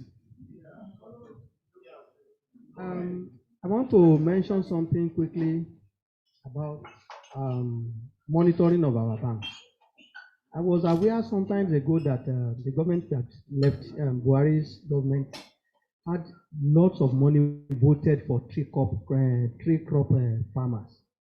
I went to Bank of Agric in Ogun State, and I was told yes, such it was a loan, and the payment will start when what you planted will start fruiting. So that's a very good program. But I went there, I was told that money is not available. It is one thing for government to do, to say, and the money was given to them purposely for that. And I am sure if we were to go to some other states that is not in this zone, it will be available. That's very, very key. Money meant for us should be made available to us. Now, I want to say something again. We need more information dissemination from banks. Now, I just want to say something briefly. Where I went to, there are Yorubas there. The bankers are Yorubas. And we that want access to this loan, we are Yorubas. So why are we not making things that should be available for us available? That's a very big question. Then I want to say something. We need more information from banks about available opportunities.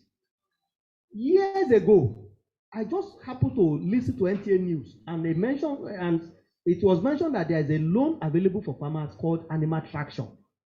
This is part of the loan in the north. I made frantic effort. I have pineapple farmers in Ikorodu, and it took me a lot of effort before I was able to assist them, to get that loan of a loan of 5 million naira. Talking of about 15 years ago. So and it turned their lives around. I was able to see. So we need more information from banks about opportunities available to farmers.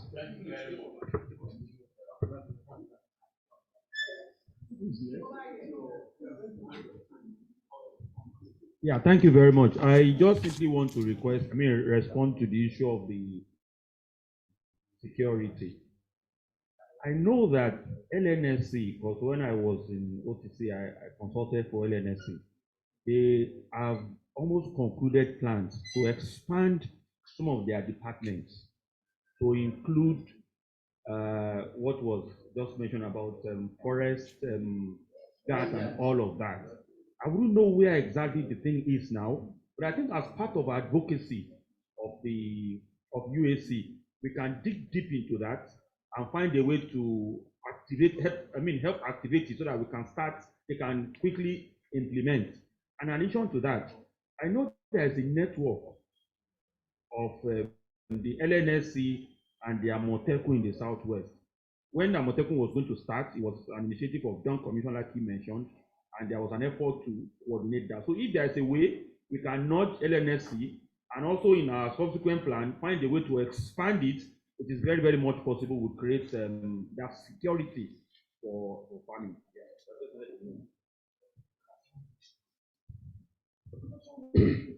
Good afternoon, Mr. Chairman and members present. My name is Nelson Ekudumi. I'm a Nigerian.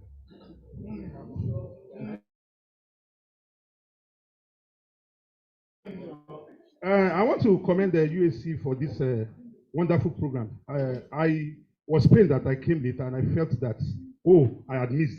But like they say in Yoruba, I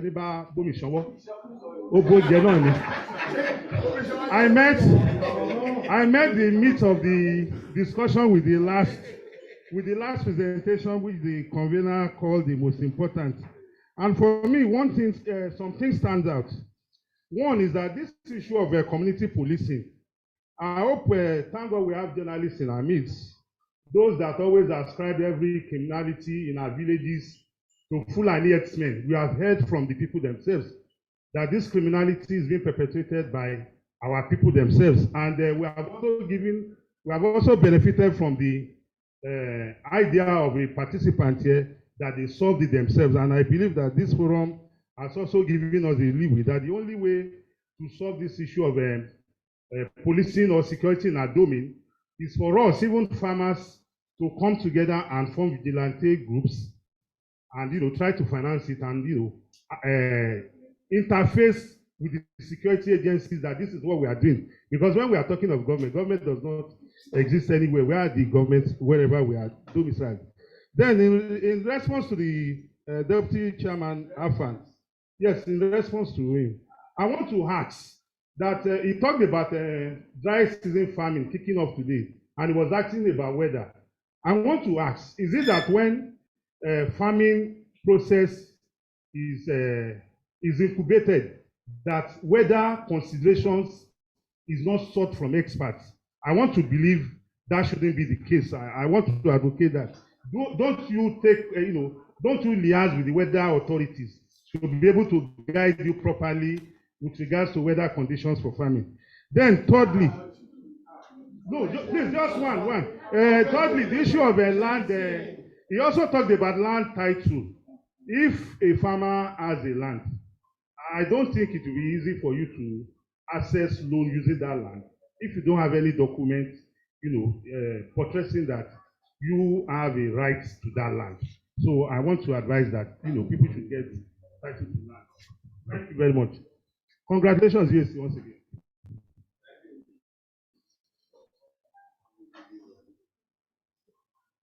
Good afternoon, everybody. I'm Mrs. Abimbola Francis, All Farmers Association, Lagos State Secretary. Yeah, I want to say something about this, whatever we are saying about food and farming, we should not fall right from the beginning of the farming. So I think this is time now for the government to help farmers, because right from the seedlings that you want to put on the ground, if you are not getting the right seedlings, you are going to incur loss. So this post-harvest loss is something that the government should take very, very seriously. And again, I want to advise us, we should try as much as possible not to do any seasonal farming again in Lagos, in Nigeria, because the weather dictates by itself. The pattern has already, I don't know what to say, change. So this seasonal farming, this wet season, after dry season, is not going again with Nigeria. Let the government see what they can do about this irrigation. We need irrigation 100%. And again, sir, this is time for us. I don't know what the government can do, and the UAC, let's agitate for commodity board. We need commodity board to spring up it has been of effective as at the past regime, where we have commodity board on cocoa, on palm kernel, on this. I think if there is commodity board now again, it will assist the farmers. They will be assured that they are going to get their produce, sell at a prevailing market price. Those are the challenges that the farmers are facing now. And I think UAC, you are doing a very good job. It first some policy change in the government. I think we make it.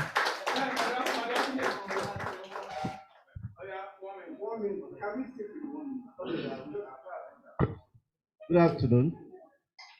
I want to thank the organizers of this, let's say, meeting, because the meeting is very important and the timing is so apt. Because my name is Olalola Dipo, so I'm a journalist.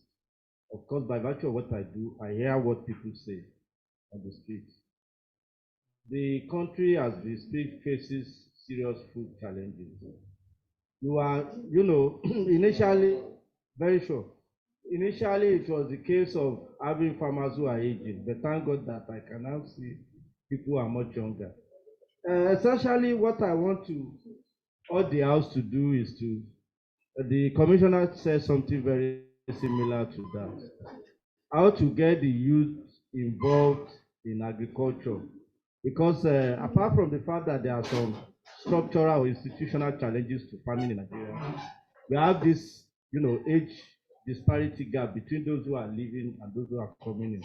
So the essence is just to say that we should ensure that we have more youth who are involved.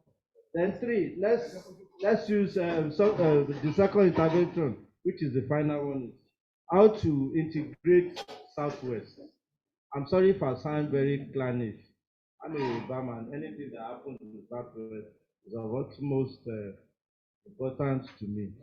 There was a time they were trying to integrate the Southwest, the railway stuff and all that, to ensure that many of these produce are easily evacuated on timely basis. And of course, like Mama said, if you can get all these commodity boards as off-takers of this farm produce, so that our people will not run, will not incur losses and wasted effort. Thank you. Number 9. I am Mr. Seliki Latif, member of UAC. Firstly, I want to establish that this house to emphasize that notion raised by the professor that food as human right. We need to emphasize it because food is very important to everybody. So this body, I want to implore us that we should try as much as possible to emphasize on that. Secondly, the issue raised by Big Daddy, the issue of seaweed. For those of us who are interested in it, please, we want your contact to assist us. Thank you. My name is Sadiq Bola Olawale. I'm a member of AFAN Nigeria. So my question is, my suggestion is this to federal government, to the House. The Prof said earlier on that government should work on the infrastructure, develop the infrastructure in terms of road, electricity, logistics, storage, technology, and what have you. So I want to suggest for federal government, if they can work by providing a kind of I would call it palliative, a kind of subsidy on farmers on the area of logistics by having this at the 6 geopolitical zone in South all over Nigeria. We talk about tractor, low bed. After getting the land, for clearing a loan is costly. So if government can come up in that idea by subsidizing, having a 6 geopolitical zone, a mechanized by having clear land, so that people, a registered farmer can access this opportunity by by subsidizing the fuel and what have you. So it will make it more productive and reduce the cost of. Are you getting me, sir? So that's the one suggestion. So it should be covered geopolitical zone. Thank you.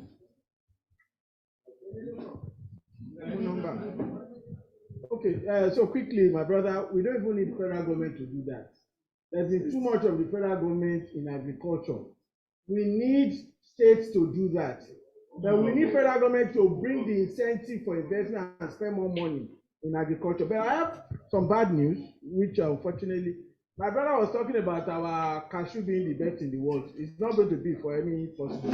Maybe in like 10 years, we probably will not be exporting cashew anywhere, especially from the southwest. Why? I just came from Ogbomoso, talking about, and they are cutting the trees for fire for charcoal. I am telling you, they are cutting the trees for charcoal. They are cutting the trees of Iru.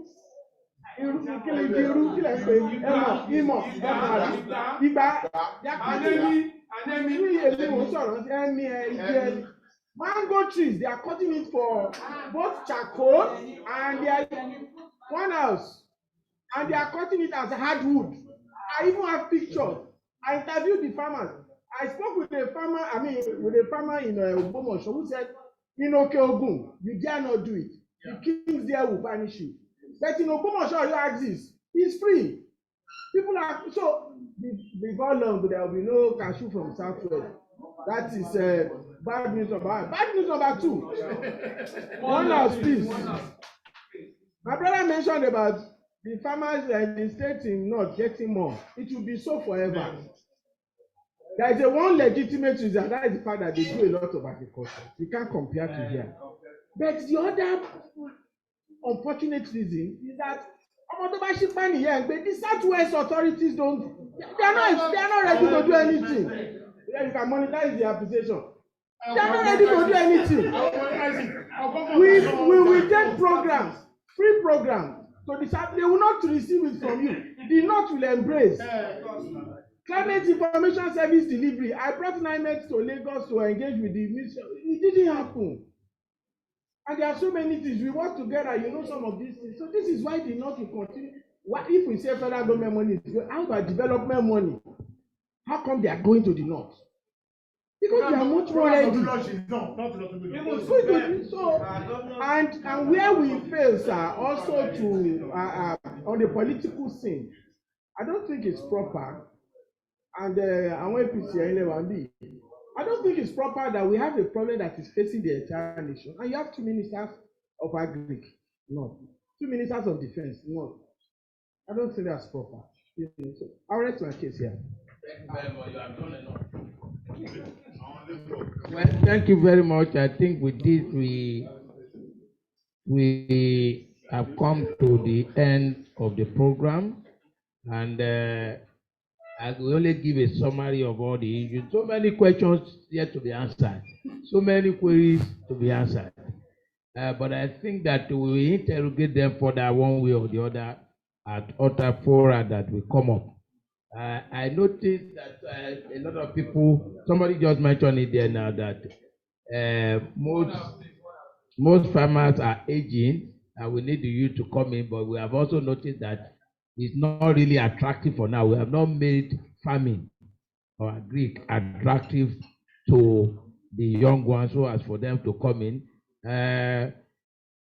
Madam is there, she has spoken, she's doing work in the last 5 years or so on making the youth go. I don't know how positively they are reacting to it. They are trying, because that's one aspect that we need to look at. But then we also have a lot of other areas that ordinarily we have expected or require the people in government to deal with. Somebody mentioned the issue of subsidy. I was going to ask the commissioner myself too, because the impression given to me is that in other countries like United States and the United Kingdom, that government subsidizes agriculture generally. Yes.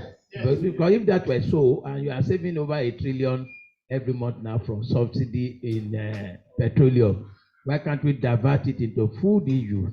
I think that's one aspect that Bruno and Co. you need to research and let us know what is going on there. Now, we are speaking about maize and poultry feed. A lot of people spoke about it. I know it's a major challenge that we have. The Poultry Association of Nigeria wrote a letter to the president. I delivered the letter where they were asking for a moratorium of 6 months to import maize, so that while they are using it to intervene, in 6 months they will do backward integration. Conceptually, I know the president agreed. Unfortunately, it has not been implemented to date, and I think that is still a challenge. Sorry, sir. On that issue of poultry, can't escape my mind. Can't we go for alternative? We have alternative. Don't worry, I'm going to give you 2 minutes to still round up. So note it. I'm going to give each speaker 2 minutes to still round up. Just note what concerns you from what I'm saying now, and giving a summary of what has been raised. So that is still an issue. I'm glad that some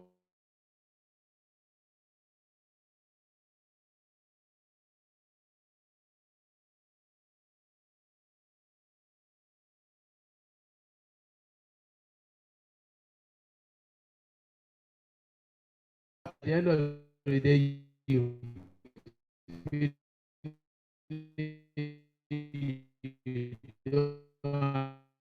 have some buy from me.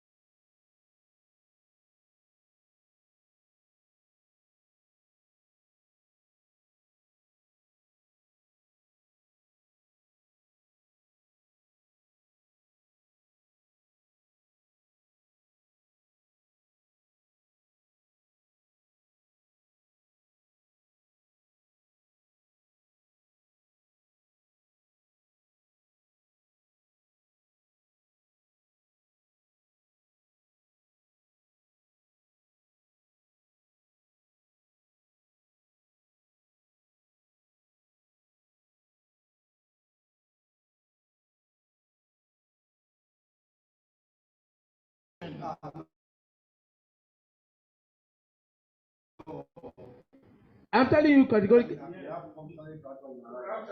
No, let me.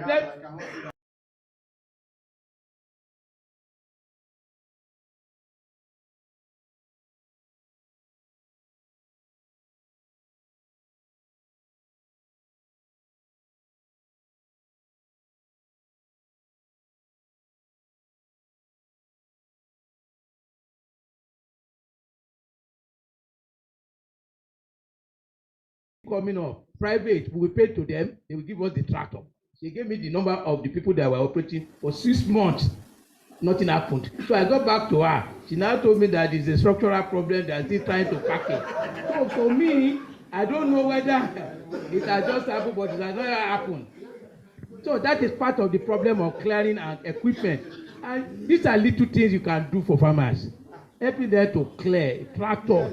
I know when our own father was the commissioner, when our father was the commissioner, I was in government. I was even given one because I was not interested in planting and all the crop plantation. So I gave it to JJ Senior, who were involved. They gave us then. The government used to intervene by providing tractors. But I don't know what's going on. We don't even mind paying. Or it's not even there. If you go to my own farm now, it's bushy all over. How long will it take you to start clearing with cutlasses? So that's a major problem again. Then a lot of other things that Dr. Bachono said, and I'm glad that the community, the rangers that you mentioned, the Lekki's position, and what our brother Mr. Forgotten from Ondo told us, we probably put it together to know, because even me in Lagos, my farm, I used to go to 2 weeks before. Bruno will attest to the fact that if I want to go now, I will rent 5 policemen to go. and to go once in 8 months. I go virtually once in 6 months now. You don't just go anywhere carelessly again. That is a major challenge again that we have. So that is an issue of security we must all address in a way that at least you know you are comfortable. Because in those days you will even be happy to go and sleep in the farm. You dare not do it again now. So that is the problem. You have identified the problem of financing too. Although there is a Greek bank, maybe those who are involved will know. I don't know what they are doing. Whether they are getting money or they are not getting money from a Greek bank. Because they're supposed to be funding a Greek issues. I don't know what's going on there. I've never approached them.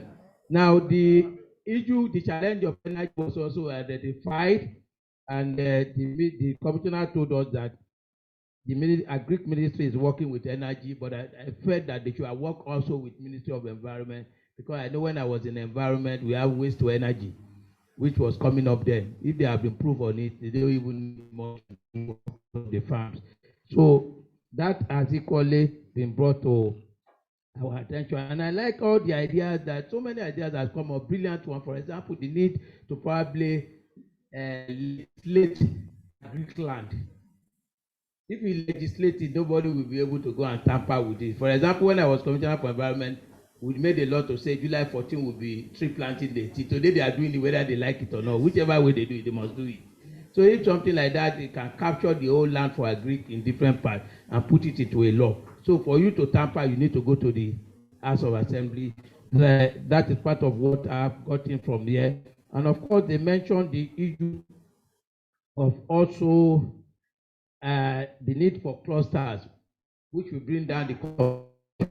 Because one place now, you can two tractors with us there. We know we are all using it. Either one maybe in the Turkey, another in Limosho, another. So I think the cluster system, they probably need to intensify work on that one too. Now, again, we've also been told about the challenge of the land tenure, that there is a need to improve on it, particularly to curb the activities of the land speculators. Like I said to you, I was in government, and I know in those days they just used to distribute it. The land there is available. They are not doing agriculture, but because you were a commissioner or special advisor, you are entitled to, you go and collect. And in the future, somebody might need it, and you sell.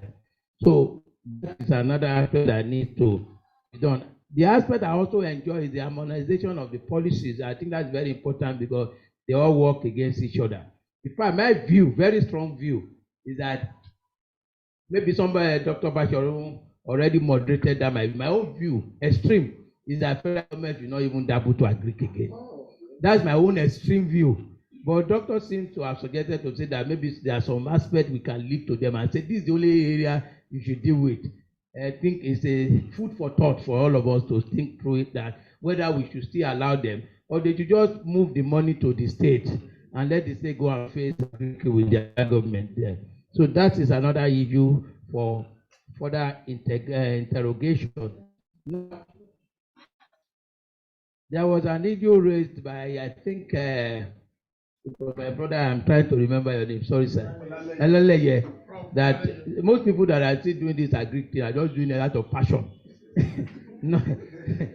And I don't know that how far that is sustainable. I was doing my own out of passion initially, but it became unsustainable self, even with passion. Even with passion, it wasn't working again. So I decided to reverse, to say no.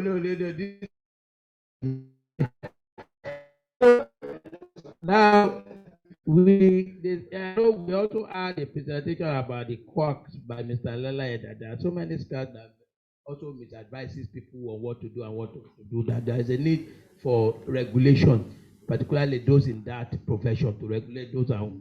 Then I tell you one other challenge that I have. This one you feel sad about it. I see the only thing I maintain are my cartridges today. I've tried almost about 7 vet doctors in Lagos. I've not succeeded with a single one. So in the last 2 years, my vet comes from Abuja. I pay here for ticket. I pay for him to stay.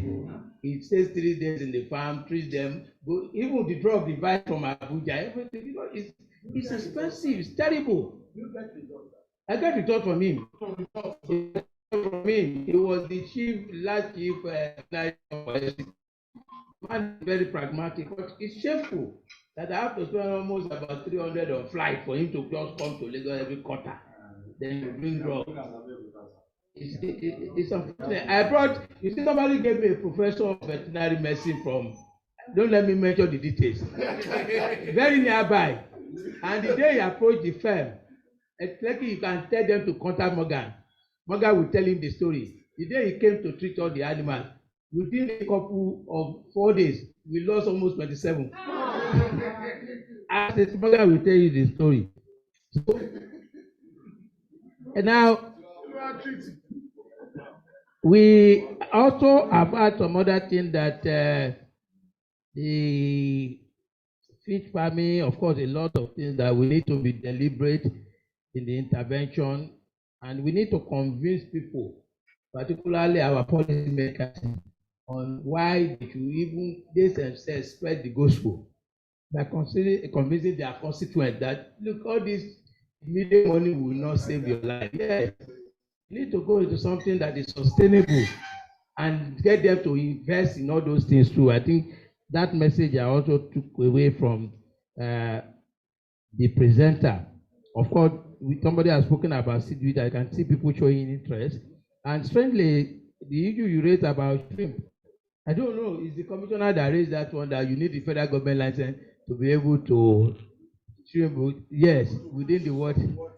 Well, it's one of the issues that we need to interrogate and fight, that should stop. I don't think it's the right thing to do. Now,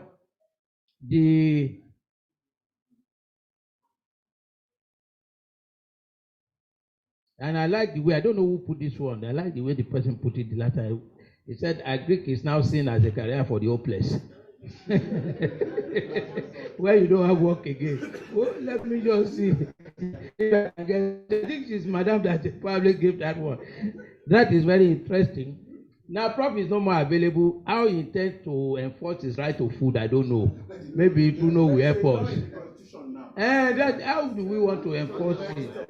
Yes, because I've not seen anywhere in the world where they have enforced it.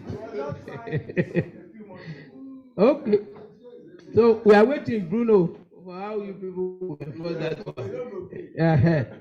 In fact, the same manner, in fact, the one you ought to have even enforced for is also right to water. You know, we don't have water to drink. So we look at that, then how to further attract the youth into agriculture. I think somebody said that even if they want the youth, I think it's that person that said that one, that we should give them all the comfort that you enjoy in the town, you take it to the rural area too, so that they can stay there and do farming. But I believe that the most important thing is that if we want them to do, is the reward system. If the reward is right, they will do it. If there is no reward, they won't do it. It's as simple as that. That's my own view. I might be wrong. And so now, again, somebody spoke about the fact that there is no hero. It's Madam that said so too. That if they have a hero, they can point to those. This one did agree and succeeded. They will follow him. But if the story is what we are telling, I'm not too sure that people will follow you in that direction. Now, the issue of the bring back our land, I think it's a campaign that is good. Malam, Bruno, can you hear that one? I think it is one that you people should agitate for that. He has given you the thing now. What do you call your hashtag? Bring back our land. So go and recover all the agric land from people that are speculating from it. With it, you have sure you understand now. So you just start the campaign quickly. With that issue of community food, and I love the issue of zoning too. That we should compartmentalize where we're going to have tree planting, economic tree, rice farming, agri, cattle rearing, so that if, for example, the whole of this area is animal, you know you can dedicate 5 vet to us. Then I don't have to go and be importing vet from to Lagos. And I think it's a very brilliant idea that I also take away. Now, irrigation, somebody mentioned the issue of irrigation, and I think I agree with irrigation. In fact, in my own farm alone, I must have spent not less than about 20-something million on irrigation, and it failed. It failed woefully. We tried everything from one to the other. It never worked. And interestingly, this what's that River Basin Authority is very close to my farm. In fact, they are struggling over my farm with me. In Itoki, my farm is in Ideno. So it's just across their headquarters. and I'm still struggling there with water. It's actually very close to me. That's why but it's still struggling. If you go there, you will see all manners of things I've done there.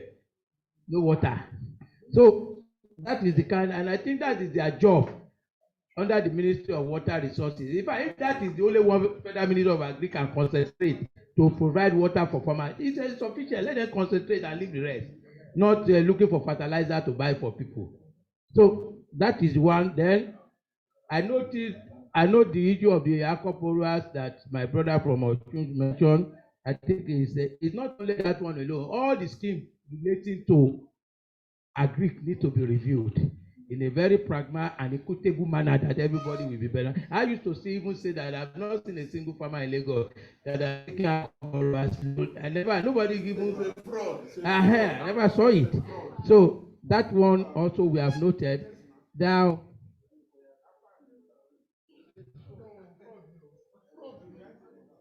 Now I think those are all the issue of protection of title for farmers. I think is an issue the government can also do in a way that is free for them. If they have bought land from the landowners and they don't have their document, it's something government should facilitate and help them perfect so that it becomes a good collateral for loan. That also we have noted. Then the issue of seedlings too, I've noted it. Then we've spoken about the subsidy. The observation of Bruno on the issue of all this cutting down of trees here and there, I think it's something that they need to criminalize. And lastly, I think those are all the issues that have been brought up during the discussion. So I will eat the floor by way of rounding up now for 2 minutes for the available speakers that are remaining here to just make closing remark. Particularly we relate, the woman has gone that wants to know when to start planting. Maybe somebody will take the message to her. So, madam, if you have something to say.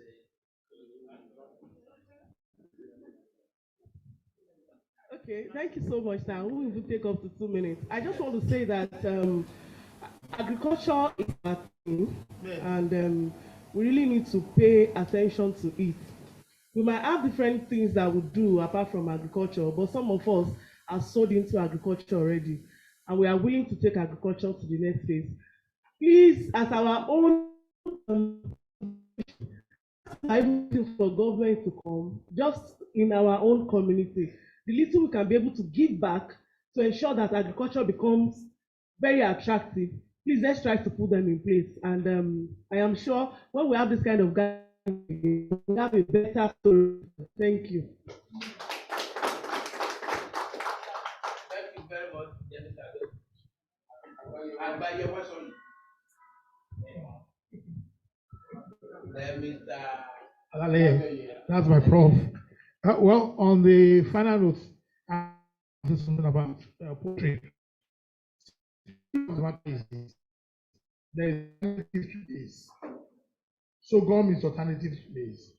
Cassava leaf flour is cassava peel flour is alternative to this. In fact, as a matter of fact, it's even 100% because my brother, let me land. Wait. That's your own opinion. Let me land. Why I'm saying this? For you to even achieve commercial ratio earlier, cassava flour peel is good for you.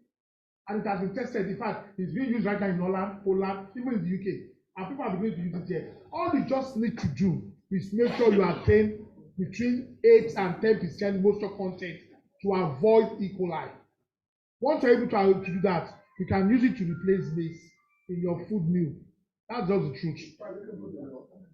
You are producing it right now. So what are we saying? Even Gary, my brother, let me even bust you. Even Gary, you will soak Gary and you use it for layers. And you use it for your fish, catfish. So what are we saying? Let us experiment. I'm not saying you should go on a large scale. First do it on a small scale. If it works for you, then you can now go big. Then for the issue of the post-harvest that my mom said, post-harvest laws, is a major factor. But we've now discovered that even can help to mitigate harvest loss. For example, I planted tomato and I did plant a part knife one. Do you believe that the one I plucked from my farm and I put it on the table for good 7 days, it did not get, it's still as firm as I plucked it from the farm. So ordinarily, I have started working against post-harvest loss. That's the truth. But our people should be willing to go for training, but to need more training on it, to know how to handle it, what we call GAP, good agricultural practice. On this note, sir, I want to say I rest my case. Thank you very much. Thank you. I will briefly talk on the post-harvest loss you mentioned. Sometimes training solves a lot of problems because we talk together and we share experiences. Now, sometimes timely harvest could prevent loss. A plantain that has already started showing signs of ripening from the farm, before you now transport, before it gets to the market, before it's spoiled. But with proper training and record keeping and some other things, one will know the exact signs to look for before harvest. So when it will get to the market, it will get to the market at the right time. So I want to say something here. Now, the government should look at the employment of agri graduates. When government wants to employ, they should please help us consider that area. Because we have, like the commissioner said, I still go to the field, and I'm a deputy director.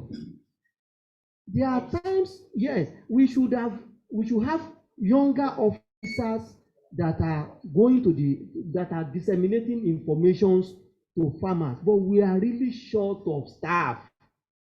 And I want to say something again. The little we all know, when I see receptive farmers, I like dealing with them because I know dealing with them alone, I'm dealing with some other people because they will pass the information and the technology learned to some other people.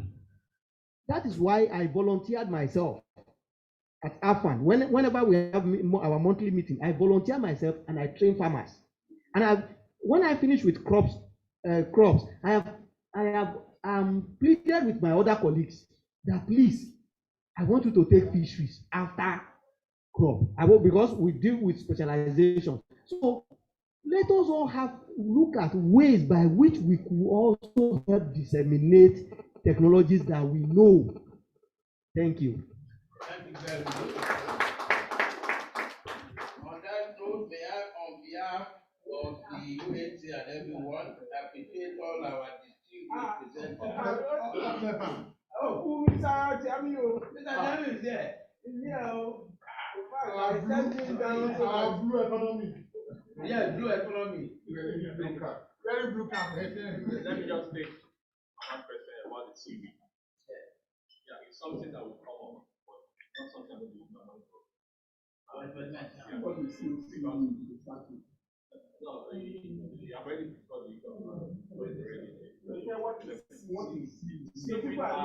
yeah, it's different from water items. Think about that.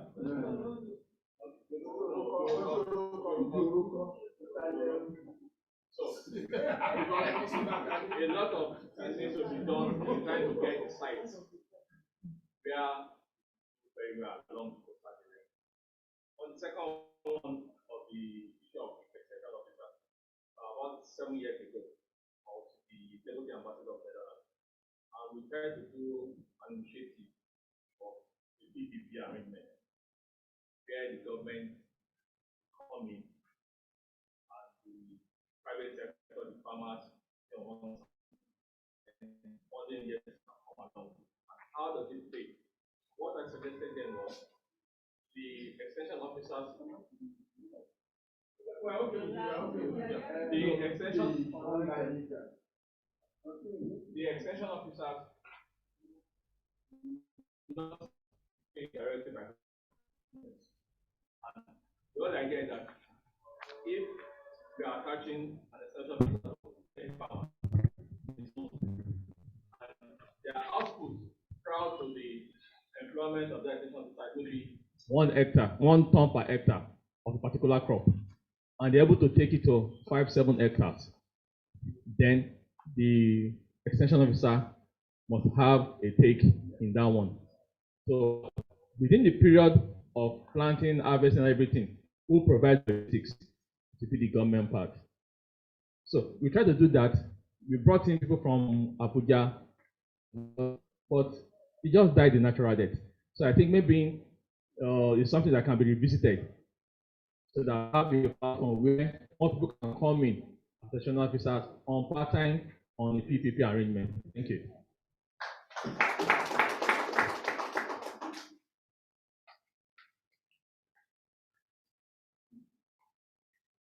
Thank you very much. Let me now go ahead with the presentation. First to Mr. Ade Obayemi. Please kindly extend our appreciation to him on behalf of United Action for Change. And we thank you especially too for your contribution and your patience throughout. Thank you very much. Now, next is Mrs. Tawakalitu Kosoko, ably represented by Mr. Lale.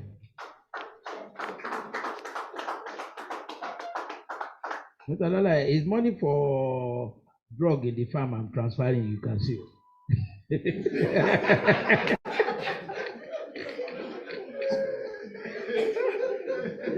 Because the vet is already asking me. So please kindly extend our appreciation to Mrs. Tawakalitu Kosoko on behalf of UAC and all the people that have participated. We thank you and appreciate you. God bless you. Now, Otumba Femi, okay. Sorry.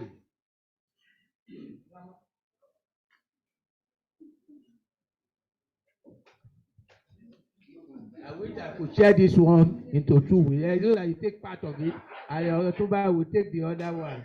So, I thank you very much for your active participation, for coming up promptly and everything, and the value added to the discussion. Thank you very much. We are grateful. Now, my brother and my consultant, the blue cap. The blue cap.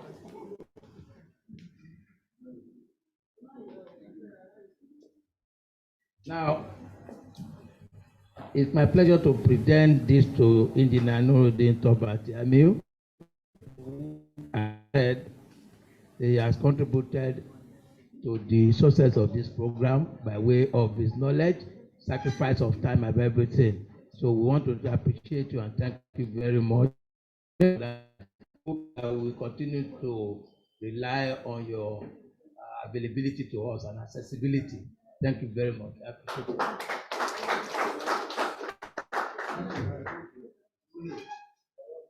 Now, this is for Professor Ayola, aka Right to Food. It's a type of that we appreciate him for his continuous struggle, and that we only hope that the struggle will not die there. It will get to the level of actualization of the right embedded in the right to food. Thank you very much. So, Doctor Abelabi is not here. He has left. Okay. Mr. Lekki, step forward to come and give photo and then close.